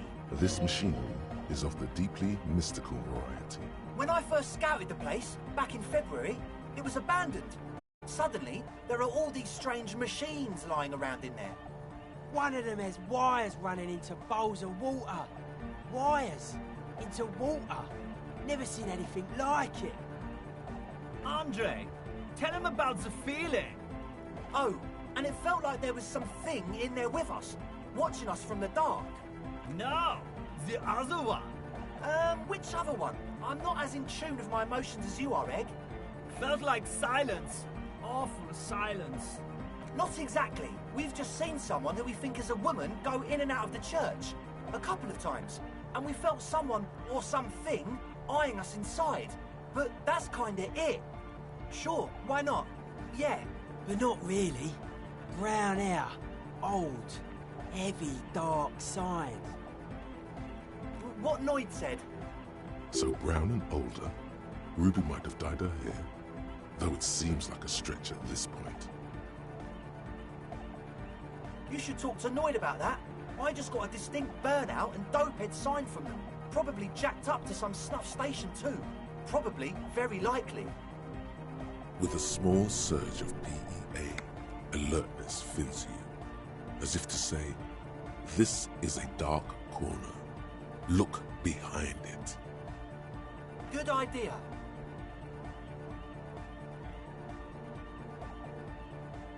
Sure. What?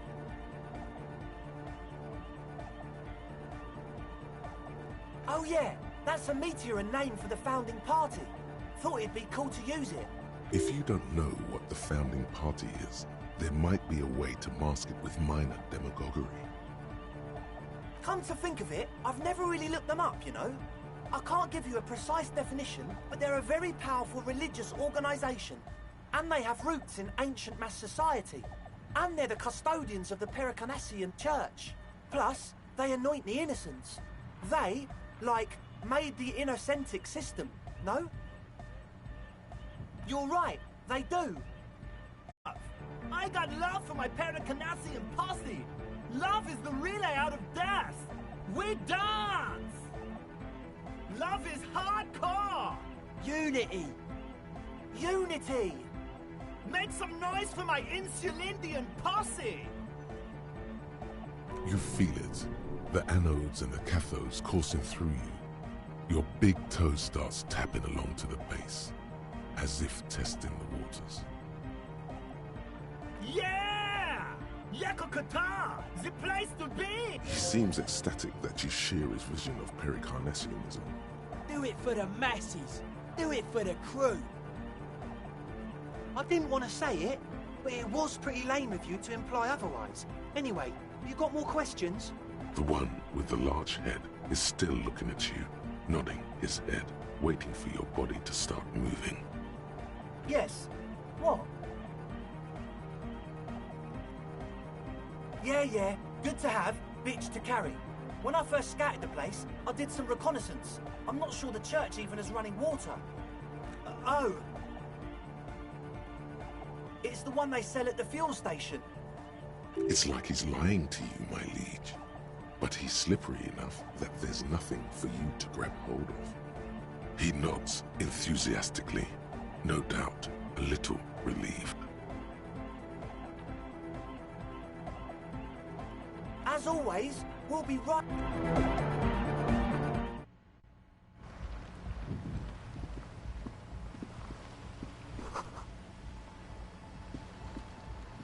A shaggy-looking girl, in her late teens or early 20s, kneels on the ice with an electronic contraption in her hand. Hearing you approach, she looks up. Oh. Hello there.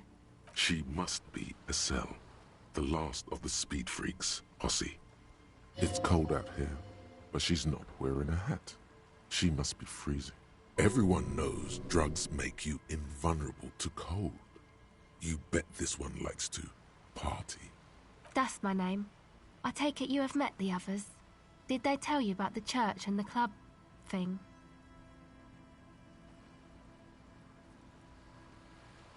Will you help us? Great. Let us know if there's any progress, will ya? We've been waiting for weeks here. Huh? So should you.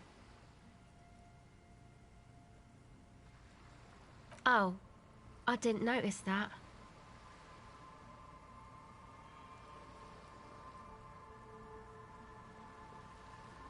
Yeah, well... Look, man, fuck the hat.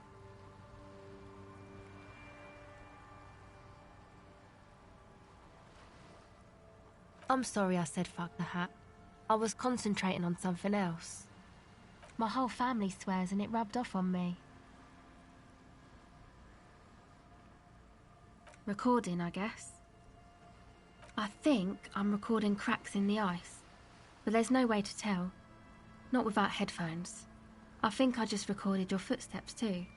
Not sure how that will sound. My boyfriend sold them. I don't know, man. Things. Just stuff you need for life. A lie.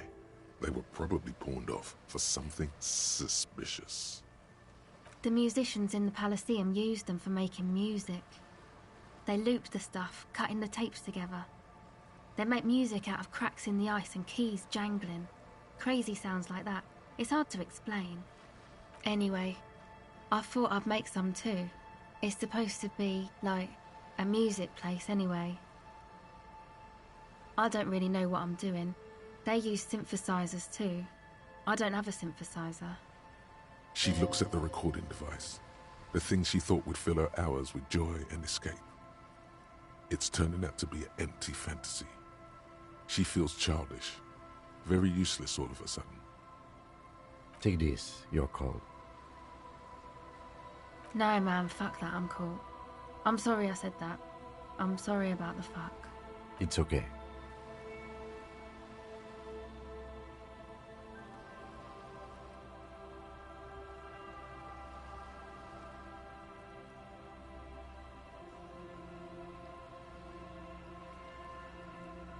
Go ahead.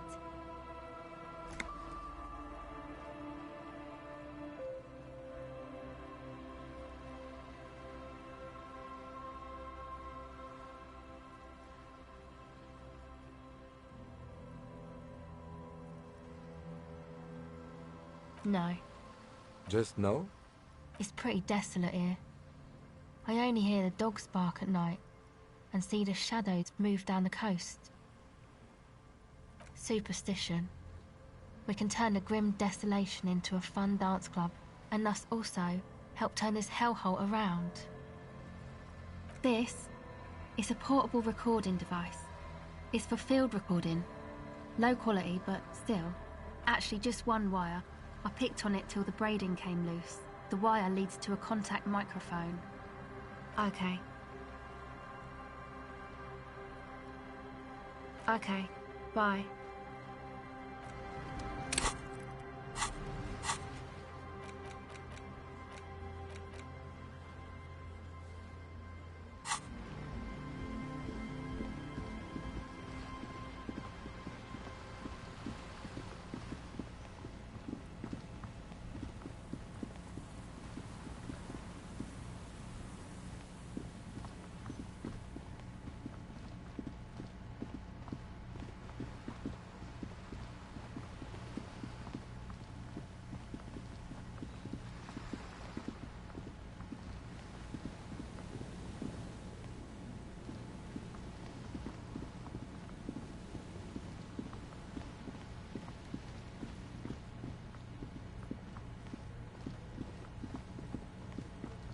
Heavy wooden doors, more than twice your height, stand shut in front of you. The rectangular sea-worn ornamentation appears in stark contrast to the padlock, carelessly drilled into the lock turns easily. You hear a click as the shackle pops open. Let's go. A great whoosh of air rushes into the dark innards of the church, as though rushing to fill a great vacuum in the heart of the city.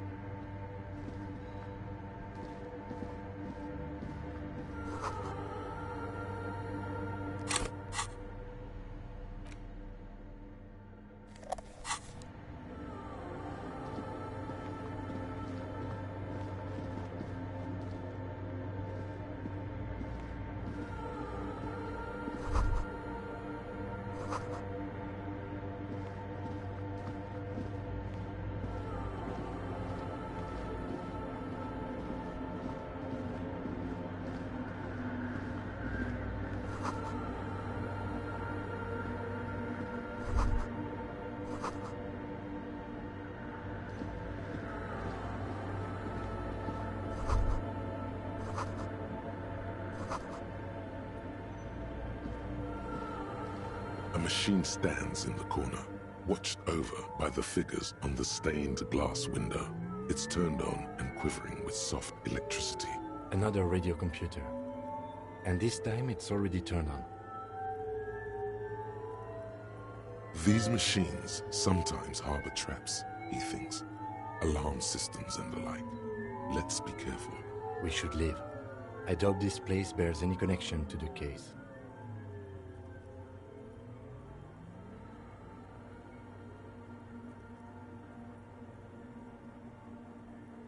It's also quite similar to the one we have down at the station. Must be the same model. The one you saw earlier was the Ream Civic. This is the Ream Prefect, a model number RC7024, equipped with a Feld mainframe and a Ream-compatible interim printer. You see fluorescent play and print buttons on the keyboard. A hatch connected to the central compartment is wide open. The lieutenant says nothing. You see the machine's glowing frame reflected back from his diamond-shaped glasses. You're free to proceed. Behind the hatch sits a cube-like crisscross of filaments, smoldering in the dark like fireflies.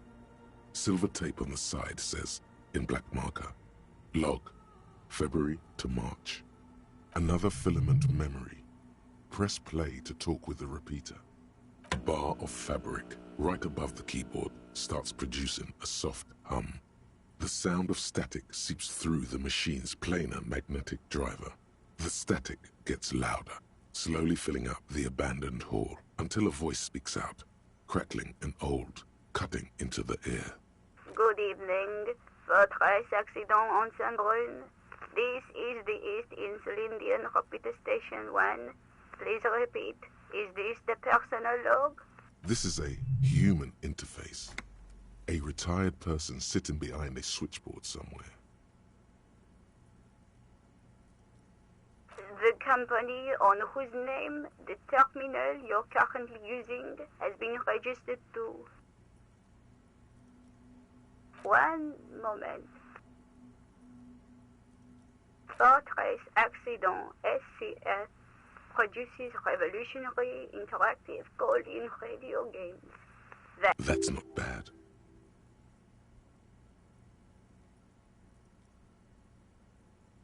Any other questions? The filament you have inserted into the core.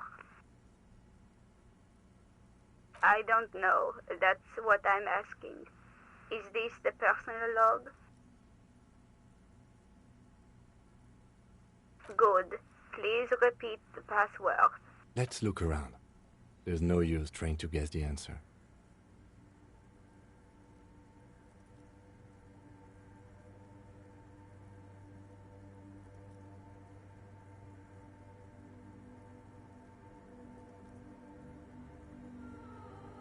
I am contractually obliged to protect the privacy of the filament holder Fortress Accident. Without filing a warrant with Lintel, I cannot give you access to this filament. I'm afraid we are not doing that. Unless we want to wait for a month. Now, can you please repeat the password? Received. I will register this login attempt. Fortress accident. Is there anything else I can do for you today?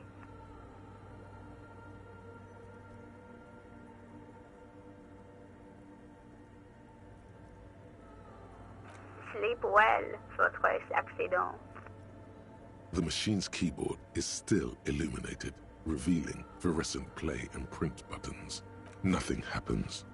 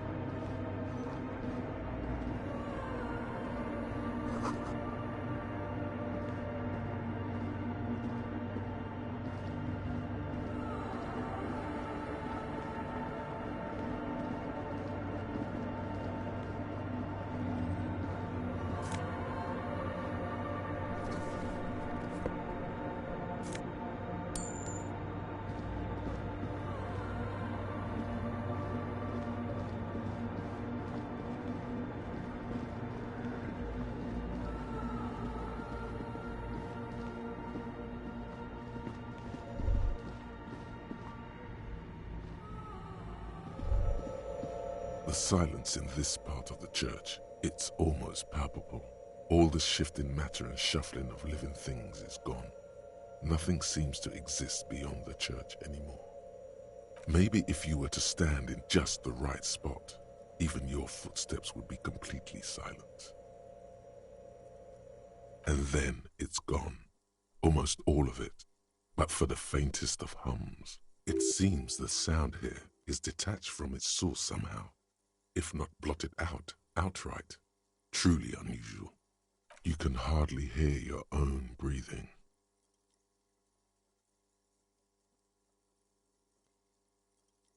You produce a few muffled thumps, after which the silence feels even more total, somehow. Your voice is barely audible.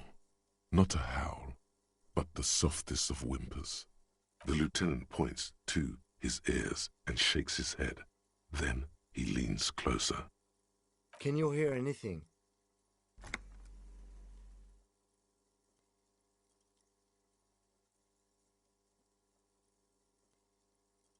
I wonder why the church was built with such strange acoustics.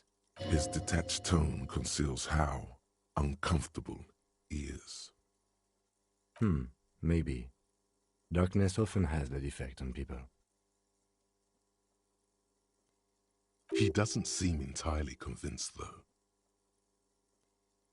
The orderly rows of ceiling panels become barely visible, then disappear completely in the darkness of the tower overhead. The silence, the darkness, they've enveloped you as in a cocoon. You cannot move anymore.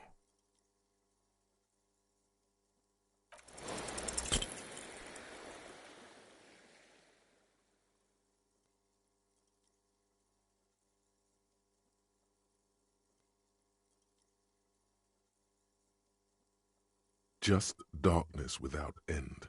It makes your head spin. There's nothing. You're dizzy and disoriented as you see dark and more dark rising. Officer, what are you looking at? Filled with vague shapes of woodwork, the sense of a great height.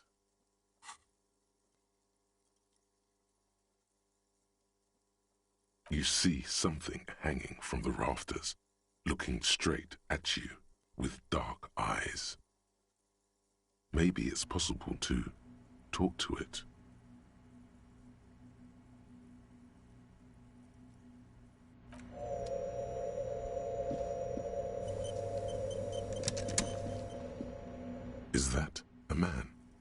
Looks more like part of the carpentry of the building came alive and is now studying you intently. The man leaned forward a little, fixing you with a steady, unreadable gaze, then speaks. Habitual alcohol use has made you into a scared little pussy, Holmes. But don't worry, everything's gonna be alright. You come to the right place. Here you can receive the mother's love. And when you're ready, she will take your hand and lift you out of the despair at the bottom of that bottle. This man is obviously a habitual narcotics user. Do we really need to question him?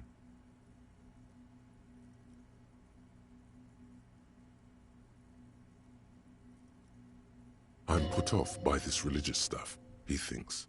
And maybe the ceiling climbing, too. It's all very hard to square with the lieutenant's own view of reality. Hey, and what was that about the bottle again? You haven't even drank that much lately. Lay off it already. Shish.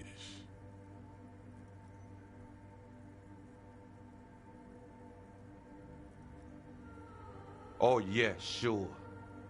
You don't know anything about alcohol use. You got it all under control, Way. I could smell the control all the way over here.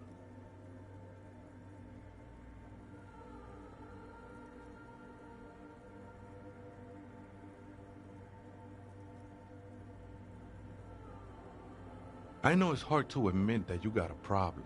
I was like you once. Couldn't take an honest look into my own heart and see I was in pain.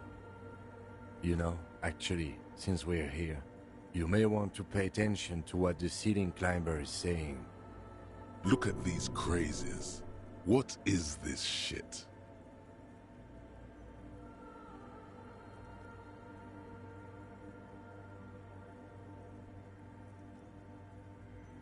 The grave's coming for your little identity sooner than you think, Holmes. You sure you're ready?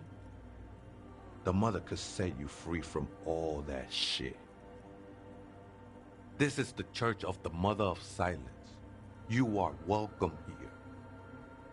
You have no idea what the fuck he's talking about. Is he just trying to throw you off your game? 'Tis not an act, my liege. Save him perchance, he hath deceived his very self. This man is a zealot.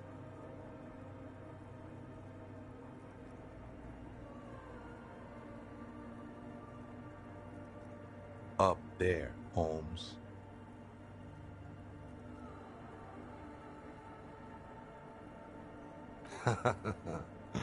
I am, at least in part, Holmes. Into the mother's love burns away the cruel distinctions of the body. Haven't you ever met a Mex before? Cabron. Surprising number of us around Ravishar. You know, I'm not so sure myself anymore. Don't really matter though. Glad you're feeling more comfortable. First-timers are always nervous. Oh man, I would love to see that statue.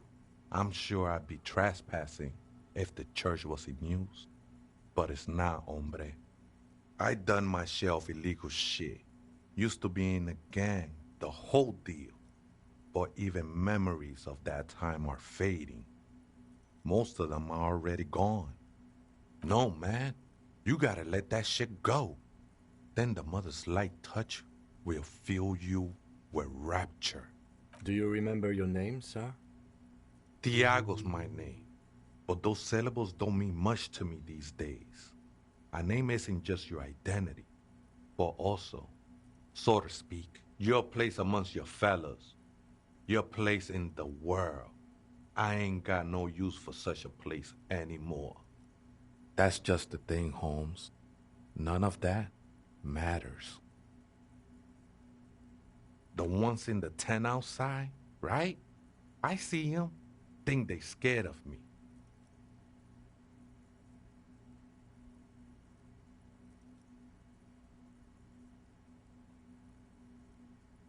Wouldn't bother me none to have them spin music in here.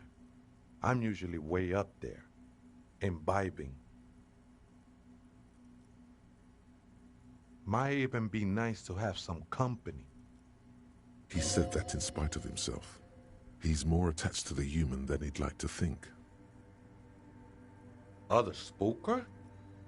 Oh, esa viejita es muy estudiosa. Don't know, Holmes. Viejita is Grandma? No. I just call her viejita because of her clothes. She's actually quite young. Or maybe not that young. Age is just one of the many masks we wear. Wait, what if it's Ruby?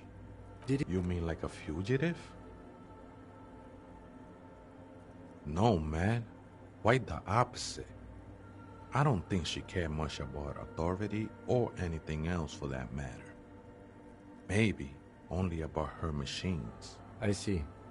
And where is she now? I told you, Holmes. I don't know.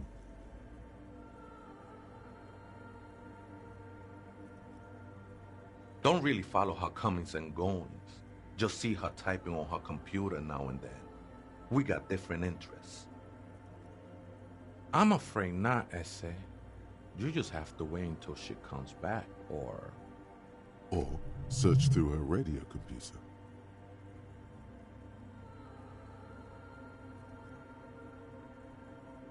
Too many times, Essay. You need it for something. Surveys are a good way to fish for personal information, especially in the name of public safety. Don't sweat it, vato. The password is afterlife death. What you think of that? Makes me almost pity La Nilita Pequeña when I hear it. This is a special place. There's a perforation in the world up there, a way out into nothingness. This church was built around it for purposes of veneration. I circled it, nurtured by the silence bestowed by the mother. One of these days, I'll be pure enough to go drink from it directly. Oh, that's no simple question, Essay. She is one who can be painted or sculpted. She is a cavity in the dark beyond sense. She saved me, but I couldn't describe her to you. No one can, Holmes, and no one ever will. His adoration is beyond sexual. This cavity is something that no human form has. I'm a seraph, Holmes. I sing the mother's glory. I ain't from no Marietti, if that's what you're thinking. And the song I sing is silent as the mother. I will be incinerated, but not destroyed. Finally, I won with the state of the world before reality began. That sounds a bit like substitution behavior, no? You know a thing or two about that. Hard to say. I think I did some construction work here, back when I still had material worries.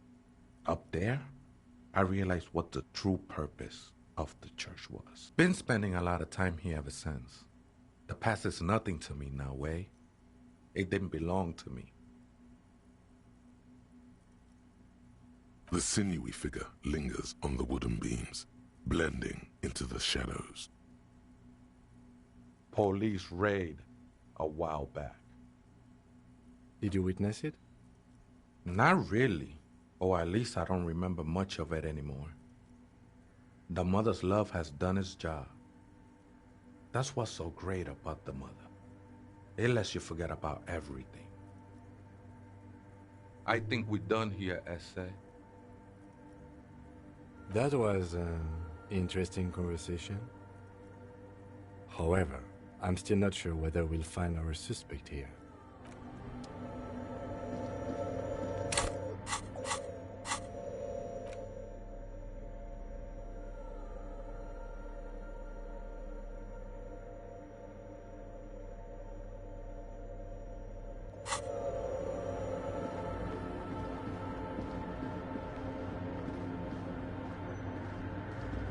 white, silver, and apricot faience, the young mother of humanism stands above you. A crack runs across her body. She is impossibly tall, oval-faced and sad, a dark and radiant majesty. This is her innocence, Dolores Day. Cradled in her arms are a pair of glowing lungs, clearly visible from underneath her flowing dress. You should kneel. Your knees touch the floor. The floorboards are hard and cold. There you kneel among the snowdrifts, diffuse light falling on your hands from beyond the glass.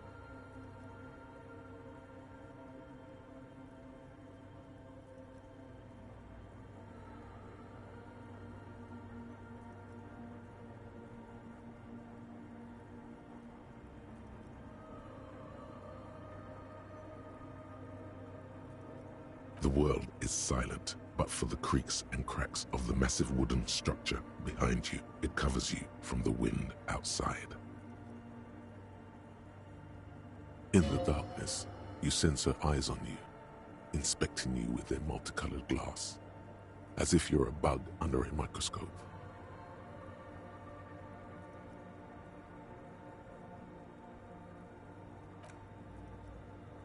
The woman looks down at you kneeling. She towers among her followers, architects, laymen, courtiers. There is a sad smile on her lips and a glint in her green-blue eye of what? Compassion? Remorse?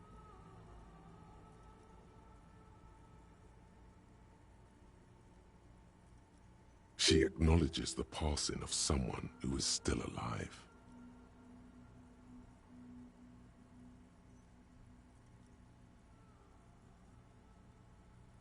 You.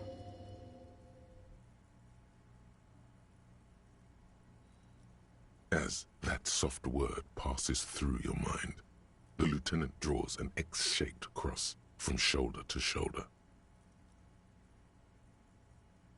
Your fingertips touch your chest 4 times. Then you rise from your knees into the apricot-colored light of the window. Above you, the woman still smiles her distant smile, sundered by the crack in the glass.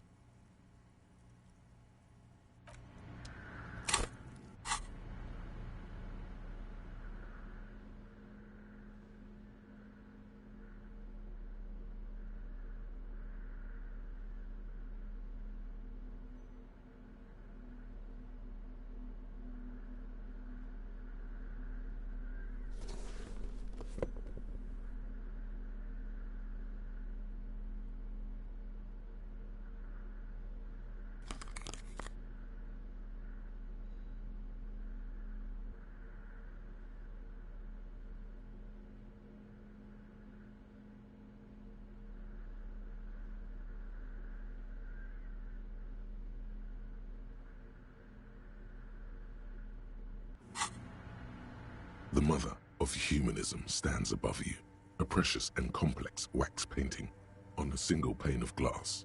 A a jigsaw of broken shards falls into place in front of you, a ghostly reconstruction of the stained glass window. Before it was shattered, there was an older woman beneath the younger one, and a text, a light motif below them both. The escutcheon on her throne says, Irene the Navigator. She is depicted as an older woman wearing thick-rimmed eyeglasses, holding a golden Reichsapfel in one hand and a scepter in the other. This is the queen her innocence day advised. Above, she herself is whole.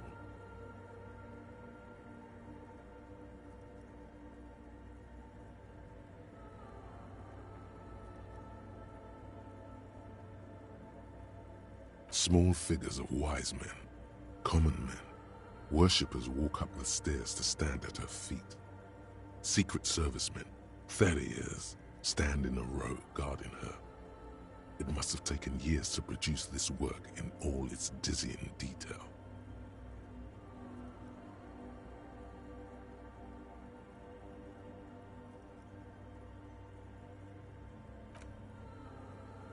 Unknown.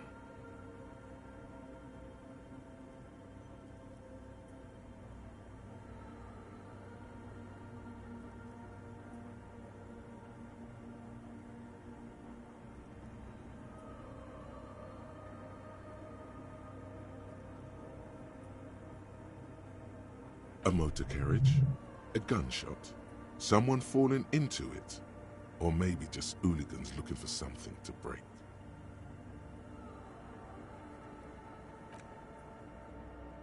Below both women, in luminous black letters, après la vie, mort.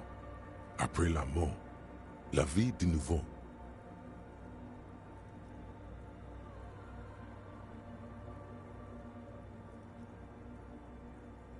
And then, along the left side, après le monde, la gré. Après le gré, le monde de nouveau.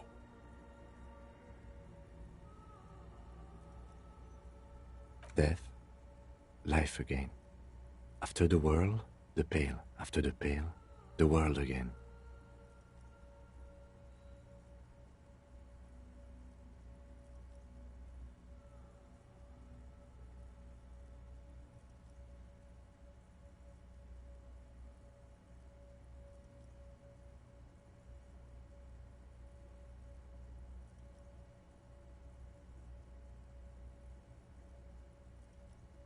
This exaltation is common in Dolorian sacralism. In the early years, it was even incorporated as the RCM slogan. No more, however. Justice, union, prudence, and force. Ice cool.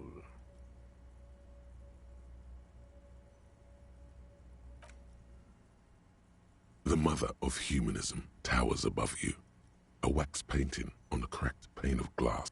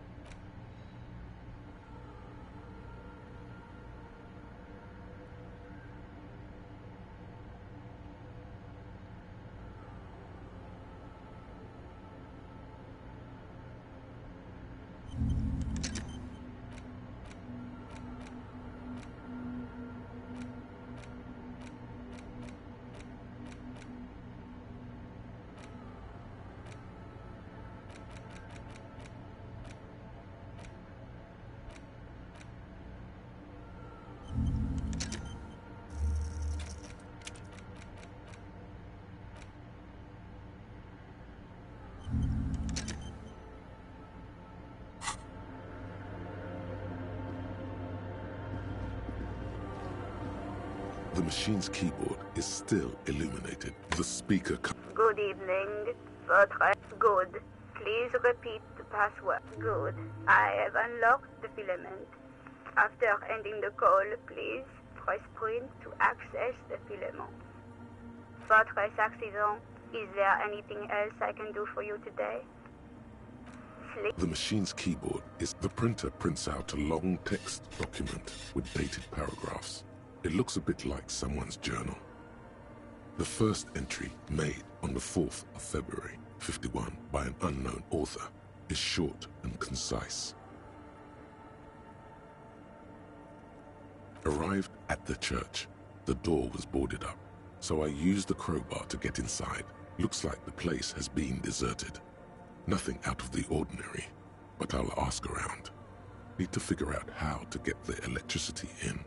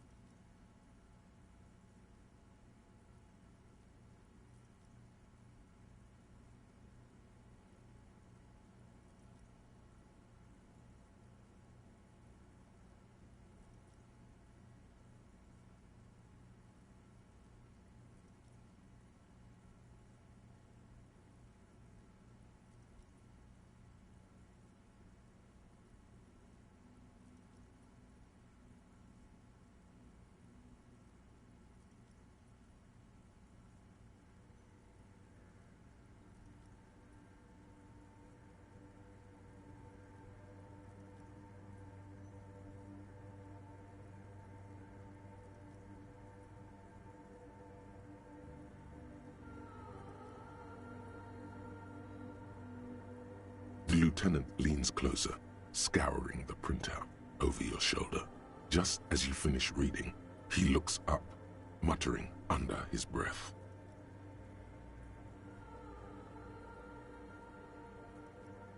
"4th of February. That's over a month ago. Whoever set up those machines has been here for quite a while."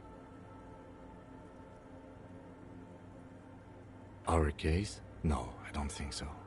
It must be some local eccentric. 6th of February, 51. Had a little chat with the local fishermen.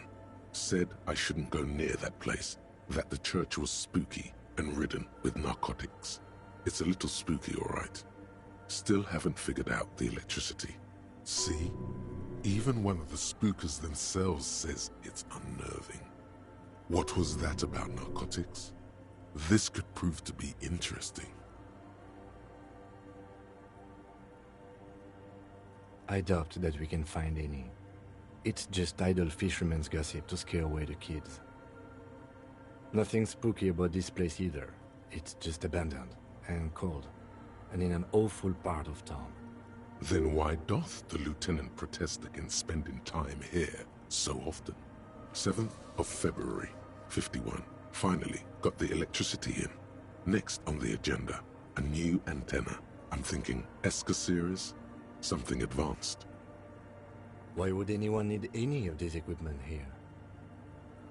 8th of February, 51. Bought the antenna, had some problems setting it up. Called Simon for help. Heard the others are back to making art. Drinking somewhere out of town. Sulislav started a rock band again. Lexi has been seen asking money from strangers. But at least the artists have their act together. They're qualified labor. They can get work anywhere. Graphic design, ads. The programmers are doing fine too. I mean, they're programmers. The writers, though, they're fucked.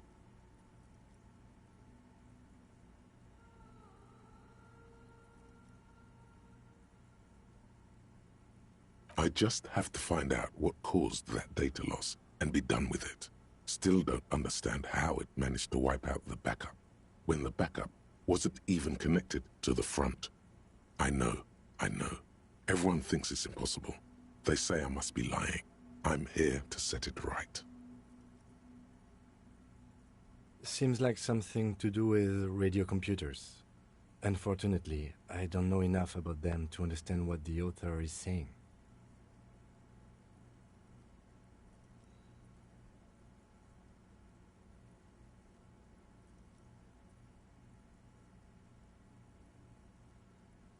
Something about the backup data getting destroyed, and how everyone thought it was the author's fault.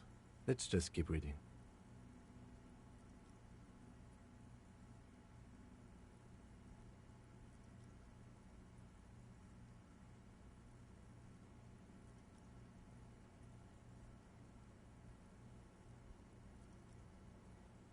I think these people worked in the radio computer games business, the one we saw in the Doom commercial area. They must be our former co-workers. 12th of February, 51. Brought some food from the grocery store. Apparently, there's a strike going on in the harbor.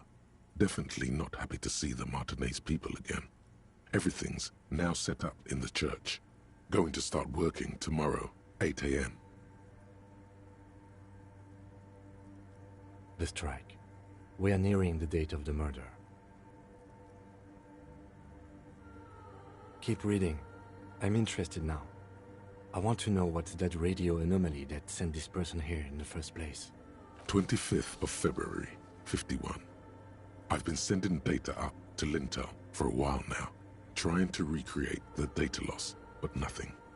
Didn't even feel like logging in, the disappointment. But I did discover a curious audio-spatial anomaly at the back of the church. I've named it the Swallow. It swallows sound. Need to get some mics.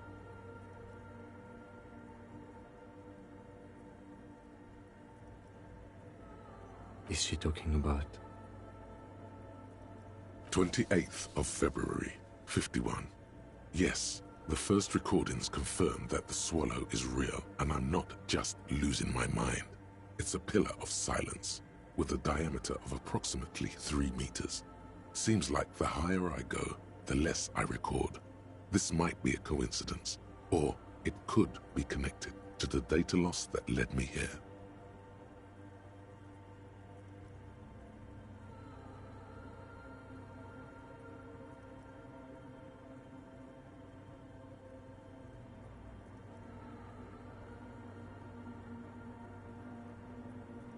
The pillar of silence.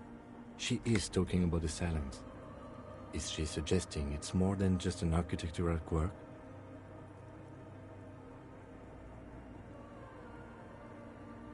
The lieutenant doesn't answer. He follows your gaze, studying the basins. The water shines in them. No ripples.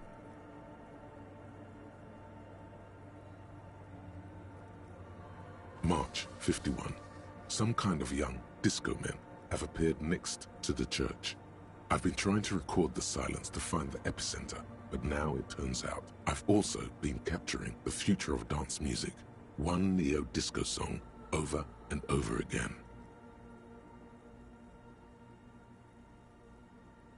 Fortunately, the song is so monotonous, I was able to devise an algorithm to factor it out. The other day, one of the disco men came in. Before I could even say hello, she got scared and left. Good, I don't want anyone distracting me from my work.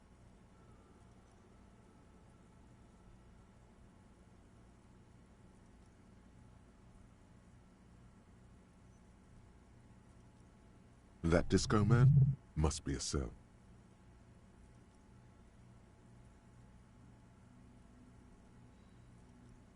The girl on the ice? Sounds like her, yes.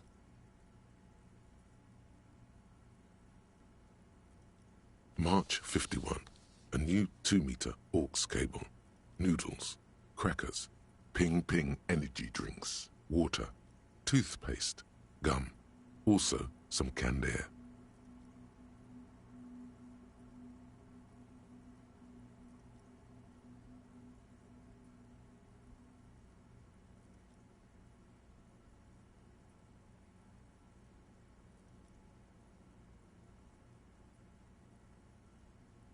Your reading is interrupted by the sound of the church door opening. A strange woman makes straight for the radio computer.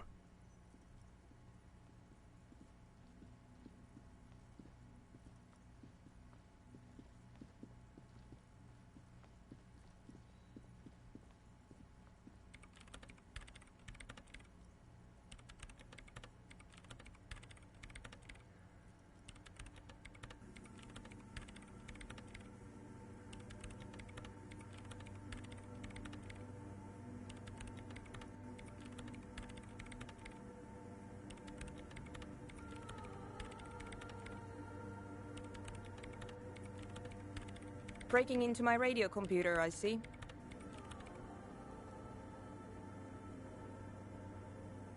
Yes, you are breaking in, but not into her radio computer. You're a master circuit bender.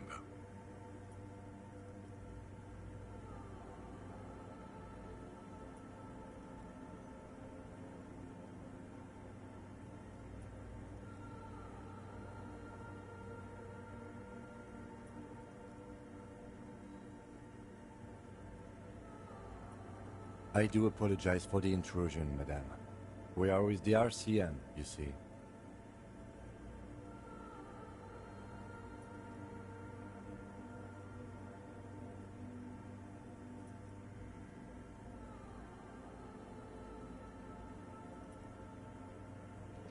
Ezt a beszélgetést még letudom, aztán utána jövök. Srácok, egy pillanat.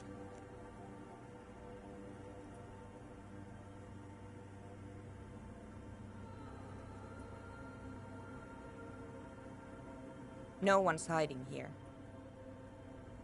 It's just me and my computer, and it has been this way for weeks. Now please give me some room. I need 2 seconds to see that you haven't destroyed anything. We should talk to her after she has rebooted the machine.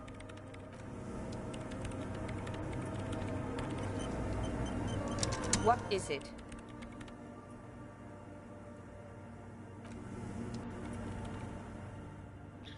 Na, srácok, akkor majd innen folytatjuk a Disco Elysiumot. Most akkor gyors mentek egyet. Már tudom, épp most volt egy autómentés, mindegy. És akkor legközelebb innen folytatjuk tovább. És most jön a Horror Time.